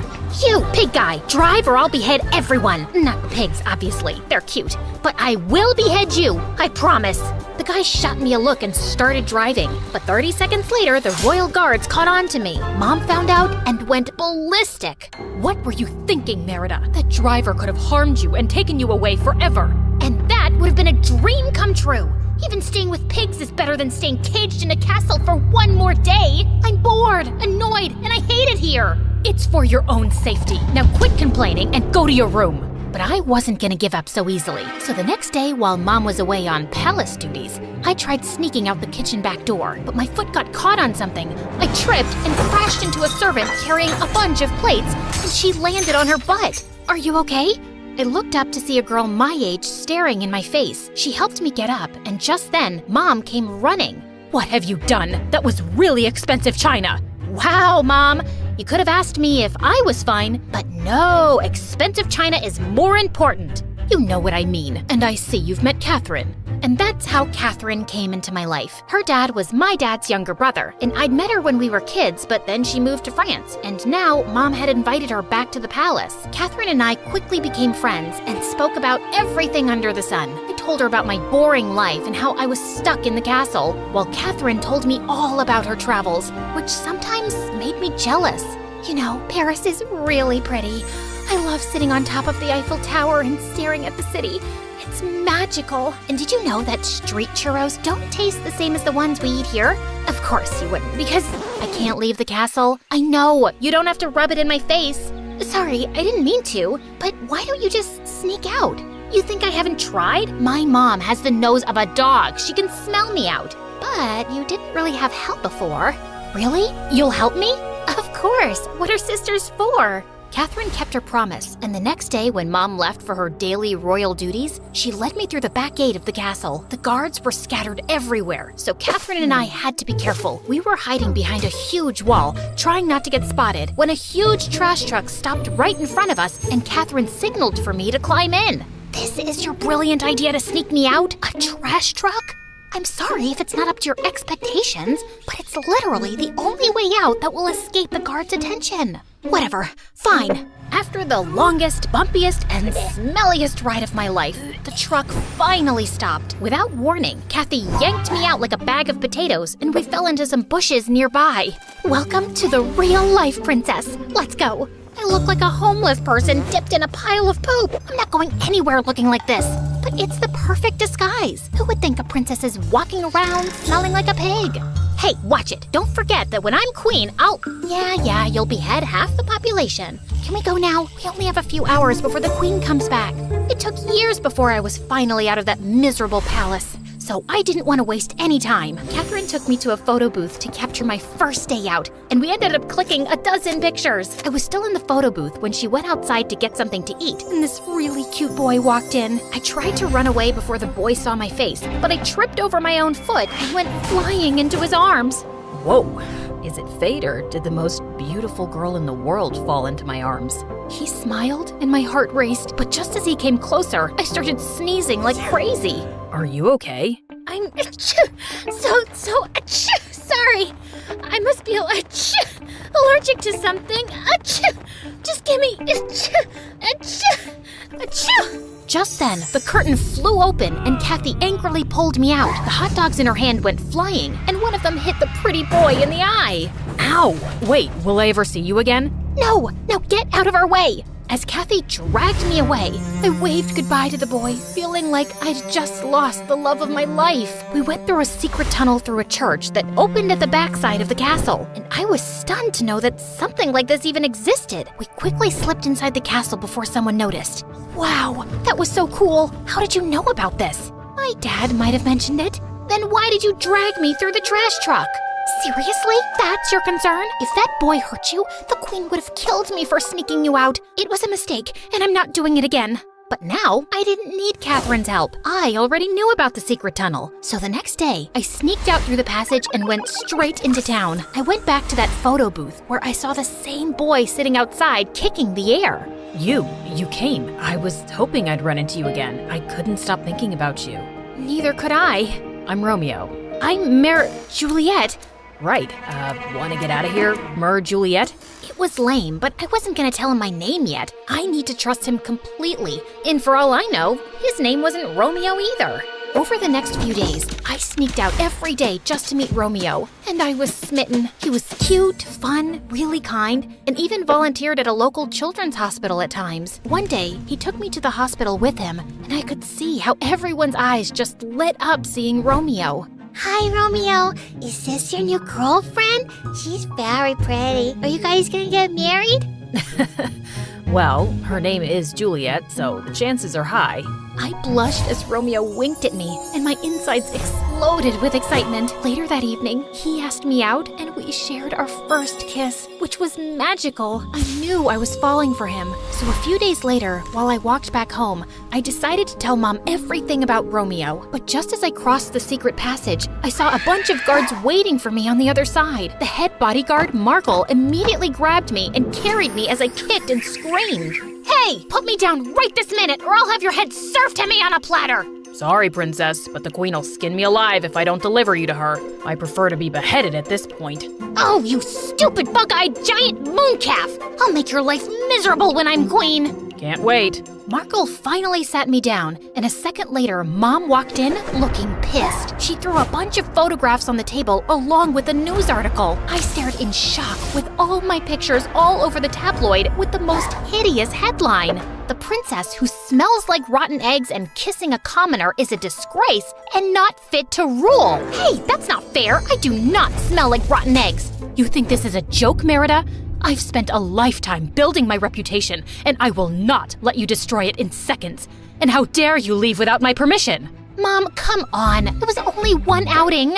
Okay, 2. Okay, sorry, 20. But look at the bright side. Nothing happened to me. No one kidnapped me, which means it's safe to travel outside. But Mom didn't care and left angrily. The next few days were miserable. The security around me was tighter than ever, and this time, no one was allowed to enter my room, not even Catherine. Things got worse when a week before my 18th birthday, Mom announced my engagement to the prince of some country. Can't say the name, sorry. And along with that, the date of my coronation. I felt lost and furious. Late one night, I was sulking in my room when someone knocked on my door. I opened it and saw Romeo standing outside. I pulled him in immediately before someone saw him. What are you doing here? If my mom sees you, you're dead meat. I will leave, Merida, but before that, you need to know something. Catherine isn't who you think she is. What do you mean? Before Romeo could say more, the door burst open and Mom came in with Catherine and some guards who immediately grabbed Romeo. Mom, no! Let him go! I can't believe you would stoop so low, Merida. Wasn't it enough that you embarrassed me in the newspapers, that now you were planning on escaping with this peasant? Mom, Romeo is a very nice guy, and I wasn't going anywhere with him. You can ask Catherine. She's met him before. Tell them. I have no idea what you're talking about, Merida. I've never seen this guy before in my life. Why are you lying? I'm not. I was in my room when I heard noises coming from your chamber. I heard him telling you that he's here to take you away. And as a loyal servant of the royal court, it was my duty to inform the queen. You backstabbing witch! I will— Enough! I'm so disappointed in you, Merida. Now, until the members of the royal court decide what to do with you, you will not leave your room. For the next couple of days, I was locked in my room with 2 guards at the door the whole time. I had no idea what happened to Romeo, but I prayed he was okay. About a week later, I was summoned by the royal court members who had apparently made a decision about me. After a week of deliberation, the royal court has concluded that Princess Merida has gone against Act 54 of the royal constitution that states, "The queen in line shall not interact with commoners or have personal relations with them before her coronation." Seriously? There's a constitution like that? Shh! The princess has not taken her duties seriously. Therefore, she will be replaced by the next person in line to the throne. Wait, Catherine? Seriously? Unbelievable! Merida, be respectful before the members of the court. No! If all of you think that I'm the problem and Catherine is the next best thing, then I have no respect. And what's wrong with interacting with the very people— commoners we're supposed to rule? I was about to storm off when suddenly Romeo ran in through the doors with several guards following behind him. Catherine's eyes widened in shock as he marched straight to Mom. How did you get out? I've lived on the street. We pick up a trick or two when it comes to escaping. But first, everyone needs to know the truth. My name is Romeo Buffet. I met the princess through Lady Catherine, who paid me to lure her out of the palace, expose her face to the media, and ruin her name. You did what? Romeo went on to tell everyone how his little sister was a patient at the children's hospital where he volunteered. She was sick and needed surgery. I needed money for the surgery, so when Lady Catherine approached me to work for her, I couldn't say no. He's lying. He has no proof. You can see my phone. I have the messages. Your Majesties, I did a terrible thing trying to ruin the princess's reputation, and I couldn't live with myself if I didn't confess the truth. Kathy, why? Suddenly, Catherine turned to me with angry, bloodshot eyes. Because this crown belongs to me. It should have gone to my dad after his brother fell sick. But you, Queen, you snatched it away. My father lived in misery all his life when he was the rightful king. So that's why you came back, for the crown. Of course. You thought I came here to be friends with your sorry butt? Please. I hired this butthead so I could somehow ruin your reputation in front of the court, and your mom would banish you from the throne on her own. I would have succeeded if this jerk wouldn't have barged in. I'm gonna kill you when I'm the queen.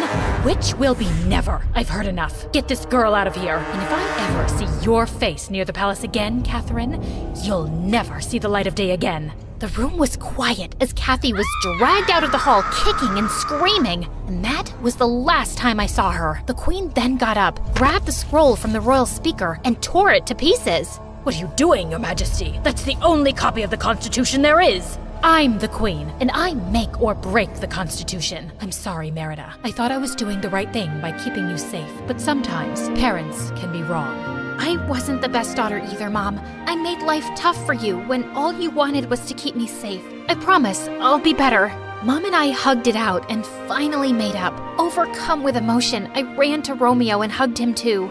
I'm still mad at you for deceiving me, but I get why you did what you did. Also, I missed you a lot. Think we could start again? Nothing would make me happier. Romeo and I started dating officially. His sister's surgery was a success and was fully paid for by the palace. 2 years later, I was officially 21. Romeo and I tied the knot, and I was ordained as the next queen. Don't worry, I haven't beheaded anyone yet.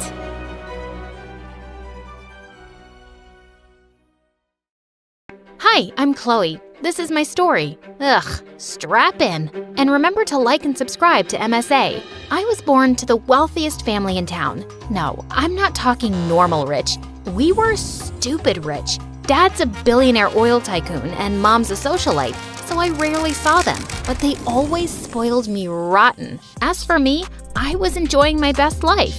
I was popular in school, everyone adored me, and people would yell how gorgeous I was as I walked by. When I was 13, my dad brought me to Little Miss California since he was a judge.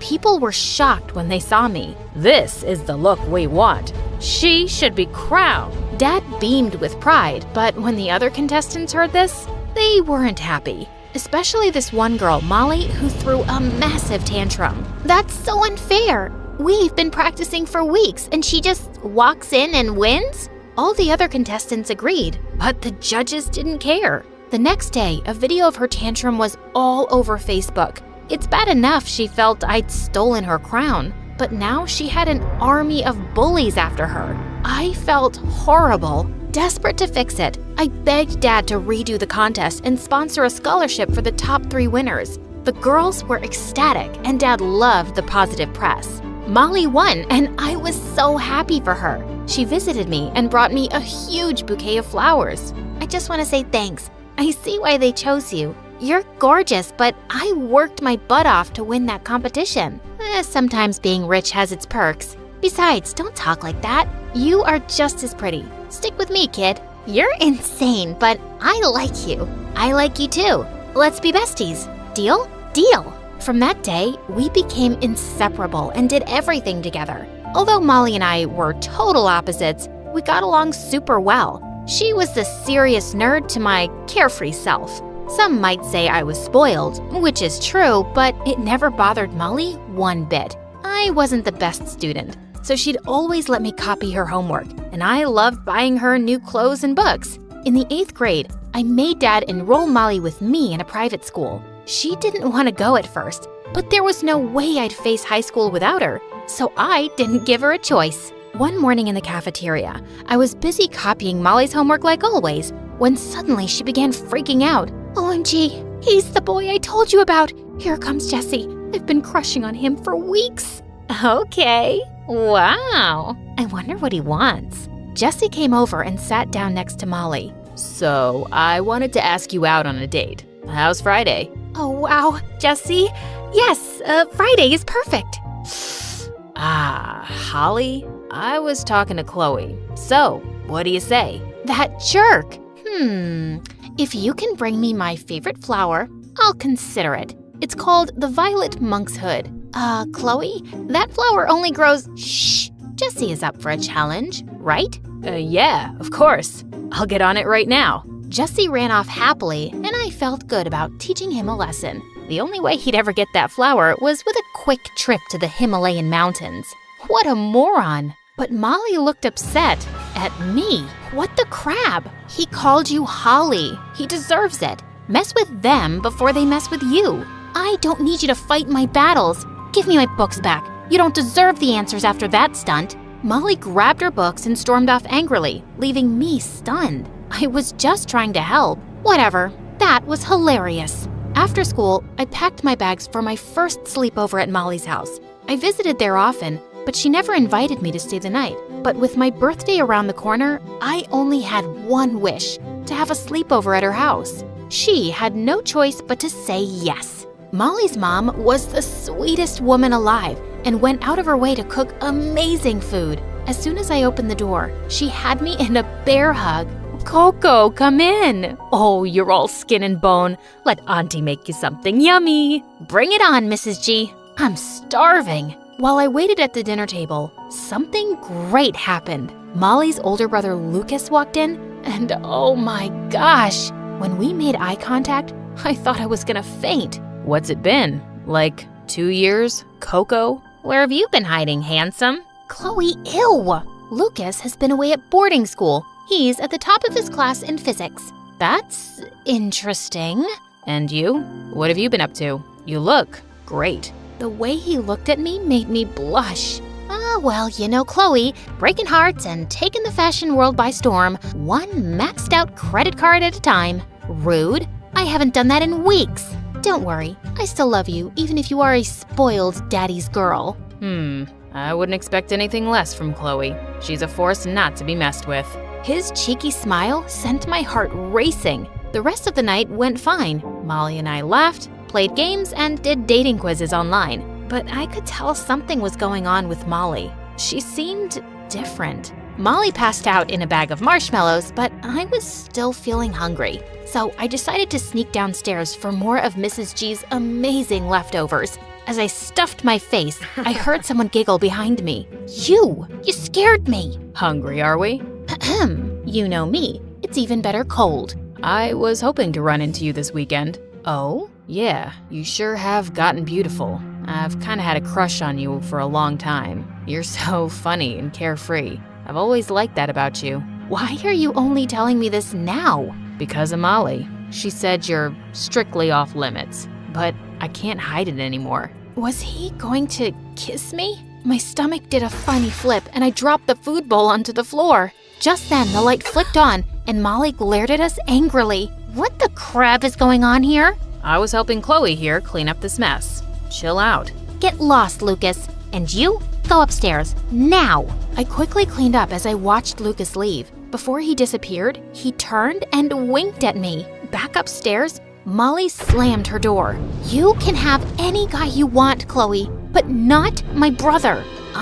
Calm down. That was nothing. He's a good guy with a bright future. I won't let you treat him like all the other boys at school. I'd never seen her this mad before. Excuse me, what's been your deal lately? Mess with them before they mess with you, right? Did you know Jessie dropped out of school this week to get you that stupid flower? Oh, please. Jimmy knows that was a joke. His name is Jesse, and no, he doesn't. He did go. It was a joke. What a moron. Molly's face said she didn't find it half as funny as I did. Just go home, Chloe. While you're at it, stay away from my brother. I won't let you hurt him. Come on, don't be like that. Molly turned her back to me. I had no idea she felt this strongly. Maybe I did take it too far with Jesse. Later that night, I texted Jesse and apologized. I told him to forget about the flower and come home, but he never responded. Molly was still mad the next day at school, but I refused to accept it. Please, let's just make up. I'll take you to your favorite place in the whole world. Ugh, fine. But make me one promise, okay? Anything. Promise me you'll stay away from Lucas. I wanted to promise instantly, but I paused. Something about Lucas I just couldn't shake. Earth to Chloe, promise me. Swear on our friendship. Okay, I promise. A few days passed since seeing Lucas, but I couldn't stop thinking about him. I'd never felt this way before. But a promise is a promise. Later that night, I got a text from an unknown number. Wanna go for a walk? Meet me at the gate. Lucas. Lucas was here? I jumped out of bed, dressed quickly, and rushed to the gate. When I got there, Lucas stood behind some bushes, waiting. He looked so handsome. What are you doing here? I wanted to see you. Walk with me, please. I opened the gate, and we walked the grounds of our estate and talked for hours. For the first time, I saw him as just Lucas, not Molly's older brother. I had no idea he was so smart and kind and sweet, and the longer we spoke, the more I began to like him. But I couldn't help but feel guilty for betraying Molly. What's wrong? I'm a bad friend. It's not like we're breaking any rules, right? I am, though. Molly thinks I'll break your heart. Lucas took my hand. I'm a big boy, Chloe. If I decide to give someone my heart, it's because I trust them with it. And I trust you. Lucas stepped closer and cupped my cheek in his hand. But I love Molly, and she'll never forgive me. She doesn't have to know. I wanted to say no, but just then, Lucas pulled me in for the most magical kiss. I kissed him back, and it felt so good for a second. But suddenly, I remembered Molly and my promise.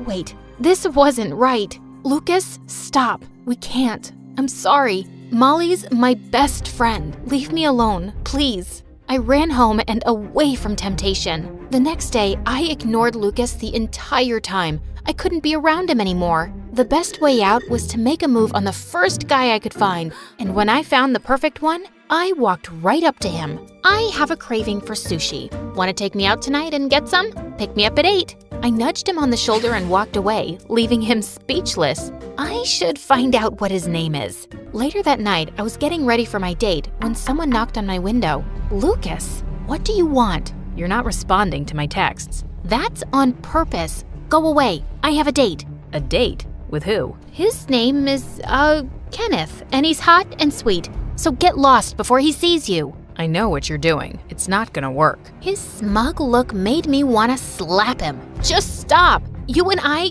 can't work, ever. Accept it and move on. Fine, I'll move on if you can do one thing. What? Lucas gently leaned in, almost kissing me. I felt my knees go weak. Go your entire date without thinking about me once. Then I'll move on. Easy. As soon as Lucas left, I canceled the date. He was right, and I had to confess. I texted Molly to meet me at my house, and I told her everything the following day. I know you hate me, but I can't keep this from you anymore. I'm so sorry. I can't believe you. I told him to leave me alone. You promised. That's why I'm telling you. I knew it was wrong the second he kissed me, so I stopped him. You still did it, even after I begged you not to. I knew Molly was hurt, but now she was just being mean. Oh, like you're so perfect. You're just as bad as me, except I don't pretend to be this sweet, innocent little victim. Excuse me? You let me send Jesse away because he hurt you. You could have stopped him, but you didn't. That's different. You're the one who sent him to get you a flower from across the world. You're a selfish, rich, spoiled brat. That's never bothered you before. I splurged on you and you never said a word. Suddenly, you have a problem with my money because you didn't get your way? Don't you think that's a bit selfish? I regretted the words instantly, and Molly stormed off in tears before I could apologize. My heart was broken. But if that's how Molly wants to treat me for doing the right thing, then I'll follow my heart. Straight to Lucas. I called him immediately, and within 30 minutes he came to my house. Molly hates me, Lucas. We had an awful fight. She'll calm down. Just give her time. I don't know. Not this time. I said some horrible stuff. Lucas pulled me closer and kissed me softly on the forehead. For the next few weeks, we were inseparable. We did everything together, and I couldn't have been happier. But I missed Molly too. For weeks after that, Molly ignored me. She didn't even RSVP to my birthday party. This was the first time I had celebrated without her, and it broke my heart. But then, Molly texted me just before my party, and I was thrilled. I skipped the party to meet her near the fountain, but I couldn't find her. Just then, someone walked out of the darkness, and when they finally came closer, it was Jesse? Before I could stop him, he grabbed me by the waist and kissed me while Lucas and Molly stood behind me. I pushed him away, but it was too late. Lucas was fuming.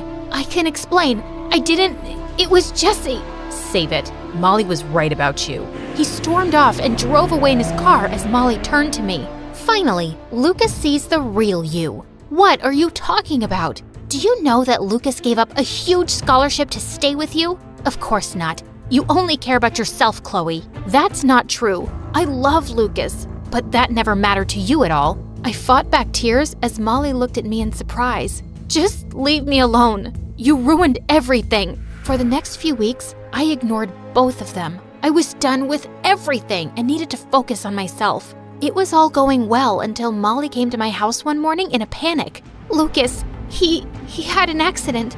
We have to leave, now. We rushed to the hospital, and when we arrived, I was so happy to see Lucas standing in the hallway, unharmed. I'm so glad you're okay. Lucas, Chloe, I'm sorry. I had no idea you were serious. Molly confessed to everything as Lucas looked at her in shock before turning to me. I'm sorry for not trusting you. Let's just put all of this behind us, please? I'm happy you're safe, but no, I'm done trying to prove myself. To both of you, I can't keep playing games like this. What are you saying, Chloe? Goodbye, Lucas. I turned around and left before Lucas could stop me. I had to put him before me, even if that broke my heart. I couldn't focus for days. My dad recommended a fashion program in Paris, so I enrolled. This helped me escape from Molly and Lucas. The day before I was about to leave, I got a visitor. When I opened the door, Jesse stood in front of me, holding the violet monkswood flower. Chloe,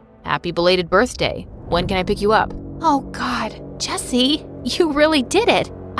I was just joking. Are you kidding me? Do you know what I went through to get that? I missed my exams. I have to go to summer school now. I'm so sorry, Jesse. I'll make it up to you, somehow. After Jesse left, I realized what a horrible person I had been. I couldn't even look at myself in the mirror. I needed this trip more than I realized. Later that night, I decided to cyberstalk Lucas and saw that he'd missed out on a huge scholarship opportunity. I immediately called the school and told them I'd anonymously pay his fees. At least I'd be able to help him in some way. The next day at the airport, I was just about to get onto the plane when I heard someone shouting my name as I was headed to the boarding gate. I turned around to see Lucas running in my direction. If you're here to stop me, don't. I just had to say, I love you. No amount of time or distance will change that. I love you too, but I have to do this.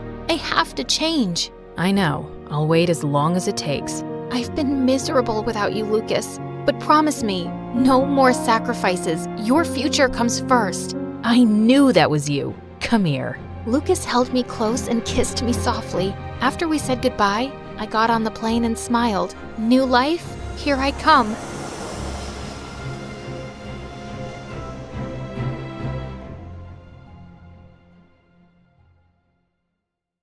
Hi everyone, I'm Gina from China. Or so I thought. Please like and subscribe. I was only a newborn when my adoptive dad found me outside a Shaolin temple in China one night. He was a martial arts teacher and the owner of the Shaolin temple. He tried to find out who my parents were, but when nothing turned up, he decided to take me in and raise me like his own daughter. I knew nothing of my real family, but the only clue I had was a very unique-looking necklace they'd left with me. Growing up, I was weaker than the other kids, but Dad was always there to look after me and trained me hard so I'd become stronger. But the kids at the temple were the worst, and they always made fun of me. Their nasty comments would make me really upset. What happened, Gina? What's wrong? Everyone says you're not my father and I should go back to where I came from, Dad. Oh, honey, you should not let their words get to your heart. You are my daughter, and you're super strong. But I'm so small. No, you're not. Look at that ant.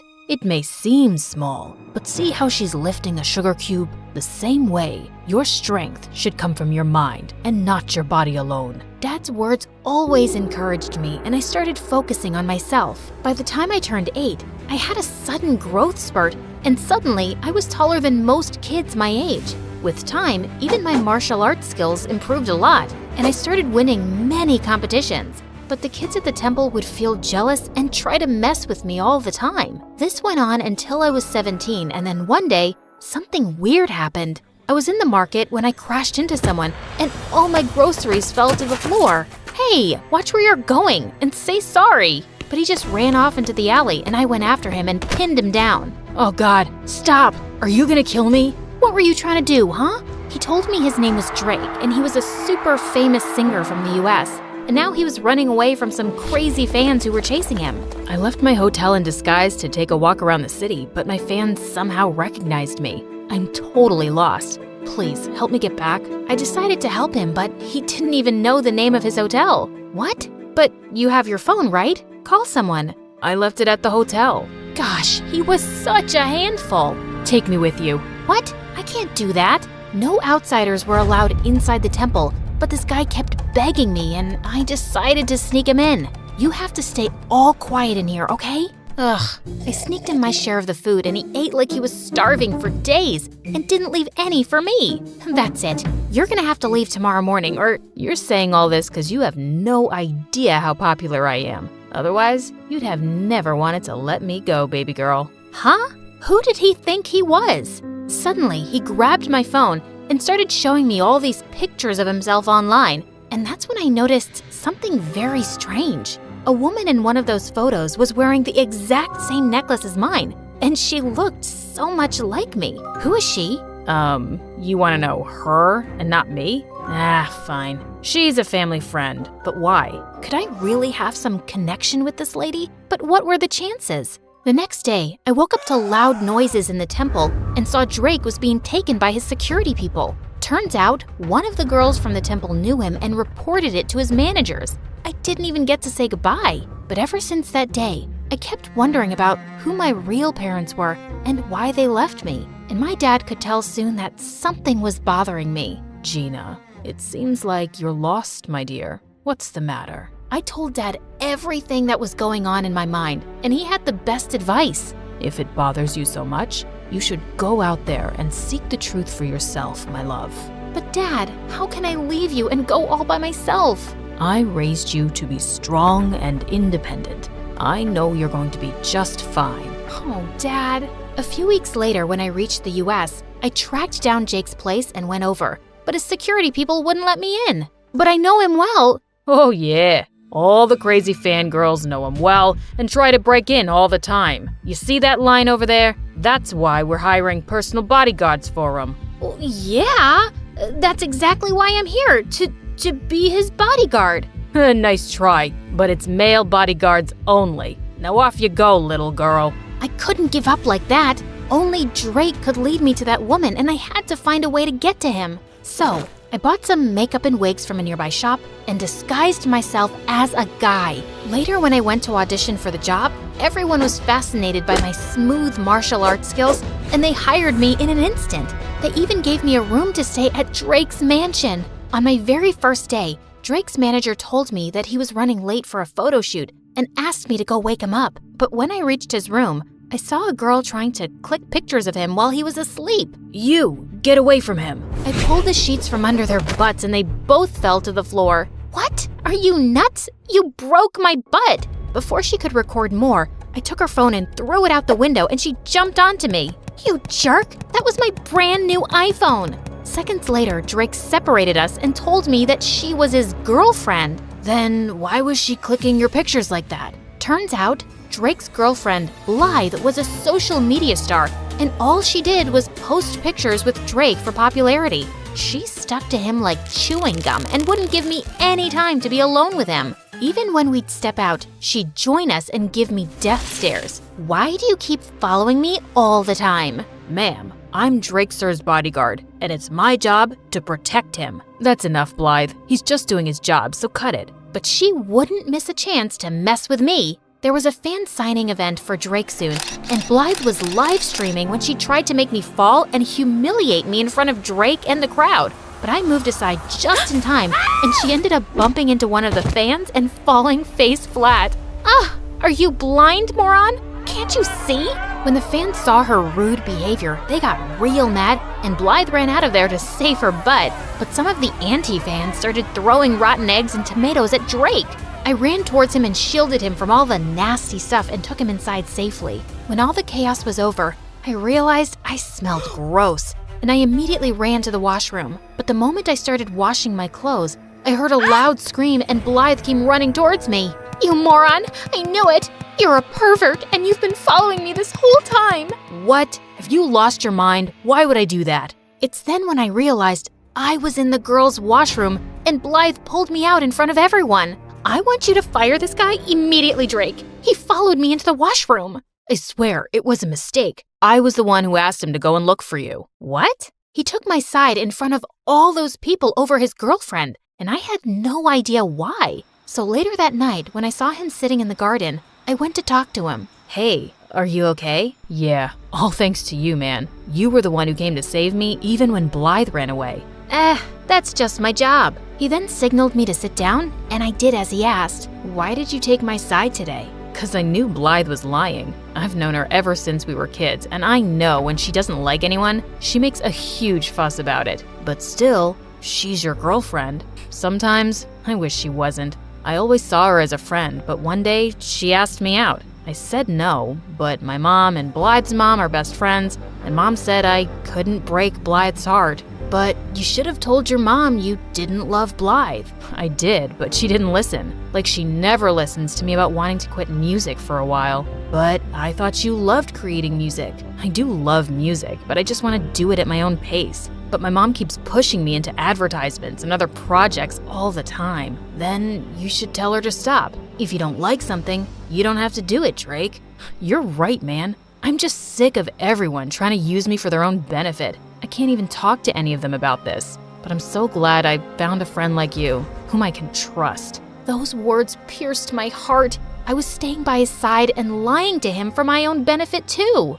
Just then, I spotted a mouse running on the ground towards me, and I just squealed loudly and jumped onto Drake's lap. Oh my god, what's wrong? I don't know why I thought something was about to attack you, and I was just protecting you with my body, like a human shield. Just my training, you know? Okay, and is the girly scream part of the training too? Yeah, totally. It's like a war cry to scare the enemy. It's gotta be shrill. Makes sense. You wanna get off my lap now, princess? I jumped off his lap, muttering something, and excused myself quickly. I'd acted like such a moron and almost given myself away. I just couldn't tell him who I was now. He trusted me and would feel so betrayed. So I started keeping an eye on all the women around him by myself, hoping I'd find the woman from the picture soon. And Drake learned to take a stand for himself with his mom and instead started doing things that he loved, like playing soccer. He also started ditching Blythe more often, and we'd sneak out to go on motorbike rides and eat the greasiest burgers across town. Come on, you can't finish a burger? Be a man. I'll finish it, dude. Not all of us inhale our food like you. Wait, you got mustard on your face. And without thinking, I leaned forward and wiped the mustard close to his mouth with my thumb. He just looked at me quietly, and I swear I had butterflies in my stomach. Luckily, just then, his phone started ringing and the moment passed. I was pretty sure he thought I was his gay bodyguard now. A few days later, Blythe followed us to the match and offered to take everyone out for drinks. I quickly sneaked into the shower room first so no one would know my real identity. But just as I was done taking off my makeup and wig, I turned around and saw Drake standing there, and I let out a loud scream. Suddenly, I could hear some footsteps approaching, and Drake pulled me into one of the shower stalls. What the? Stay quiet, or someone's gonna see you. He was so close to me, and my heart was racing. But seeing how Drake didn't look shocked one bit, I could tell he already knew who I was. How long have you known? Almost since the start. What do you think I am, an idiot? Why didn't you say something then? I wanted to see what you were really up to, or how long you'd keep up the act. It's been fun, liar. Drake, I'm sorry. I never wanted to lie to you. I was just trying to find the woman with the same necklace as mine. Huh? What necklace? I told him everything, and when I noticed that the person outside had left, I stepped out to show him the necklace. But I was shocked to see that all the stuff I'd taken off while removing my makeup was gone, along with my necklace. I looked for it everywhere, but I couldn't find it. Calm down, Gina. It must be here somewhere. And I know who the woman in that picture was. But before he could tell me, Blythe barged in with the cops who wanted to arrest me for fraud. Fraud? That's a lie. Oh, come on. You pretended to be a guy and stole expensive things, including my mom's necklace. I've called her. She'll be here any minute, officers, and you can ask her. But arrest that fraud first. Your mom's necklace? What are you talking about? I didn't steal it. It's mine. Gina's right. She didn't steal anything and she didn't lie to anyone. I knew who she was all along. And Blythe, I'm breaking up with you. Blythe looked ready to explode. But just then, Blythe's mom entered and took the necklace from her hand. Where did you get this from? It's mine. She turned to me, and that's when I saw she was the same lady from the picture, and she was wearing the same necklace. I told her everything about myself, and at first she looked stunned, but then she broke into tears. Oh, honey, my daughter. I can't believe it's you. You're alive. She then told me how she got pregnant before marriage, but her super rich family was against her giving birth here and ruining their reputation, so she fled to China. Soon after I gave birth to you, my parents found me, and the doctors told me you had passed away because you were too weak. But now I know. They lied to me. So you didn't abandon me? Ugh, stop with your act. She's a liar, Mom, and this necklace must be a fake. Blythe, I know it's a lot to take in, but it's not a lie. She's indeed your sister. I can tell just by looking at her. Ugh! Blythe stormed out of there in anger, and the lady turned towards me. I'm so sorry that you had to live like this for all these years, but I'm so glad that you found your way to me. Please, give me a chance to make up for all these years. I can't do that. What? All my life? I wanted to know the truth about who I was, and now that I've discovered it, my heart is at peace. But this isn't where I belong. I have a life and a loving dad back in China, but I promise I'll visit often and get to know you more. Oh dear. Does this mean I'm losing my favorite bodyguard? Pretty much. But you've got a friend for life. Just a friend? No chance you'd say yes if I asked you out? I'll have to think about it.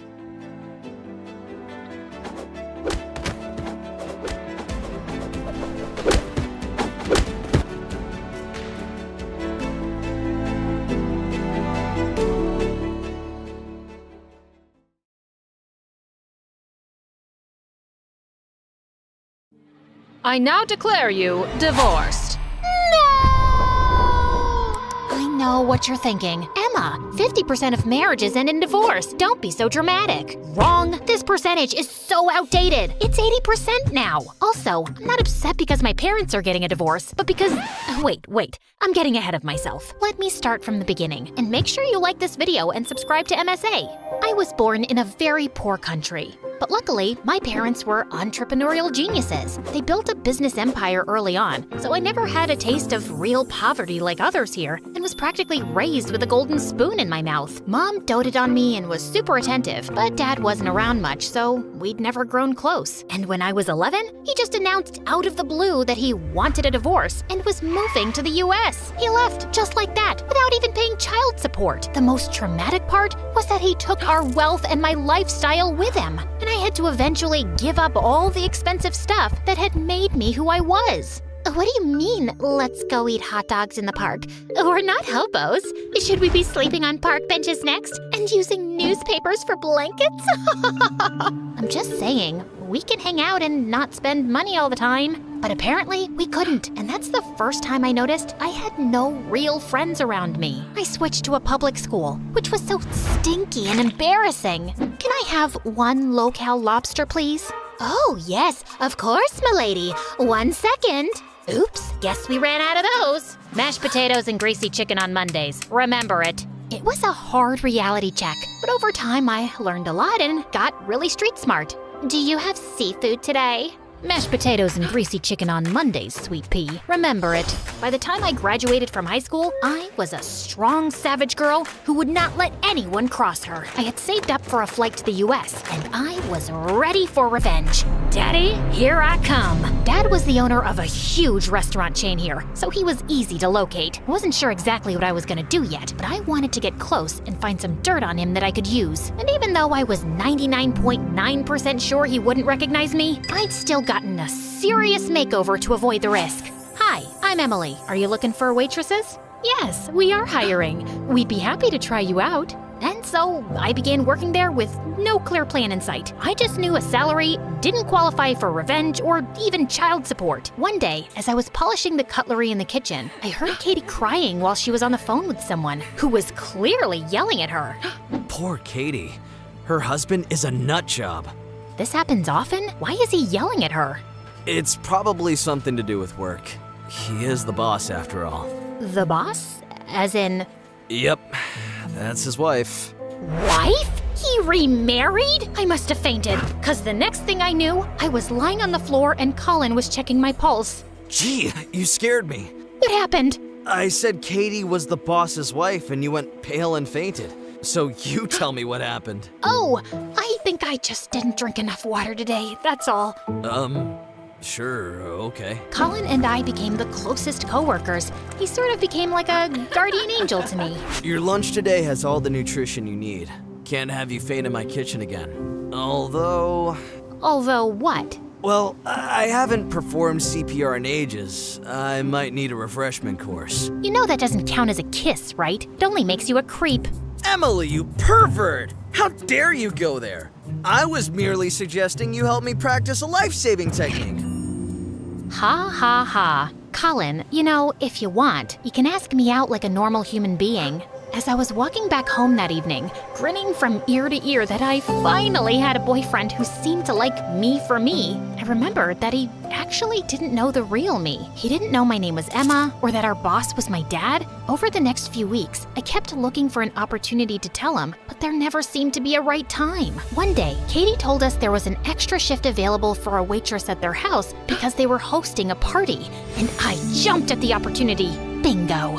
As I entered their mansion that evening, I felt a sense of nostalgia, and a realization dawned on me. Dad's life hadn't stopped or changed like mine after he'd moved on. He didn't actually lose anything. For him, Mom and I were just a pit stop.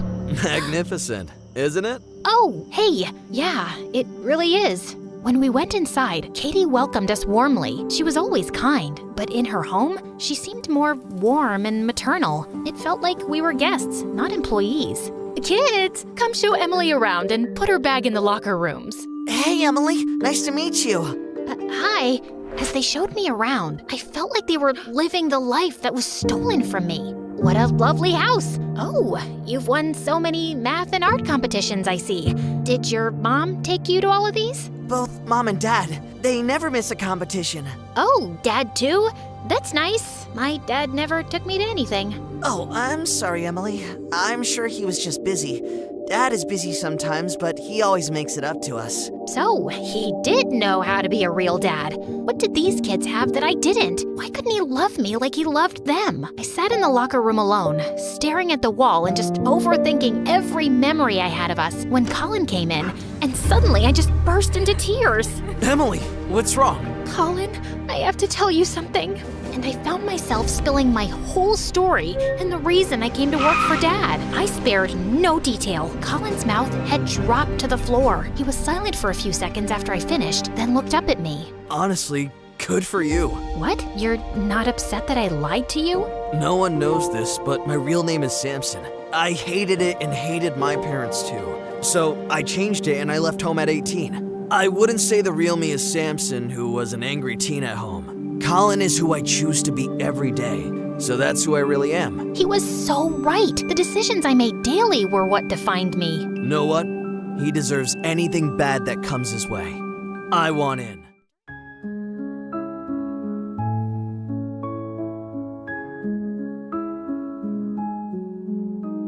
Silent moonlight above, heartbeats, whisper of love, nights a blanket so still, stars are bending to will.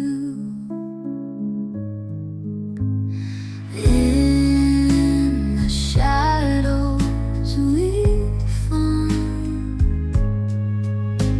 sparks that light up the park.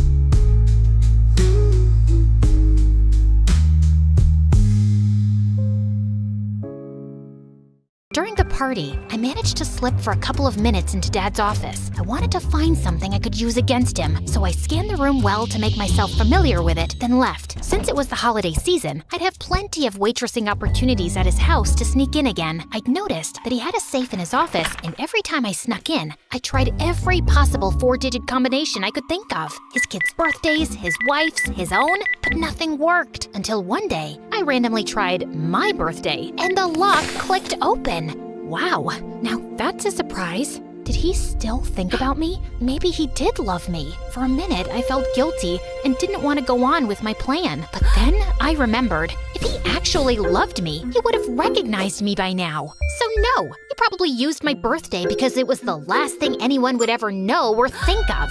Thanks again, Daddy. Inside, I saw piles and piles of money. I wanted to snatch it all and run back home. But I knew that only works in movies. Instead, I started stealing small portions. I did not feel any guilt. Dad was plain awful to everyone around him, including his own wife. Then one day, he surprised us with a visit at the restaurant. What are you doing here, dear? Well, it's my restaurant, isn't it? I'm here to check if everything is running smoothly. That's what I'm here for. Why can't you let me run the restaurant without constantly trying to control everything? Listen here, pretty face. I know you got bored as a housewife and you want to play manager, but I have real work to do here. So why don't you go for a stroll as I check everything out? No, this is I wasn't asking. Katie stormed out of the restaurant on the verge of tears as he continued to check everything up close. Everyone was terrified of him, especially me. You over there! Me? This was the first time he had spoken to me directly in years. Yes, what's your name? I felt sweaty and tongue-tied, but then I felt Colin moving and standing behind me. He put his hand on my shoulder to let me know he had my back. Emily, sir. Emily. Are you new here? Been here a few months now, sir. Just then, 2 shady-looking men walked into the restaurant and saved me from the investigation. Dad left me alone and followed them into a small room at the back of the restaurant. Sometime later, the head cook was called in too, and when he walked out, he looked flustered. An hour later, Dad and the shady men came out of the room, shook hands, and then all of them left. What's that all about? I'll try to find out. Later that night, I just couldn't fall asleep. My dad had looked me in the eye, talked to me, and he didn't recognize me at all. How do you recover from that? The next day, Colin came rushing to me, looking ready to burst. Emma, we got it. Really? What did you find out? Yesterday, he made a deal to import illegal seafood. He wants to use that in dishes without disclosing it to customers. The head chef and sous chef are in on it. I overheard them talking. Bingo! I knew he'd be up to something crooked. Now we have to think of a plan to expose him. I wanted to teach him a lesson, and also see if he would flee and leave his new family when things got rough for him. But later that day, his kids came in for lunch, and they had prepared holiday gifts for the staff. My gift had a special drawing of me. No one else had one. Oh, thank you. It's lovely. The kids love you, Emily. They keep saying how you treat them like normal kids, not the boss's kids. When she said this, I had a flashback to my own childhood. A lonely, spoiled kid with no real friends. No one treated me like a normal kid when he was around. Just a few days later, when I was working at his house again, Dad came barging into the kitchen furiously. He had discovered that someone had been stealing from his safe. Count your days, whoever you are. Did you think that a house this big doesn't have security cameras? Once I get the tapes, it's over for you. OMG, security cameras? My face turned green and I felt nauseous. What's wrong with you? Don't you dare puke in my kitchen. I'm kind of sick, sir. How often do you come to my house? I've come a few times. Maybe you stumbled into my study, found something you liked. Answer me! Excuse me, sir? Stop grilling this poor girl. She would never do it. How can you be so sure? Because I've asked her to grab me things from my room 1,000,000 times, and she never touched any jewelry or clothes. So if she wanted to steal, she would have stolen 100 different things by now. Everyone was staring at the 3 of us confused, but not as confused as I was. Nothing that Katie said was true. Why was she defending me? Katie, these kinds of people don't deserve your kindness. We'll wait for the tapes in the meantime. These kind of people? It echoed over and over in my head. Ugh, how I wanted to say, your daughter, flesh and blood, Dad. But I held my tongue. I suffered that humiliation, but I never showed up to the restaurant again. I texted Katie that I just couldn't work there anymore. I had stolen enough money, but I wasn't done with my revenge yet. Colin had managed to take photos of receipts in the cook's office, and it was all the proof I needed about Dad's illegal seafood purchases. I could go public and destroy him, and I would enjoy it. But at the same time, whenever I imagined his downfall, I only saw his kids being upset or hurt, and every time they popped up in my head, an image of my broken, younger self also popped up. Colin, I want him to suffer badly, but I feel if I go through with this, I'll be putting his family through what Mom and I went through, and I would feel guilty forever. I don't know what to do. Baby, just by considering their feelings and future, you are already 100 times better than your dad. It's your decision. Do what feels most right to you. And after much consideration, I decided to put the matter into someone else's hands. I asked Katie to meet me at a diner that night. Hello, Emma. Uh-oh, that's a bad start. I figured out your identity shortly after hiring you, and I wondered why you had chose to work for us. Now I know. You stole that money from us to get back at your dad. But don't worry, I destroyed the tapes. But then, why did you defend me? Emma, once I figured out who you were, I dug into his history and found out everything about you and your mom. Your dad is a jerk. He deserves this. Why are you with him then? For the money? You deserve so much better. The kids deserve so much better.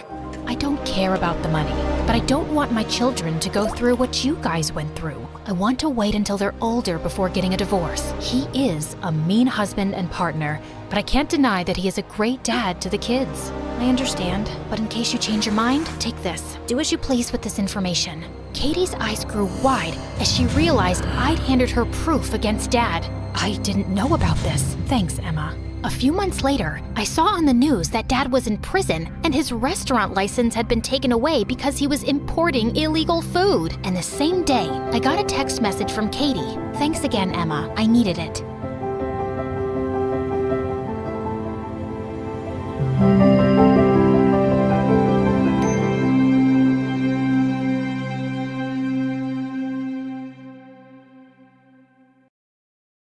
Hi, I'm Tuli from Boston. Before I tell you my story, please like and subscribe to MSA. Growing up, I was really close to my dad. He was a space scientist who worked for the government. He built satellites, won multiple awards for his space research, and one time he even predicted a war based on a satellite reading. Dad was my hero, and I inherited his love for science. We would talk for hours discussing big mysteries of space, and I loved it. But my mom always felt left out in our conversations. Like this one time in 10th grade, Dad was telling me about his new project when Mom walked in and turned the TV volume up. You turn that stupid music down, it's giving me a migraine. Your stupid science talk is giving me a migraine. Dad snatched the remote and shut the TV off. Mom tried to snatch it back, but she lost her balance and knocked into a big shelf with Dad's trophies and awards. Everything crashed, and Dad looked mad. Look what you've done! When will you start behaving like a grown-up? You're a scientist's wife, and you're dumber than a tree. Gosh, what an embarrassment. Tuli, come to my study. We'll talk there. Mom looked like she'd burst into tears, and I felt a little bad for her, but she was always acting so silly. Over time, my parents started fighting a lot, and every time Dad would get annoyed, he'd lock himself in his study. He started getting more distant and would hardly even talk to me. Then a week after my 18th birthday, I walked in on him packing his bags. Where are you going? On a big mission. I don't have time to explain, Tuli. Just keep this necklace and know that I love you. I opened the necklace and saw a picture of me and Dad and broke into tears. Don't go, Dad. I just have to. Take care. I'll see you soon. Dad left, and I waited for him patiently, but weeks turned into months, and he never came back.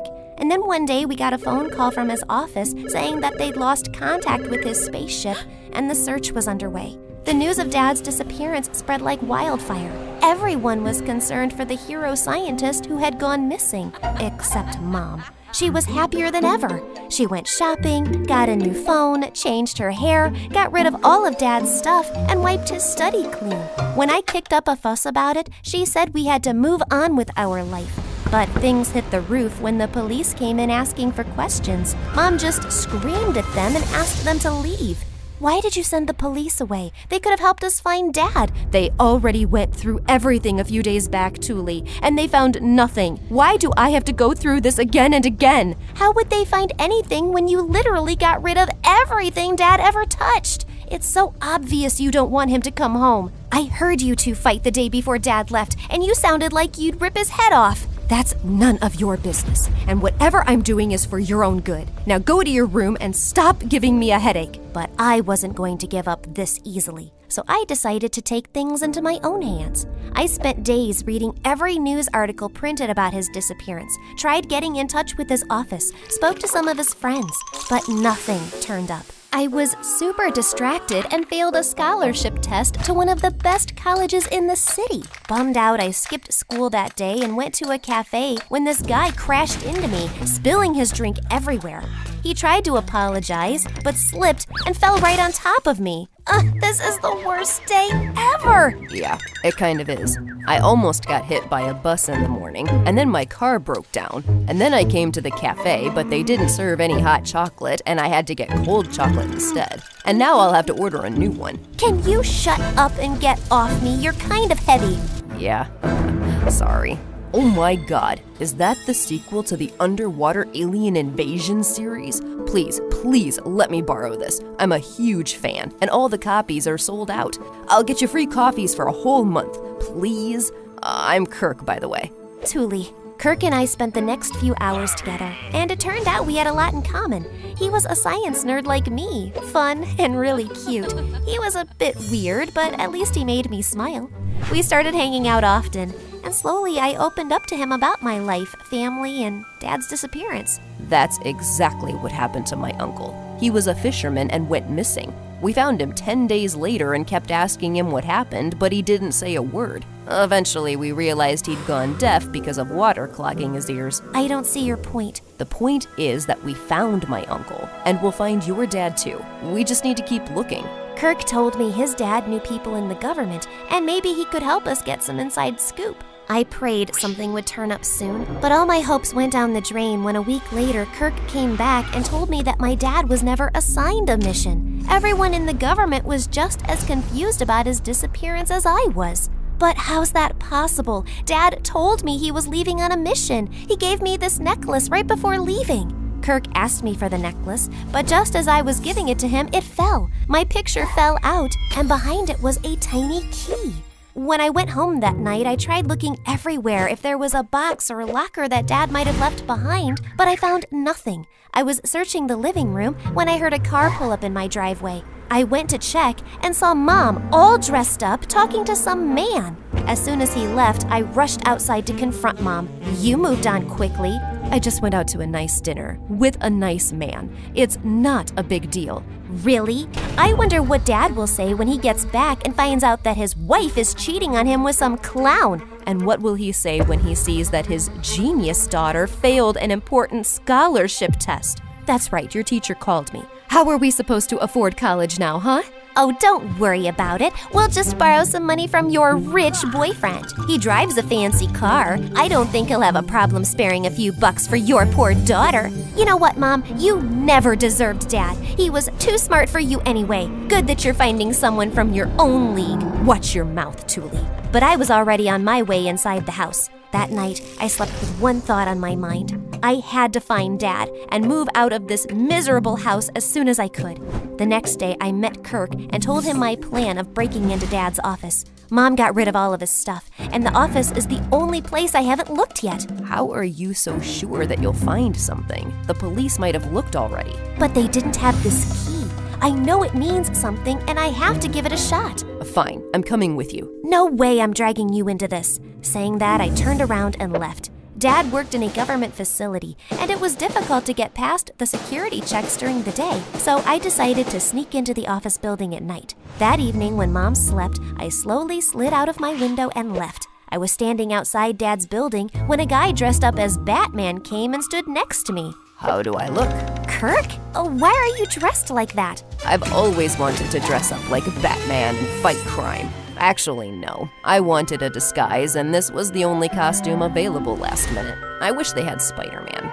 Listen, I'm coming with you, okay? I know you're strong and independent, but you need my help.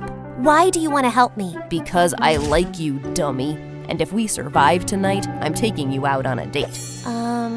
Just think about it. Now, remember, be quiet and fast. Kirk said that, took one step, and fell on his face. I was showing you what we shouldn't do. Got it, Buttman. I'm joking, don't cry. Let's go, Batman. Kirk and I went inside, kept our heads down, and dodged a bunch of cameras. It was dark, and Kirk kept bumping into me, but somehow we made our way towards the Department of Space and Aerotechnology. This must be it. But just as we took one step inside, alarms started blaring like crazy, and within seconds we were surrounded by a SWAT team. I told them my dad worked here, but they still handcuffed me and Kirk, took us to the police station, locked us in, and called our parents. Kirk's dad used his connections to get us out, but Mom had to pay a lot of money, so my arrest won't go on my permanent record. When we got home that night, she was pissed. I sold my jewelry to get that money. It was for your college. I don't even know what to say to you. You could start with telling me where Dad is. Oh my God, Thule, your dad's gone. I've accepted that, and you should too. I just can't give up on him so easily. Look at this necklace. It's a key, and Dad gave it to me right before he left and asked me to keep it safe. Obviously, it's something important. This might have information on it that can lead us to him. Give this to the police and let them handle it. This is beyond your control. And what if the police fail to handle it? It's been months, and we have no clue where Dad is. People don't disappear like that, Mom. Something happened to him. If he is out there, how can I stop looking for him? If you know something, just tell me, Mom. I can handle the truth. I just know I can't go on like this anymore. Oh, my sweet baby. I wish I could help you. Mom hugged me tight as I sobbed like a little baby. In all my years, I'd never felt this close to her. And maybe she was right, and the situation was beyond my control. The next morning, Mom and I went to the police and gave them all the information I had, including the necklace. The principal agreed to let me appear for the scholarship test again, thanks to my previous scores, and this time I cracked it. Kirk took me out to celebrate over ice cream when he suddenly jumped on a table and started singing. Oh, Thule, my Thule, you're sweeter than ice creams. I want to be with you. Will you be the peanut butter to my jelly? That was so cheesy. Then what do you have to say about this? Kirk kissed me, and it felt perfect. We started dating officially, and he even got through to the same college as mine. Mom was happy and everything was fine, except I still missed Dad terribly. Then, a day before I was leaving for college, I was loading my stuff in the car when a bunch of police vehicles pulled up in our driveway. They spoke to Mom for a while, and then she walked up to me with tears in her eyes. It's about your dad. My heart leapt to my throat. What's happened? Is he okay? They found him, but he doesn't want to see you. That's not possible. Dad loves me. Of course he wants to see me. I have to go. Mom tried to stop me, but I ignored her and left. I didn't get what her deal was. But I was too excited to see Dad after so long. But my excitement turned to horror when I saw the police car turn towards a prison. My heart was pounding when the police asked me to sit in the waiting room, and minutes later, a frail-looking man walked in. Dad! I ran and hugged him tight. I'm so happy you're okay. But what are you doing in prison, Dad? Paying for trusting my daughter. What else? Dad told me that he was running away from the government because he had illegally sold important government secrets to enemy nations for money. The government found out about it and had been tracking down Dad for months. But I got that phone call from the office about losing contact with your spaceship. That was a lie the government made up. They couldn't tell the public a national hero had gone rogue till they had proof, which you gave them. That was the key to my secret locker with evidence of my illegal activities and bank accounts. I had no choice but to flee, but I didn't want to get caught with all the information on me. No one would suspect a stupid necklace, so I put that key in there and gave it to you to keep my information safe. But you went ahead and handed it over to the police. How could you be so dense, Thule? Don't you dare talk to my daughter like that, you moron. I turned around to see Mom walk in with Kirk, march up to Dad, and slap him square in the face. That was for insulting my daughter. And that is for lying to us. You mean lying to Thule? Because you knew the whole truth, but you chose not to tell her, so I guess we're not that different. What? Is that true, Mom? Yes. The police told me everything the day after your dad left. They were the ones who took away his things into custody for investigation, but didn't find anything. I tried to help as much as I could, but I didn't want them to drag you into the mess, so I kept everything from you. You worshipped your dad, and I thought finding out that he's not a hero but a traitor would destroy you. So you lied to me? For months you saw me suffer and you didn't say a word. How could you, Mom? And Dad, I trusted you blindly and almost gave up on my future to find you. And you didn't bother to tell me you were okay? Both of you are liars. I hate you. Mom tried to stop me, but there was nothing more to say. Dad got life imprisonment, and I never saw him again. Kirk and I left for college soon after, and even though Mom tried calling several times, I didn't answer her. All I needed was space and time to heal. I felt like a mess, and Kirk helped me pick up the pieces. I went into therapy, graduated from college, got a job, and got married to Kirk in a small ceremony. A year went by, and soon I was blessed with a baby girl. I was in the hospital when Mom walked in with a huge bouquet. I know you don't want to talk to me, but I'm I was almost done with my shift at the cafe when a customer started screaming at Mom for getting the order wrong. You won't die if you have to have hot chocolate instead of coffee one day. I'm allergic to chocolate, you stupid woman! What kind of idiot is allergic to chocolate? Maybe you should die and then come back to life so you can taste chocolate. Naturally, the manager fired Mom on the spot. Hi, I'm Jane, and I know what you're thinking. Wow, she's really pretty. Trust me, I get that all the time. But it's not always the best thing you can hear. This face almost destroyed my life. Before I continue, please like and subscribe to MSA. My dad was rich, and he gave me and my mom the best life ever. When I was 10, I got into soccer, and by 14, I was winning every competition in town. It was my dream to play soccer professionally, and I was well on my way. But then I turned 18 and everything changed. Dad made some bad investments, lost all his money, and booked a one-way flight to India. I think it's time I look for spiritual awakening, a right direction, some eat, pray, love. Oh, I'll show you the right direction, estupido. We never heard from Dad again. Mom sold the house and we moved to a smaller place. Soon, she had to pick up a job, but she was awful at everything.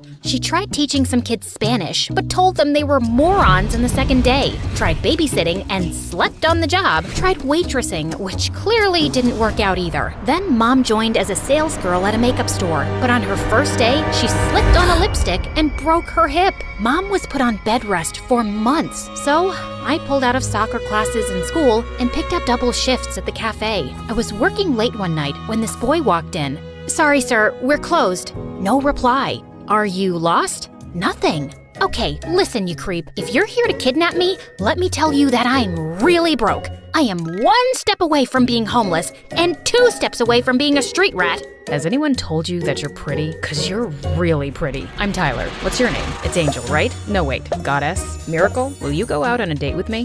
What? No! Tyler kept asking me out, but I threw coffee in his face and kicked him out. But then he started stopping by the cafe every day. He'd stay there for hours trying to get my attention. He'd keep ordering the most expensive coffee and then leave a fat tip. He was really getting on my nerves.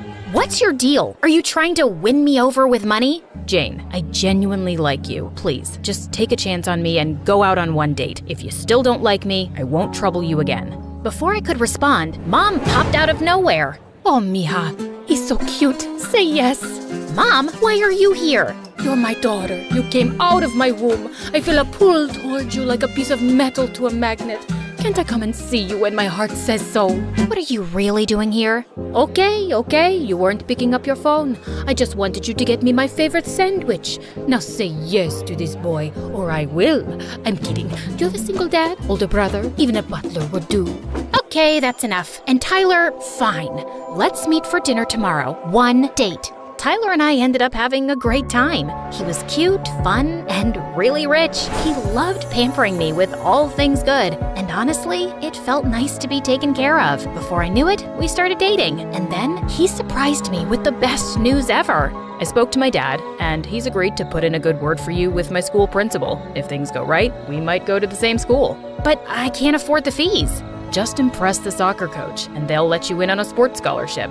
I hugged Tyler, and we shared our first kiss that night. A week later, I was called in for the soccer trial, and I nailed it. 1 week before joining the school, Tyler invited me and Mom to his place for Thanksgiving dinner, which was a mansion, and his parents looked like royalty. I was just introducing myself to his dad when a girl on a broomstick came sliding down the stairs and knocked right into me.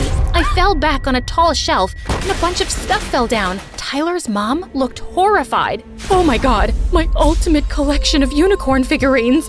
What have you done? I'm so sorry, I didn't mean to. I started picking up the pieces when the same weird girl pushed me away. You don't have to do that. High time these ugly things broke. What's wrong with you, Kiki? You could have seriously hurt Jane. She's not made of glass, and I was trying to see if the broom thing works for everyone, or if it's just for Harry Potter. Wait, I have an idea. Maybe your mom can give it a shot, Tyler, since she's an actual witch. Kiki, that's enough. Kiki just grinned, and we all sat down for dinner. Tyler's parents were extremely sweet, and they really seemed to love him. Tyler's a star, and I'm so lucky to have him. He's really smart and helps me handle the business so well. Look at that handsome face. So handsome. He's a dork. What did you just say? I need a fork to eat noodles. But we got this turkey made especially for you, Kiki. I know how you like it. Shush! Okay, I'll eat it. Your fake sweet voice gives me nightmares. I mean migraines. You know what? Let's play a game. Let's all tell one thing we're grateful for. I'll start. I'm grateful for nothing, thanks to you, stepmama. You broke my family, turned my dad's brain into mush, and your son looks like a toad and he gets all the attention. Oh wait, I have the perfect Thanksgiving song for y'all. With that, Kiki jumped on the table and started singing in the worst voice ever. Hey yo, it's a day to be happy, but I'm always so snappy because my stepmom's a witch and her son's kinda crappy and my dad is dumber than a baby in a nappy. Kiki's dad got up furiously and pulled Kiki out of the room, and that was our cue to leave. That was one horribly awkward dinner. The next day at school, Tyler apologized for Kiki's behavior. Her mom ran away with the milkman when Kiki was only 5. She came back, but then she ran away with the postman a few years later. Kiki still thinks her mom will come back, so when her dad decided to marry my mom, she hated the idea. She just can't accept us as a family and keeps acting like a spoiled brat. Just be careful. She might take her anger out on you too. And sure enough, Kiki made my life at school miserable. I found my soccer jersey soaked in grease, and another time she spray painted all over my books. The last straw was when one day during practice, I was doing some stretches and I heard Kiki giggling behind with her camera focused on my butt. Hey guys, Tyler's new girlfriend wears Barbie underpants. Look. For more content, like and subscribe to my channel. Everybody hates Tyler. Get that thing away from me. I tried to stop her from filming, but she wouldn't, and then I pushed her. She fell, her camera broke, and both of us fought like wildcats before the coach separated us. Tyler's right about you. You're a crazy, spoiled brat. And you're just a pretty stupid girl. And I mean pretty stupid, like a whole lot of stupid, not like pretty and stupid. Wait, that's not good enough trash talk. Can we try this again? I can do better. But I just ignored Kiki and walked away. While school was a mess, at home, Mom kept pestering me about my relationship with Tyler. Change that shirt, you smell like a wet puppy. Get a manicure. Your fingers need to be perfect when Tyler puts a ring on it. Oh my God, Mom, we're not getting married, and money isn't everything. That's a lie poor people made up. Yeah, that was another problem. Mom was just so excited about me and Tyler, but lately, I was beginning to have second thoughts. The more I hung out with him, the more I realized that we were poles apart. He would take me to these fancy parties and dinners when all I really wanted was some quiet time together watching TV and eating pizza. Then one evening, Tyler invited me to an art exhibition with his parents and Kiki. As always, Tyler's dad kept praising him in front of the guests, and Kiki looked upset. The whole situation was uncomfortable, so I excused myself and was admiring an art piece when a boy came and stood next to me. Admiring my work, I see. Oh, it's by you? It's amazing. You're so talented. Oui, merci beaucoup. Pretty bella. The artist leaned in to kiss me, but I stepped back. He then pulled me by the arm, but I turned around and punched him in his face. He screamed, and soon a crowd gathered around us. And Tyler angrily pulled me outside. What were you thinking, Jane? He was forcefully trying to kiss me. What else was I supposed to do? That's how French people say thank you. This is so embarrassing to my parents. Go apologize to them now. Are you for real? You should be making that artist apologize to me. Why should I say sorry to your parents? Because they've done so much for you. You know my dad had to bribe the principal to get you into this school? What? I never asked you to do that. Exactly. A lot of girls would kill to be in your place. Oh, really? Then choose one of those girls and date them. With that, I turned around and left. I tried finding a cab, but there was none around, and I started walking. Just a few blocks down, I suddenly realized that 2 homeless guys were following me. I panicked and ran, and just as I turned a corner, I crashed into someone. Kiki! Ow! You blind bat! Wait, who are these monkeys? Your worst nightmare. Now give me all the cash you have. Huh, not so fast. Kiki lunged at one guy and bit him. He howled in pain, and the other one was about to jump at Kiki, but she turned around and kicked him in the stomach and brought him to his knees. Then she took a tweezer out from her pocket and pulled hair out of his nostrils. The guy started sneezing like crazy, and Kiki and I ran for our lives. We finally stopped at a cafe and threw ourselves on some seats. Thanks for saving my... But, sure. But first, I need food. Waiter? Yes, hi. Get me 2 full hamburgers, 2 sides of fries, 2 strawberry milkshakes, and 3 scoops of ice cream each. Oh no, wait, I'm on a diet. Only 2 scoops then. And make it fast. Why did you help me? It's been a while since I last bit someone. The last person I bit was Tyler because he called me a dumb witch, which I'm not. I mean, if I was a witch, I would have been able to fly on a broom. Why do you hate Tyler so much? He acts really nice in front of my dad, but behind his back, he's a big fat jerk. He and his mom are evil, I just know it. My nostrils flare up every time they're around. You know, like Spider-Man has those spider tingles? Has anyone ever told you you talk a lot? Yeah, all the time. Why? They say that to you too? That's such a coincidence. And Kiki went on till the food came, and she finally shut up. That night, I realized that Kiki wasn't that bad. She was just an ignored kid looking for love, and it kind of reminded me of the time when Dad left us. And Tyler had been such a jerk today. Kiki dropped me off at home in her car, and when she left, I noticed something stuck to my coat. It was a weird necklace that I'd seen Kiki wearing at the museum. It must have gotten stuck on me during that fight with those homeless guys. So the next day, I went to her place to return it. When I saw her arguing with Tyler's mom, I hid behind one of the cars to avoid getting spotted. You spoiled brat. You destroyed my entire Prada collection. Do you have any idea what that's worth? Nope. Do you? How would you know, since my dad paid for it, you filthy peasants? The only peasant here is you. It's only a matter of time before your dad hands over the business to me. And once I have control, you'll have to beg me for money. You and your evil mother will eat rat poop before that happens. That's it. I'm talking to your father and we're shipping you off to that boarding school. Don't think I can't make it happen. I've got him wrapped around my little finger. In your dreams. And with that, Kiki threw chili powder in Tyler's mom's face and ran away, leaving her screaming while Tyler quickly led her inside. I tried to sneak away unnoticed, but Kiki spotted me. What are you doing here? I came to give you back this necklace. What's all this mess, Kiki? Tyler and his mom are horrible. But Kiki was only half listening because her eyes were stuck on the necklace. This was in your hand the entire time? Yeah. Why? What's so great about this rusty thing? It's a hidden camera. I bought this yesterday to collect evidence against my stepmom, and I thought I'd lost it. But you just recorded her spitting fire on me, and now I have proof that she's a vile witch. I can finally show this to my dad. Oh, thank you so much. And hey, I'm sorry for calling you a pretty stupid girl. You're very smart and pretty. Kiki kissed my hands and then ran inside at the speed of light. The next day at school, she walked up to me with a huge smile and told me that her dad finally believed her and Tyler and his mom were out of her life. I was really happy for her. That same day, the coach told us about the upcoming inter-school soccer championship, which would be attended by international scouts looking for new players. Getting selected would mean a 5-year contract and a college of our choice. I plunged myself into practice, but Tyler kept bugging me with texts and phone calls, so I decided to break up with him clearly.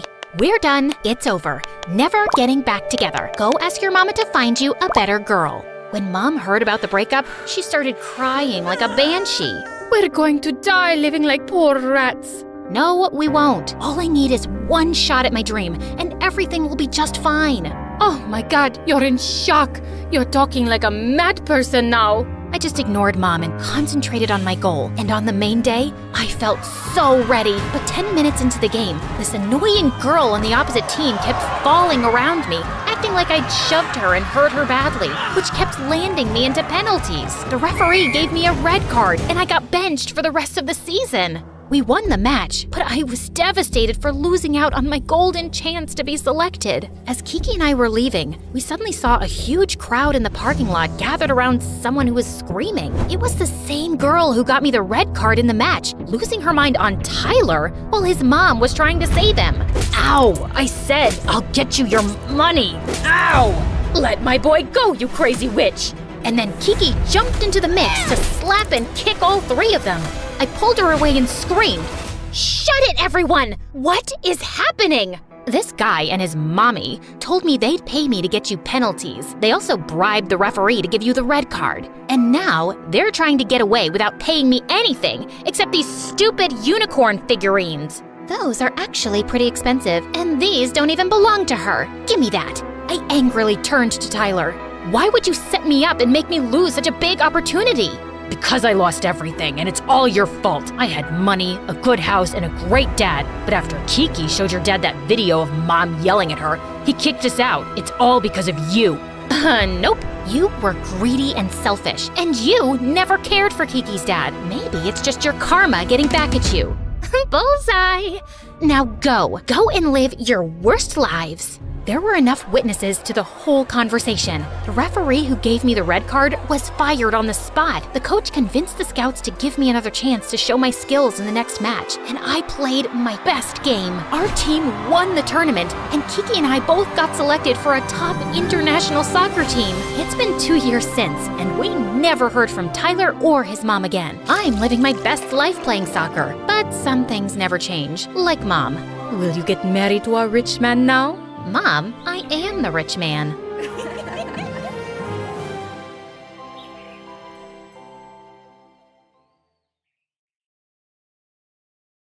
Hi everyone, my name is Summer. Please like and subscribe to MSA. I come from a poor family where my single mom used to work in fields for rich people. And since I was the eldest daughter, I always tried to help her out. Except I was kinda slow and really clumsy. Honey, can you go pick up those baskets for me? Sure thing, Mom. Oh, ouch! I'd destroy more things than I'd fix. You're sick, Mom. You should rest. I'll feed the cattle for you today. Oh no, wait, Summer, no, shh. You can thank me later. But as soon as I went near the animals, I stepped on a cow's tail and sent them all running around in panic. Just then, my BFF Jackson showed up, laughing like crazy. I guess that adds to another of your achievements this week, Summer. Shut up and help me. Jackson's family had lived next to us for years, and we'd grown up really close. And since he was a freaking genius, he'd help me study while I just tried to sleep my way out of it.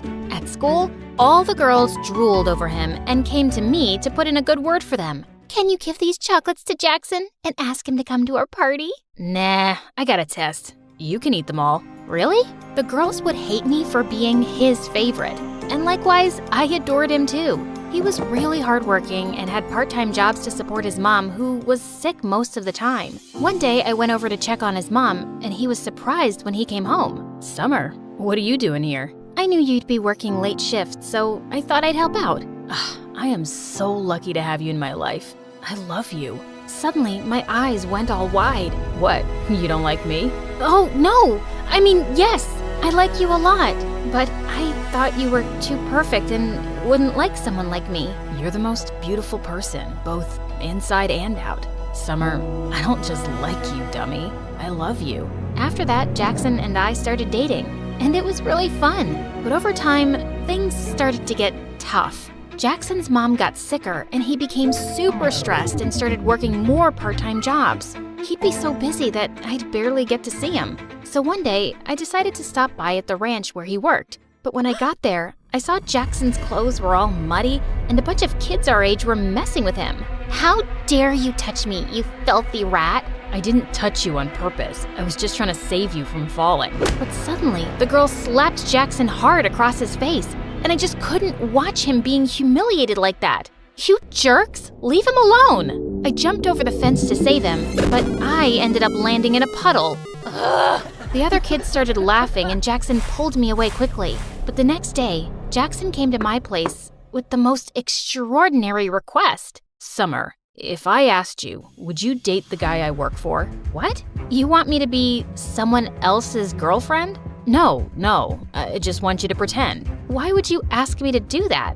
And you mean one of those jerks who was bullying you? Just hear me out. He asked me if I could get him a fake girlfriend in exchange for a lot of money. Summer, you know I'd never even think of such a thing if I didn't really need it. Mom needs that surgery soon. So, you'll put me up for sale? No, don't say it like that. It's just like any job. It doesn't mean anything more. Please, help me.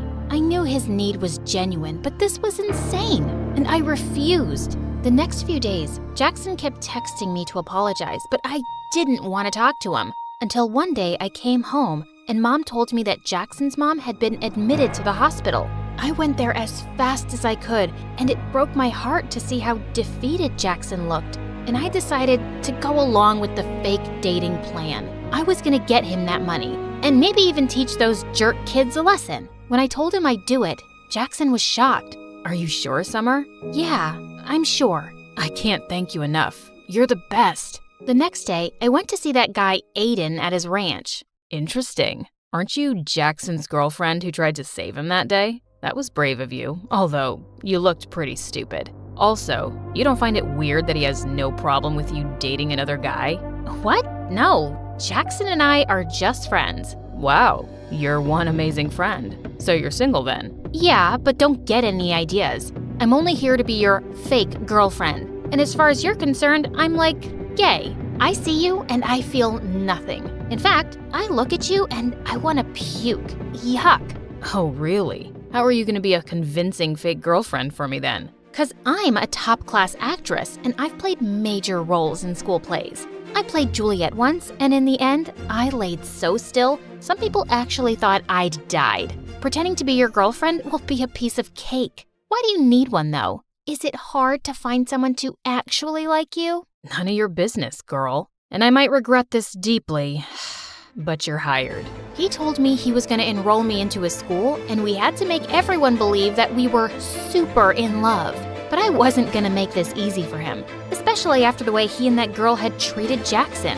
I was going to be the most annoying girlfriend ever. On the first day, I put on a hideous outfit to embarrass him. God, who is that clown with you, Aiden? What is she even wearing? Ew, she smells like cattle. But my plan failed because Aiden shut everyone up and told them I was his girlfriend, with pride. Just then, the same girl who slapped Jackson at the ranch came catwalking towards us.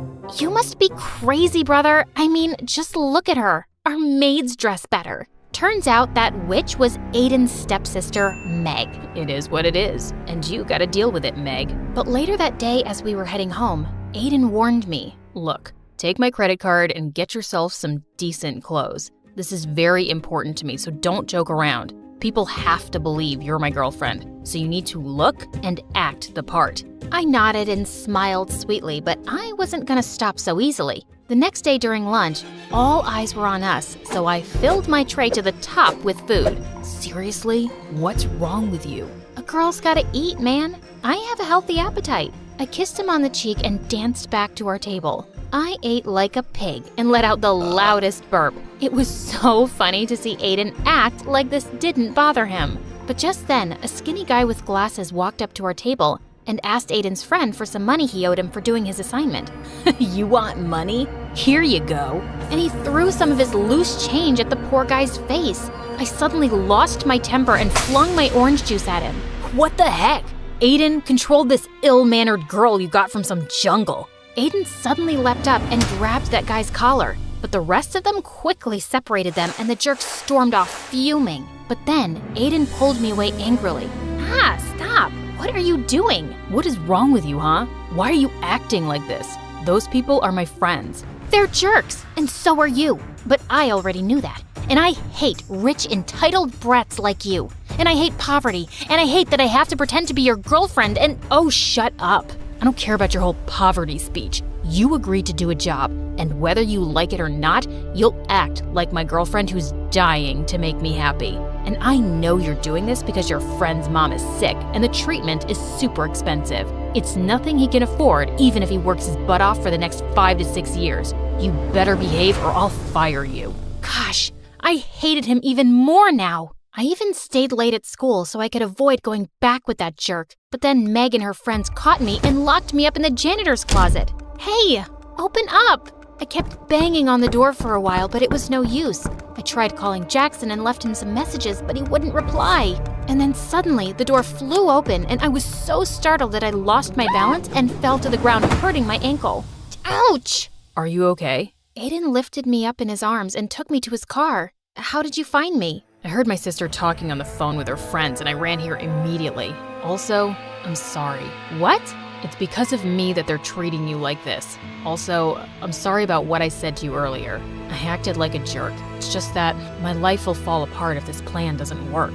What do you mean? My dad wants me to get engaged to his business partner's daughter, but I don't want to do that. I want to become a musician and be with someone I love, not be part of some business deal. So I lied, and I told him I already love someone else. But now he wants to meet that person. That's why I hired you. I could tell that he was having a really hard time, and I decided not to make things worse for him anymore and play my part properly. Later, when we reached home, Aiden even dropped me to the doorstep in his arms. But as I limped in, I saw Jackson waiting for me. What do you think you're doing, Summer? You're supposed to pretend and not actually jump into his arms like his girlfriend. Huh? I hurt my ankle and he just helped me. You could have just walked. What? I'm doing all of this because of you in the first place, and you're being so... Okay. Don't get mad at me, please. It's just that I love you and I got kind of jealous, and I'm sorry, okay? It felt kind of weird, but I could understand his jealousy. And now, I just wanted to get this job done as soon as possible. My weird and clumsy habits would come in my way often, but Aiden didn't make me feel bad about it. And I discovered that he was actually a nice and kind person. Once when he was dropping me off at home, he suddenly dialed someone's number and wished them a happy birthday, warmly. That was my old nanny. I adored her when I was a kid, and we've stayed in touch. That was actually really sweet. I couldn't remember the last time I'd even called my favorite aunt on her birthday. And it was things like this that made me warm up to him. And we slowly became good friends. A few days later, it was my birthday, but Aiden told me he had a party at his place and wanted to introduce me to his parents. When he picked me up that evening, I saw him in a suit looking so handsome. Whoa, you look so pretty. You don't have to pretend. No one's watching us here, Aiden. Suddenly, I lost my balance, but thankfully, Aiden caught me in his arms. For seconds, he kept staring into my eyes, and my heart raced like crazy. It's a shame we aren't dating for real. Somehow, I pulled myself back up and stomped on his feet. I would never have dated you for real. You're not my type. Later at the party, Aiden was about to introduce me to his parents, but on the way, Meg stepped on my dress and I ended up crashing into the party cake, which went flying into Aiden's parents' face. Holy freaking cake monsters! It was such a disaster and I just ran out of there. But on my way out, I crashed into Jackson. I hadn't seen him in days. Jack, what are you doing here? And where have you been lately? I came to work here for the night so I could make some extra cash. And I've been busy, but I'm surprised you even noticed or cared. Why wouldn't I? You're my boyfriend. And do you know what day it is today? Yeah, Saturday. Now if you'll excuse me, I got work to do. And you should go and be with Aiden. Saying that, he just left without even wishing me a happy birthday. I was sitting outside by myself when Aiden joined me. Are you okay? I'm sorry about what happened back there. No, don't be. It wasn't your fault. So, what now? Are your parents gonna be mad at you? Did I ruin things for you? Hey, take it easy. Why are you always so worried about everyone but yourself? Here, let me get that. He had some napkins and wiped some cake off my shoes. As he was doing that, I couldn't help staring at him. Suddenly, he looked up and started leaning closer to kiss me. My heart was pounding wildly, but I pulled myself back just in time and ran out of there. What just happened? The entire night, I kept thinking about Aiden. I was definitely catching feelings for him, and I felt guilty. I decided I couldn't go on with this deal, and I had to talk to Jackson about it. But then early the next morning, I received a message from Aiden calling me at his place. When I got there, I didn't see Aiden, but his parents and Meg were there. And so was Jackson. Look who's here. The famous gold digger who's trying to rip my brother off. I have no idea what you're talking about. Your brother and I love each other. Oh, really? Then who is this? Meg told us she heard you calling him your boyfriend last night. So, you've just been playing with my son's heart because he's rich? That's why rich people like us can't trust you filthy lowlives. You're all liars and frauds. I looked at Jackson, but he just stood there. But Aiden suddenly appeared and stepped in front of me. Leave her alone. I told you, I love her, Meg, and if you hurt her again, it's not gonna end well for you. Then it's not going to end well for you either, son. If you're gonna be with this girl, you can just leave with her as well. I already felt so humiliated, and I didn't want Aiden to get in any more trouble. So I ran out of there, and Jackson followed me. I'm really sorry, Summer, but it would have messed up our plan if I'd jumped in to save Aiden's girlfriend. Jackson, I think the plan is already over. Aiden's family won't accept me as his girlfriend now. But Summer, you still asked Aiden to pay for you, right? This can't have been all a waste. I failed at the job, and I don't want to ask him for the money. I was going to talk to you about ending the deal anyway. Why? 'Cause Aiden kissed you last night? What? I actually left before he could kiss me. But you thought we kissed? And you still didn't want to break the deal? Do you even care about me? Of course I care about you, Summer. You think it's been easy for me to see my girlfriend with him? But you know how desperately we need the money. Not me, you. It's you who's lost his mind over the money. It's like I don't even know who you are anymore, Jackson. Just leave me alone. We're done. Because you fell in love with Mr. Fancy Rich Pants, right? Because I'm not good enough for you anymore, right? Jackson, just stop. No, I won't. In fact, let's see if you still love me or not. He tried to kiss me, and just as I was about to slap him, Aiden pulled him back and punched him hard. You piece of garbage. Step away right now if you ever want to see a penny of that money. Jackson stood there looking furious for a minute, then walked away. I couldn't believe him. So, Jackson is your boyfriend. So what? It shouldn't matter to you anyway. It matters to me, Summer. You deserve so much better than this jerk who didn't even hesitate to sell off his girlfriend. I knew he was right, but I was too embarrassed to accept that in front of him. The next few days, Aiden kept calling me and I didn't answer. Jackson didn't even bother, and I'd sure he'd gotten his money. And then soon after, I left for college, cutting contacts with everyone. But only a few months later, I was walking down my college campus when I heard a familiar voice. You look great, Summer. Aiden, what are you doing here? I came to look for you. But why? Because I want to be with you. I was always under so much pressure from my family, but after you left, I left home too. Somehow, you've made me stronger. I chased my dreams and started my own music band, but there was still something missing. You. What? I fell in love with you really quickly, Summer. But whenever I'd say anything, you'd think I was pretending. And after you left, I realized I was such a fool not to tell you earlier. So tell me you don't hate me, at least. I don't, but you'll have to take it slow, because this time, I want it to be real too. I promise.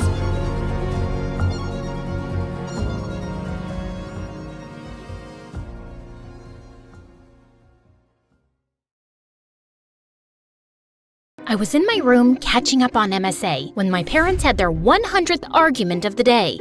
You bought a neck cream for $1,000? Yeah, so? You know how delicate the skin around the neck is? Staying in this stupid village stresses me out. I have wrinkles now. I'm officially unlovable. I still love you. Like that matters. Outer beauty is just a lie, Mother. It's what's inside that counts. If you really want to be loved, you need to fix your personality. And while you're at it, please fix your posture too, or you'll have a hunchback soon. Mom stared at me before bursting into tears and running away.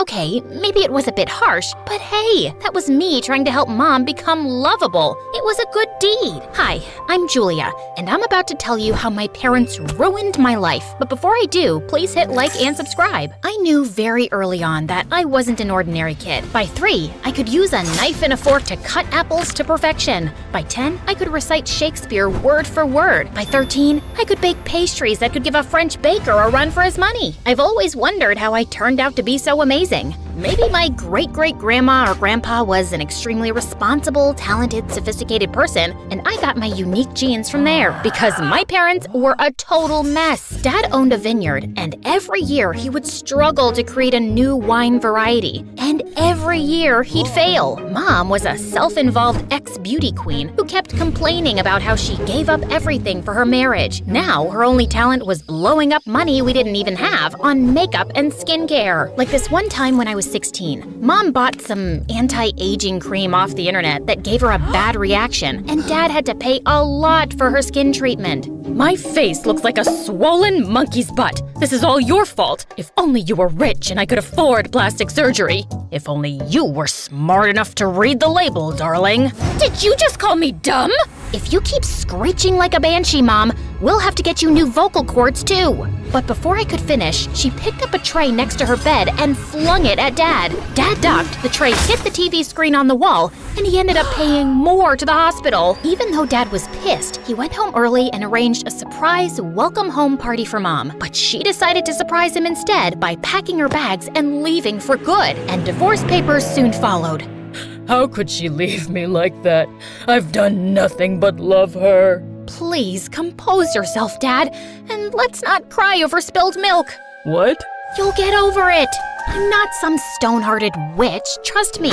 I missed my mom too, but I wasn't gonna bawl my eyes out like a silly baby with no self-control. One of those in the house is enough. Dad threw himself into work after that, while I focused on school and picked up baking full-time. By 18, I got a job at a small cafe, and life went back to normal. Then one evening, Dad told me excitedly that he'd finally found an investor, Mr. Sharman, for his new wine batch, and he had invited us over for dinner to talk further. That evening, we were welcomed warmly by Mr. Sharman. He was showing us around his mansion, when suddenly, my world kind of stopped. This really gorgeous guy walked in, sadly with the prettiest girl on his arm. Apparently, he was Mr. Sharman's nephew and financial manager, Darren, and it was hard to keep my eyes off of him. At one point, he was feeding her grapes when one fell down. He bent to pick it up, and I saw the girl staring at me, staring at his butt. I got so flustered that I stepped back and knocked over a huge bowl of punch, getting plenty all over myself.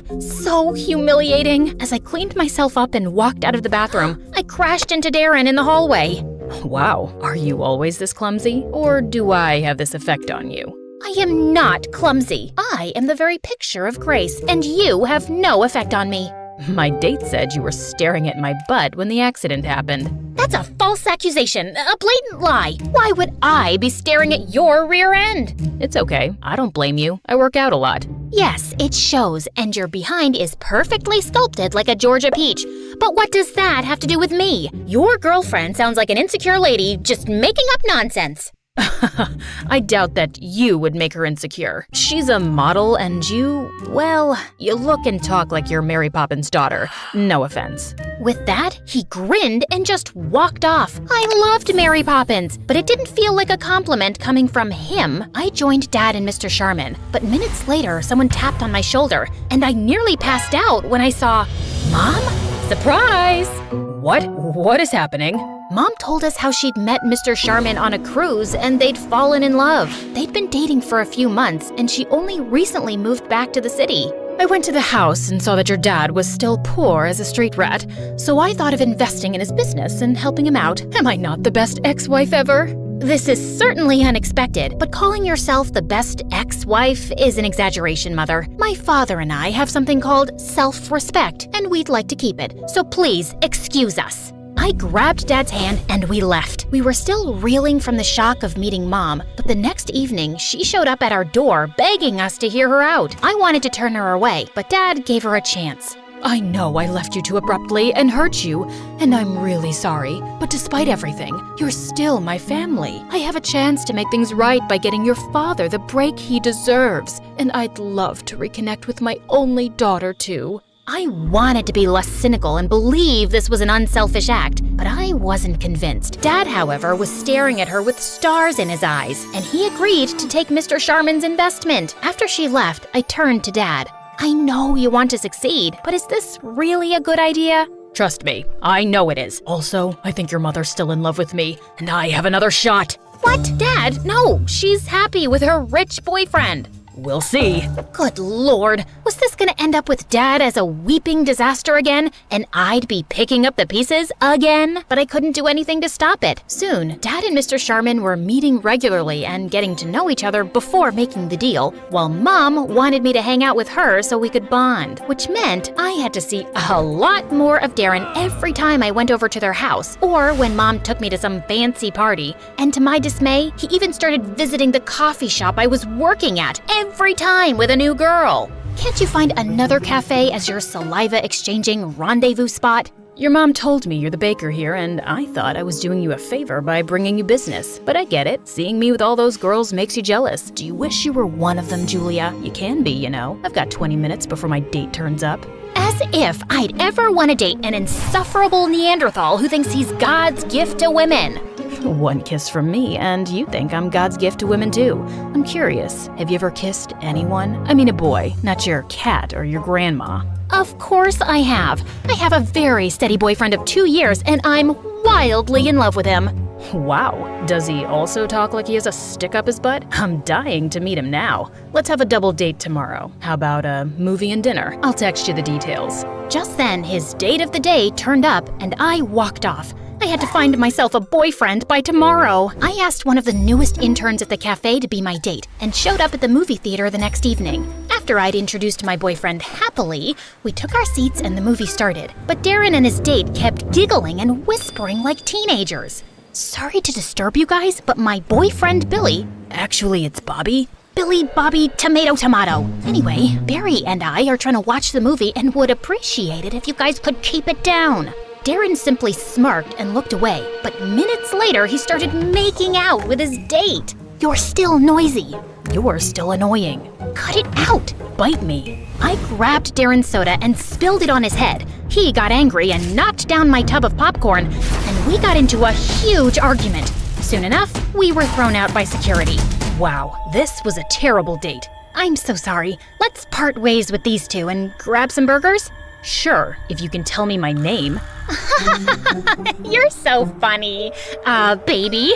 It's Bobby.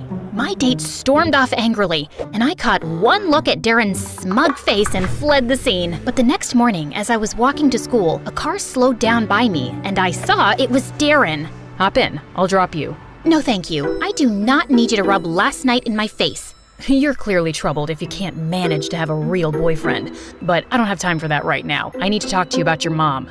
That caught my attention, and reluctantly, I got in. I've been working with my uncle for years, but ever since he started dating your mom, things have been a mess. The business is running in losses, and the accounts are all over the place. I can't help thinking she's stealing from my uncle. How are you so sure? Call it a hunch. She has really expensive taste, and she's not really rich, so... So, just because she doesn't have your kind of money, you think she's a thief? Have you ever thought that maybe your accounts are a mess because you're too distracted with your girlfriends and you're bad at your job?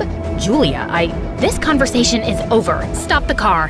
He did, and I got off. I was so annoyed at Darren for accusing Mom, but I couldn't shake off the nagging feeling that he might be right. Mom had always valued money more than relationships. Could it be true? I didn't have to wait too long for an answer, because late that night, I woke up from my sleep when I heard a car pull up in my driveway. I looked outside and spotted Mom and Dad talking in the garden. I went out the back door and crawled behind a bush close to them. Darling, I was a fool to let you go, but now everything will be perfect.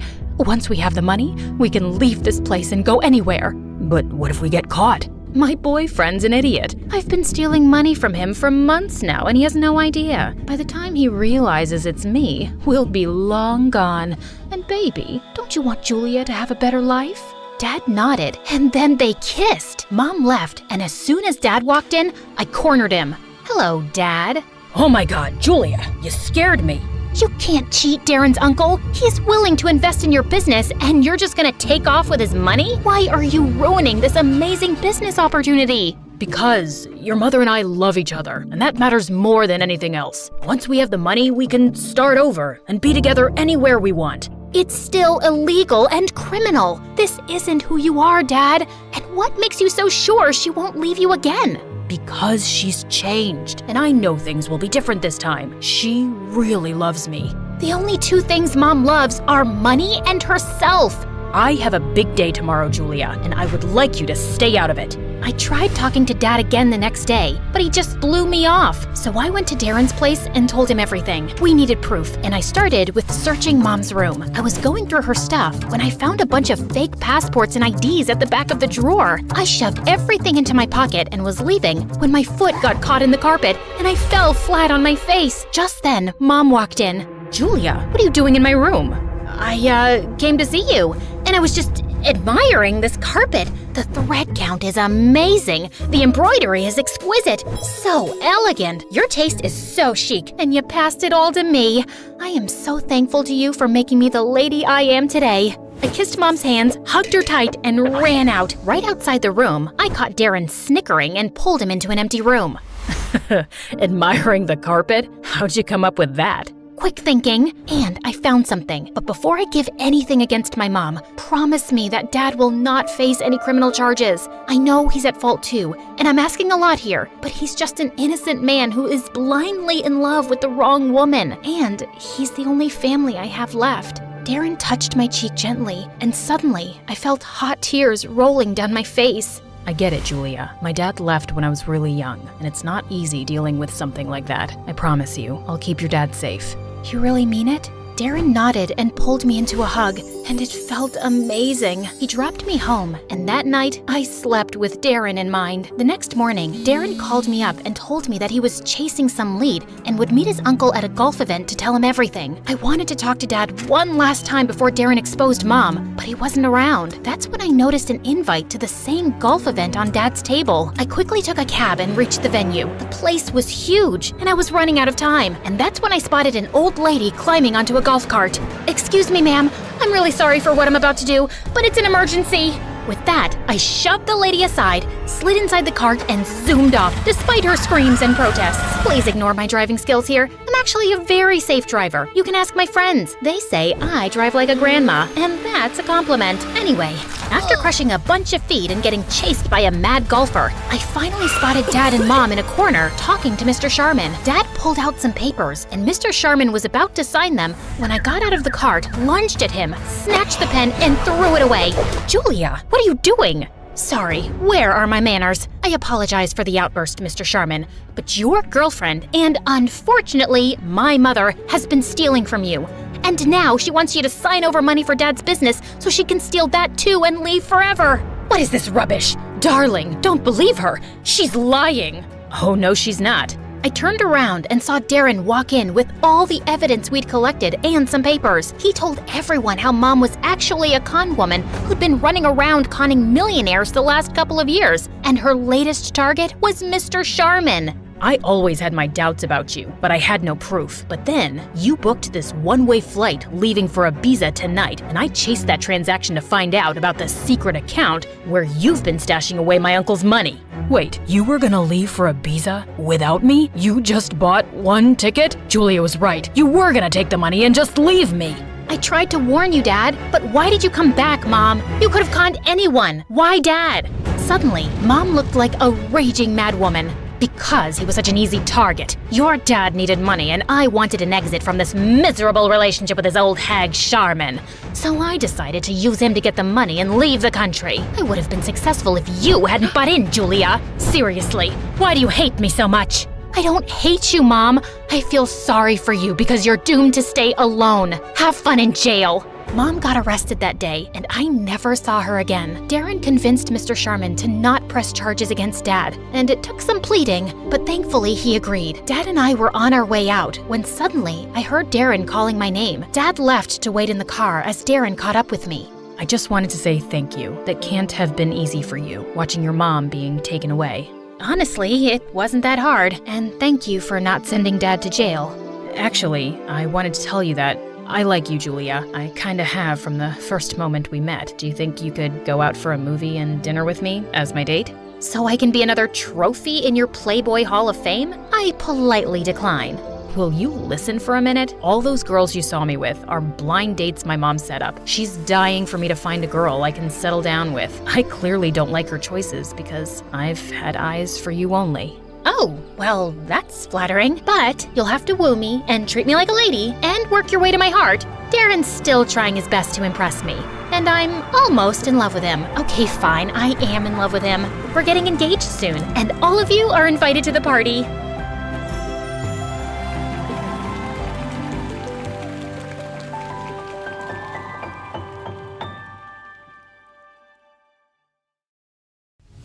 They were everywhere, and we were completely surrounded. It seemed that all hope was lost. But then I remembered the phrase that my grandma had taught me so many years ago. I said it, and then my powers kicked in.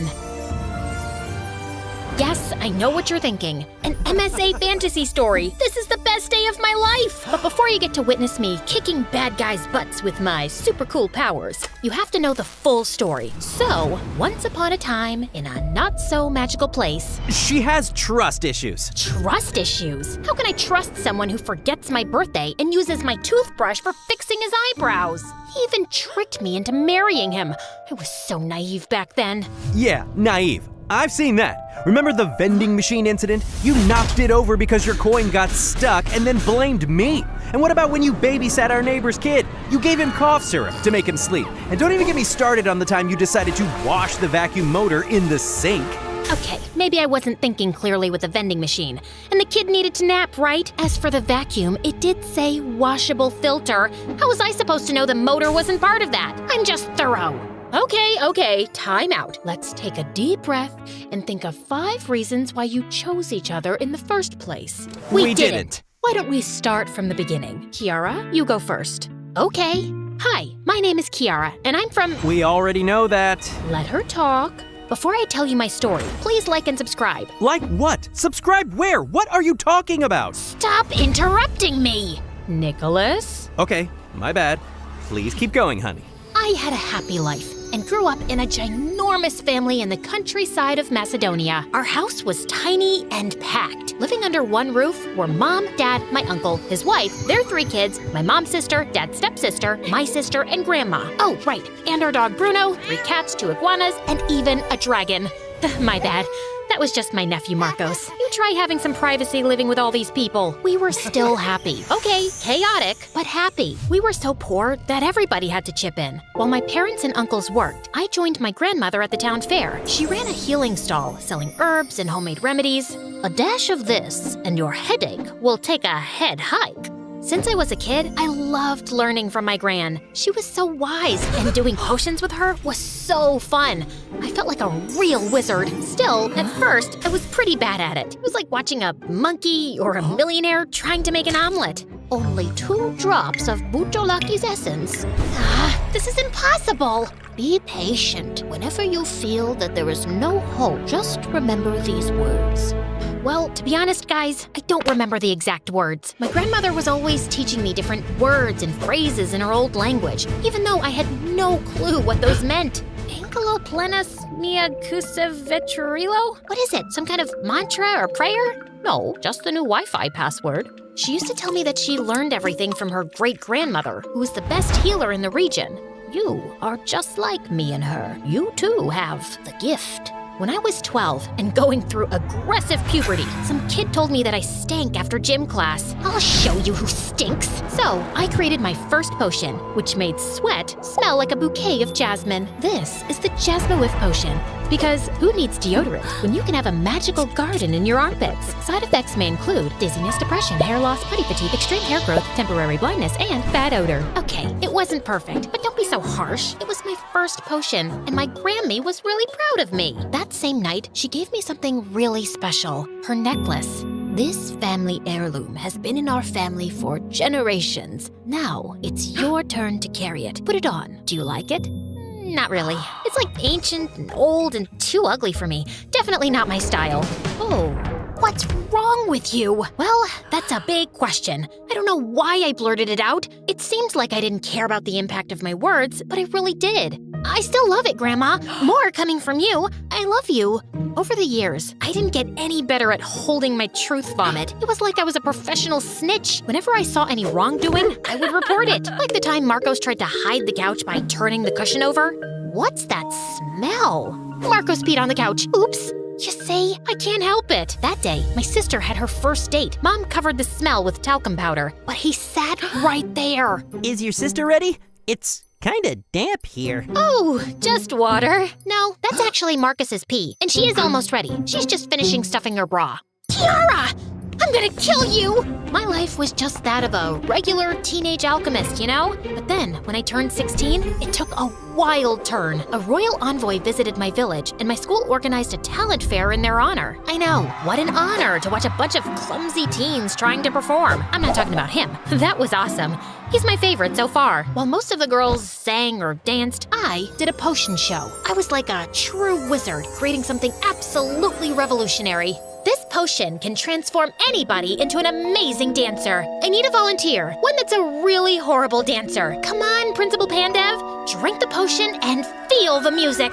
He drank my potion and then started dancing like he was in a K-pop group. After such a display of magic, I obviously won the contest. However, the prize was more than I had asked for. Turns out, the royal envoys were not just there to admire our talents. On behalf of the royal court, we would like to ask you for your hand in marriage for the Count. It is tradition that the Count marries the most talented girl in all the land. Wait, what? Did I just win a marriage proposal? And if you think this is very Cinderella or another Disney princess, it's because I'm like a Disney princess. Don't you dare say another word. Like I was saying, I was just like a Disney princess. I didn't want to marry some count I didn't even know. What is this, the 10th century? I was more than ready to say no, but we had been poor for so long. My father had been fired recently, and my uncle had an accident. Don't worry, he's fine. He just fell from his hammock when he was sleeping and snoring, and he broke like 4 ribs. My grandmother's stand wasn't doing so well either. Apparently, modern people prefer conventional medicine. I'll give it a B for boring, and boo! I knew that marrying a count would be a game changer for us, like going from, so I did it for my family, under the condition that we wouldn't get married until I was 18. Still, I had to go to the Count's castle, known as the Dracon Castle. Well, the place was absolutely huge, like a super mansion. It had rooms on rooms on rooms on rooms, but almost all of them were completely empty. Then I met my mother-in-law. If this were a Disney movie, she would be the wicked stepmother. Let's just say we didn't start with the right foot. I must say, you have a massive place. Imagine losing your remote control here. You would have to call a rescue team to find it. Or you'd need a GPS. By the way, I have a potion for removing wrinkles. I can see that you really need it. Stop talking, Kiara. I beg you. We'll have the engagement party tonight. Get ready. Tonight? But my family isn't here. That's a shame, but this isn't the kind of party for people like your family anyway. I wanted to punch her, but before I knew it, I had already been captured by the maids who did my hair, makeup, and dressed me. The final result was horrible. I look so horrible. My hair looks like Marie Antoinette's, and this dress is the ugliest one I've ever seen. That's the dress I and my mother and my grandmother got engaged in. Well, I guess not everybody has the class to pull it off. The class? You mean the big hips, right? Oh, I'm so sorry. I meant, I'm just more of a pants girl. Yes, I can tell that. The night came, and it was a giant masquerade ball. Everybody was so uptight that if they were noodles, they'd be straight up spaghetti sticks. I felt so out of place that I took the first opportunity to sneak out of there. While I was trying to get back to my room, I got lost and ended up in their greenhouse. The place was full of weird and exotic herbs and plants. Bingo! I started taking various plants and putting them inside my dress when someone caught me red-handed. Or should I say dirt-handed. Are you stealing plants? Even with the mask on, you could tell the guy was ridiculously good-looking. He also had a really cool dragon tattoo on his neck and chest. I'm not stealing them, I'm just borrowing them. I'll return them later.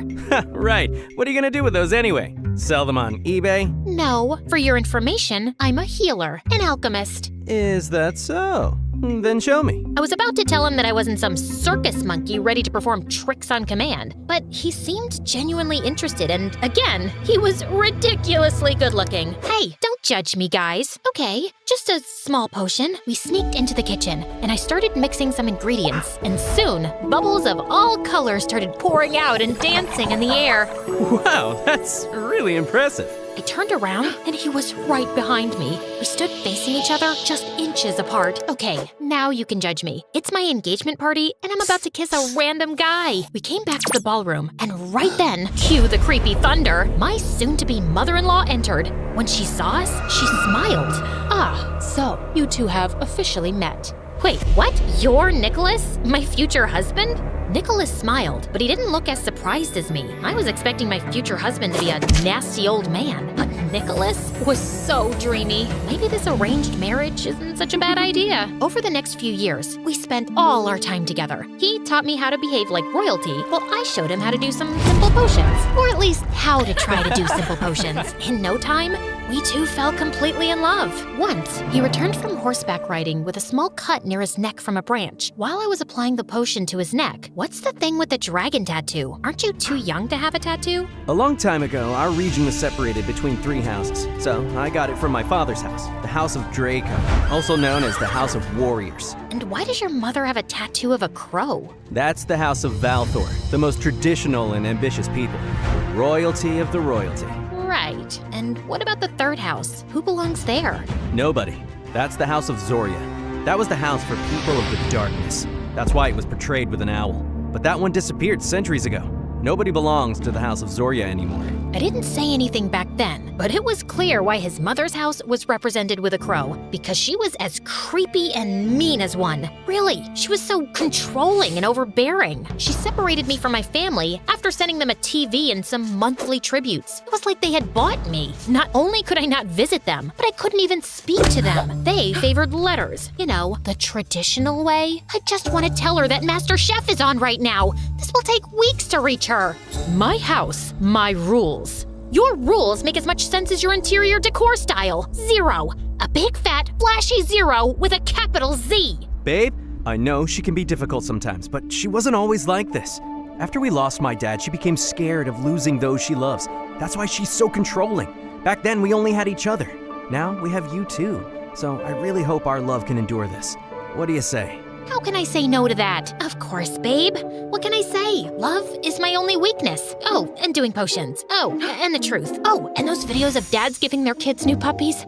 Those are so emotional. Soon, it turned 18, and we had the biggest wedding of the century. I had never felt happier. But after that, things really went downhill. My mother-in-law got worse. She had servants follow me around, even when I went to the garden. Well, granted, the garden is about 1,000 acres. More than once, I tried to lose them, but there always seemed to be a pair of extra eyes on me. It was as if she was afraid that I would run away. But run away from what? From my handsome husband or from my new castle? Something is off here. The next night, I sneaked into the reading room while they did their Shakespeare reading hour. I settled under a desk. For the first 45 minutes, they just read, but I remained fully focused on my mission. Finally, they started talking. The time to do the ritual is here. Ritual? Mother, how come you are so sure that the witch is Kiara's great-great-great-grandmother? Witch? She has the necklace. My necklace? That moronic little girl is the key to lifting our curse. Moronic? I mean, curse? My head was spinning. Oh my god, these people are completely insane. I couldn't believe that Nicholas had used me like that and was planning to betray me. I felt devastated. I need to escape right away. Before I left, just to show Nicholas how angry I was, I snuck into his room, transformed his underpants into origami, and spread red chili on all of his wardrobes. Then, I jumped out of my window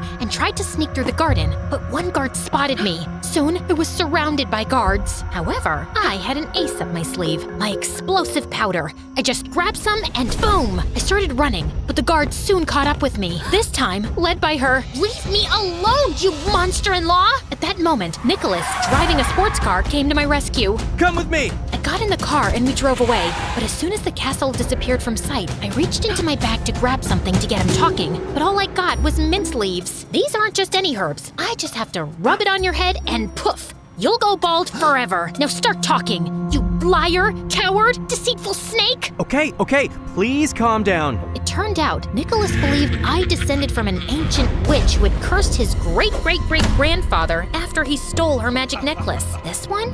Yes. It was supposed to make him a fair and just ruler, but he took it by force, and that unleashed a curse on my family. He tried to return it, and when that didn't work, he spread the word that your great-great-great-grandmother and her families were witches to exile them. His great-great-great-grandfather doesn't sound so great. Still, the curse stood. From then on, all the males in my family died prematurely, like my dad.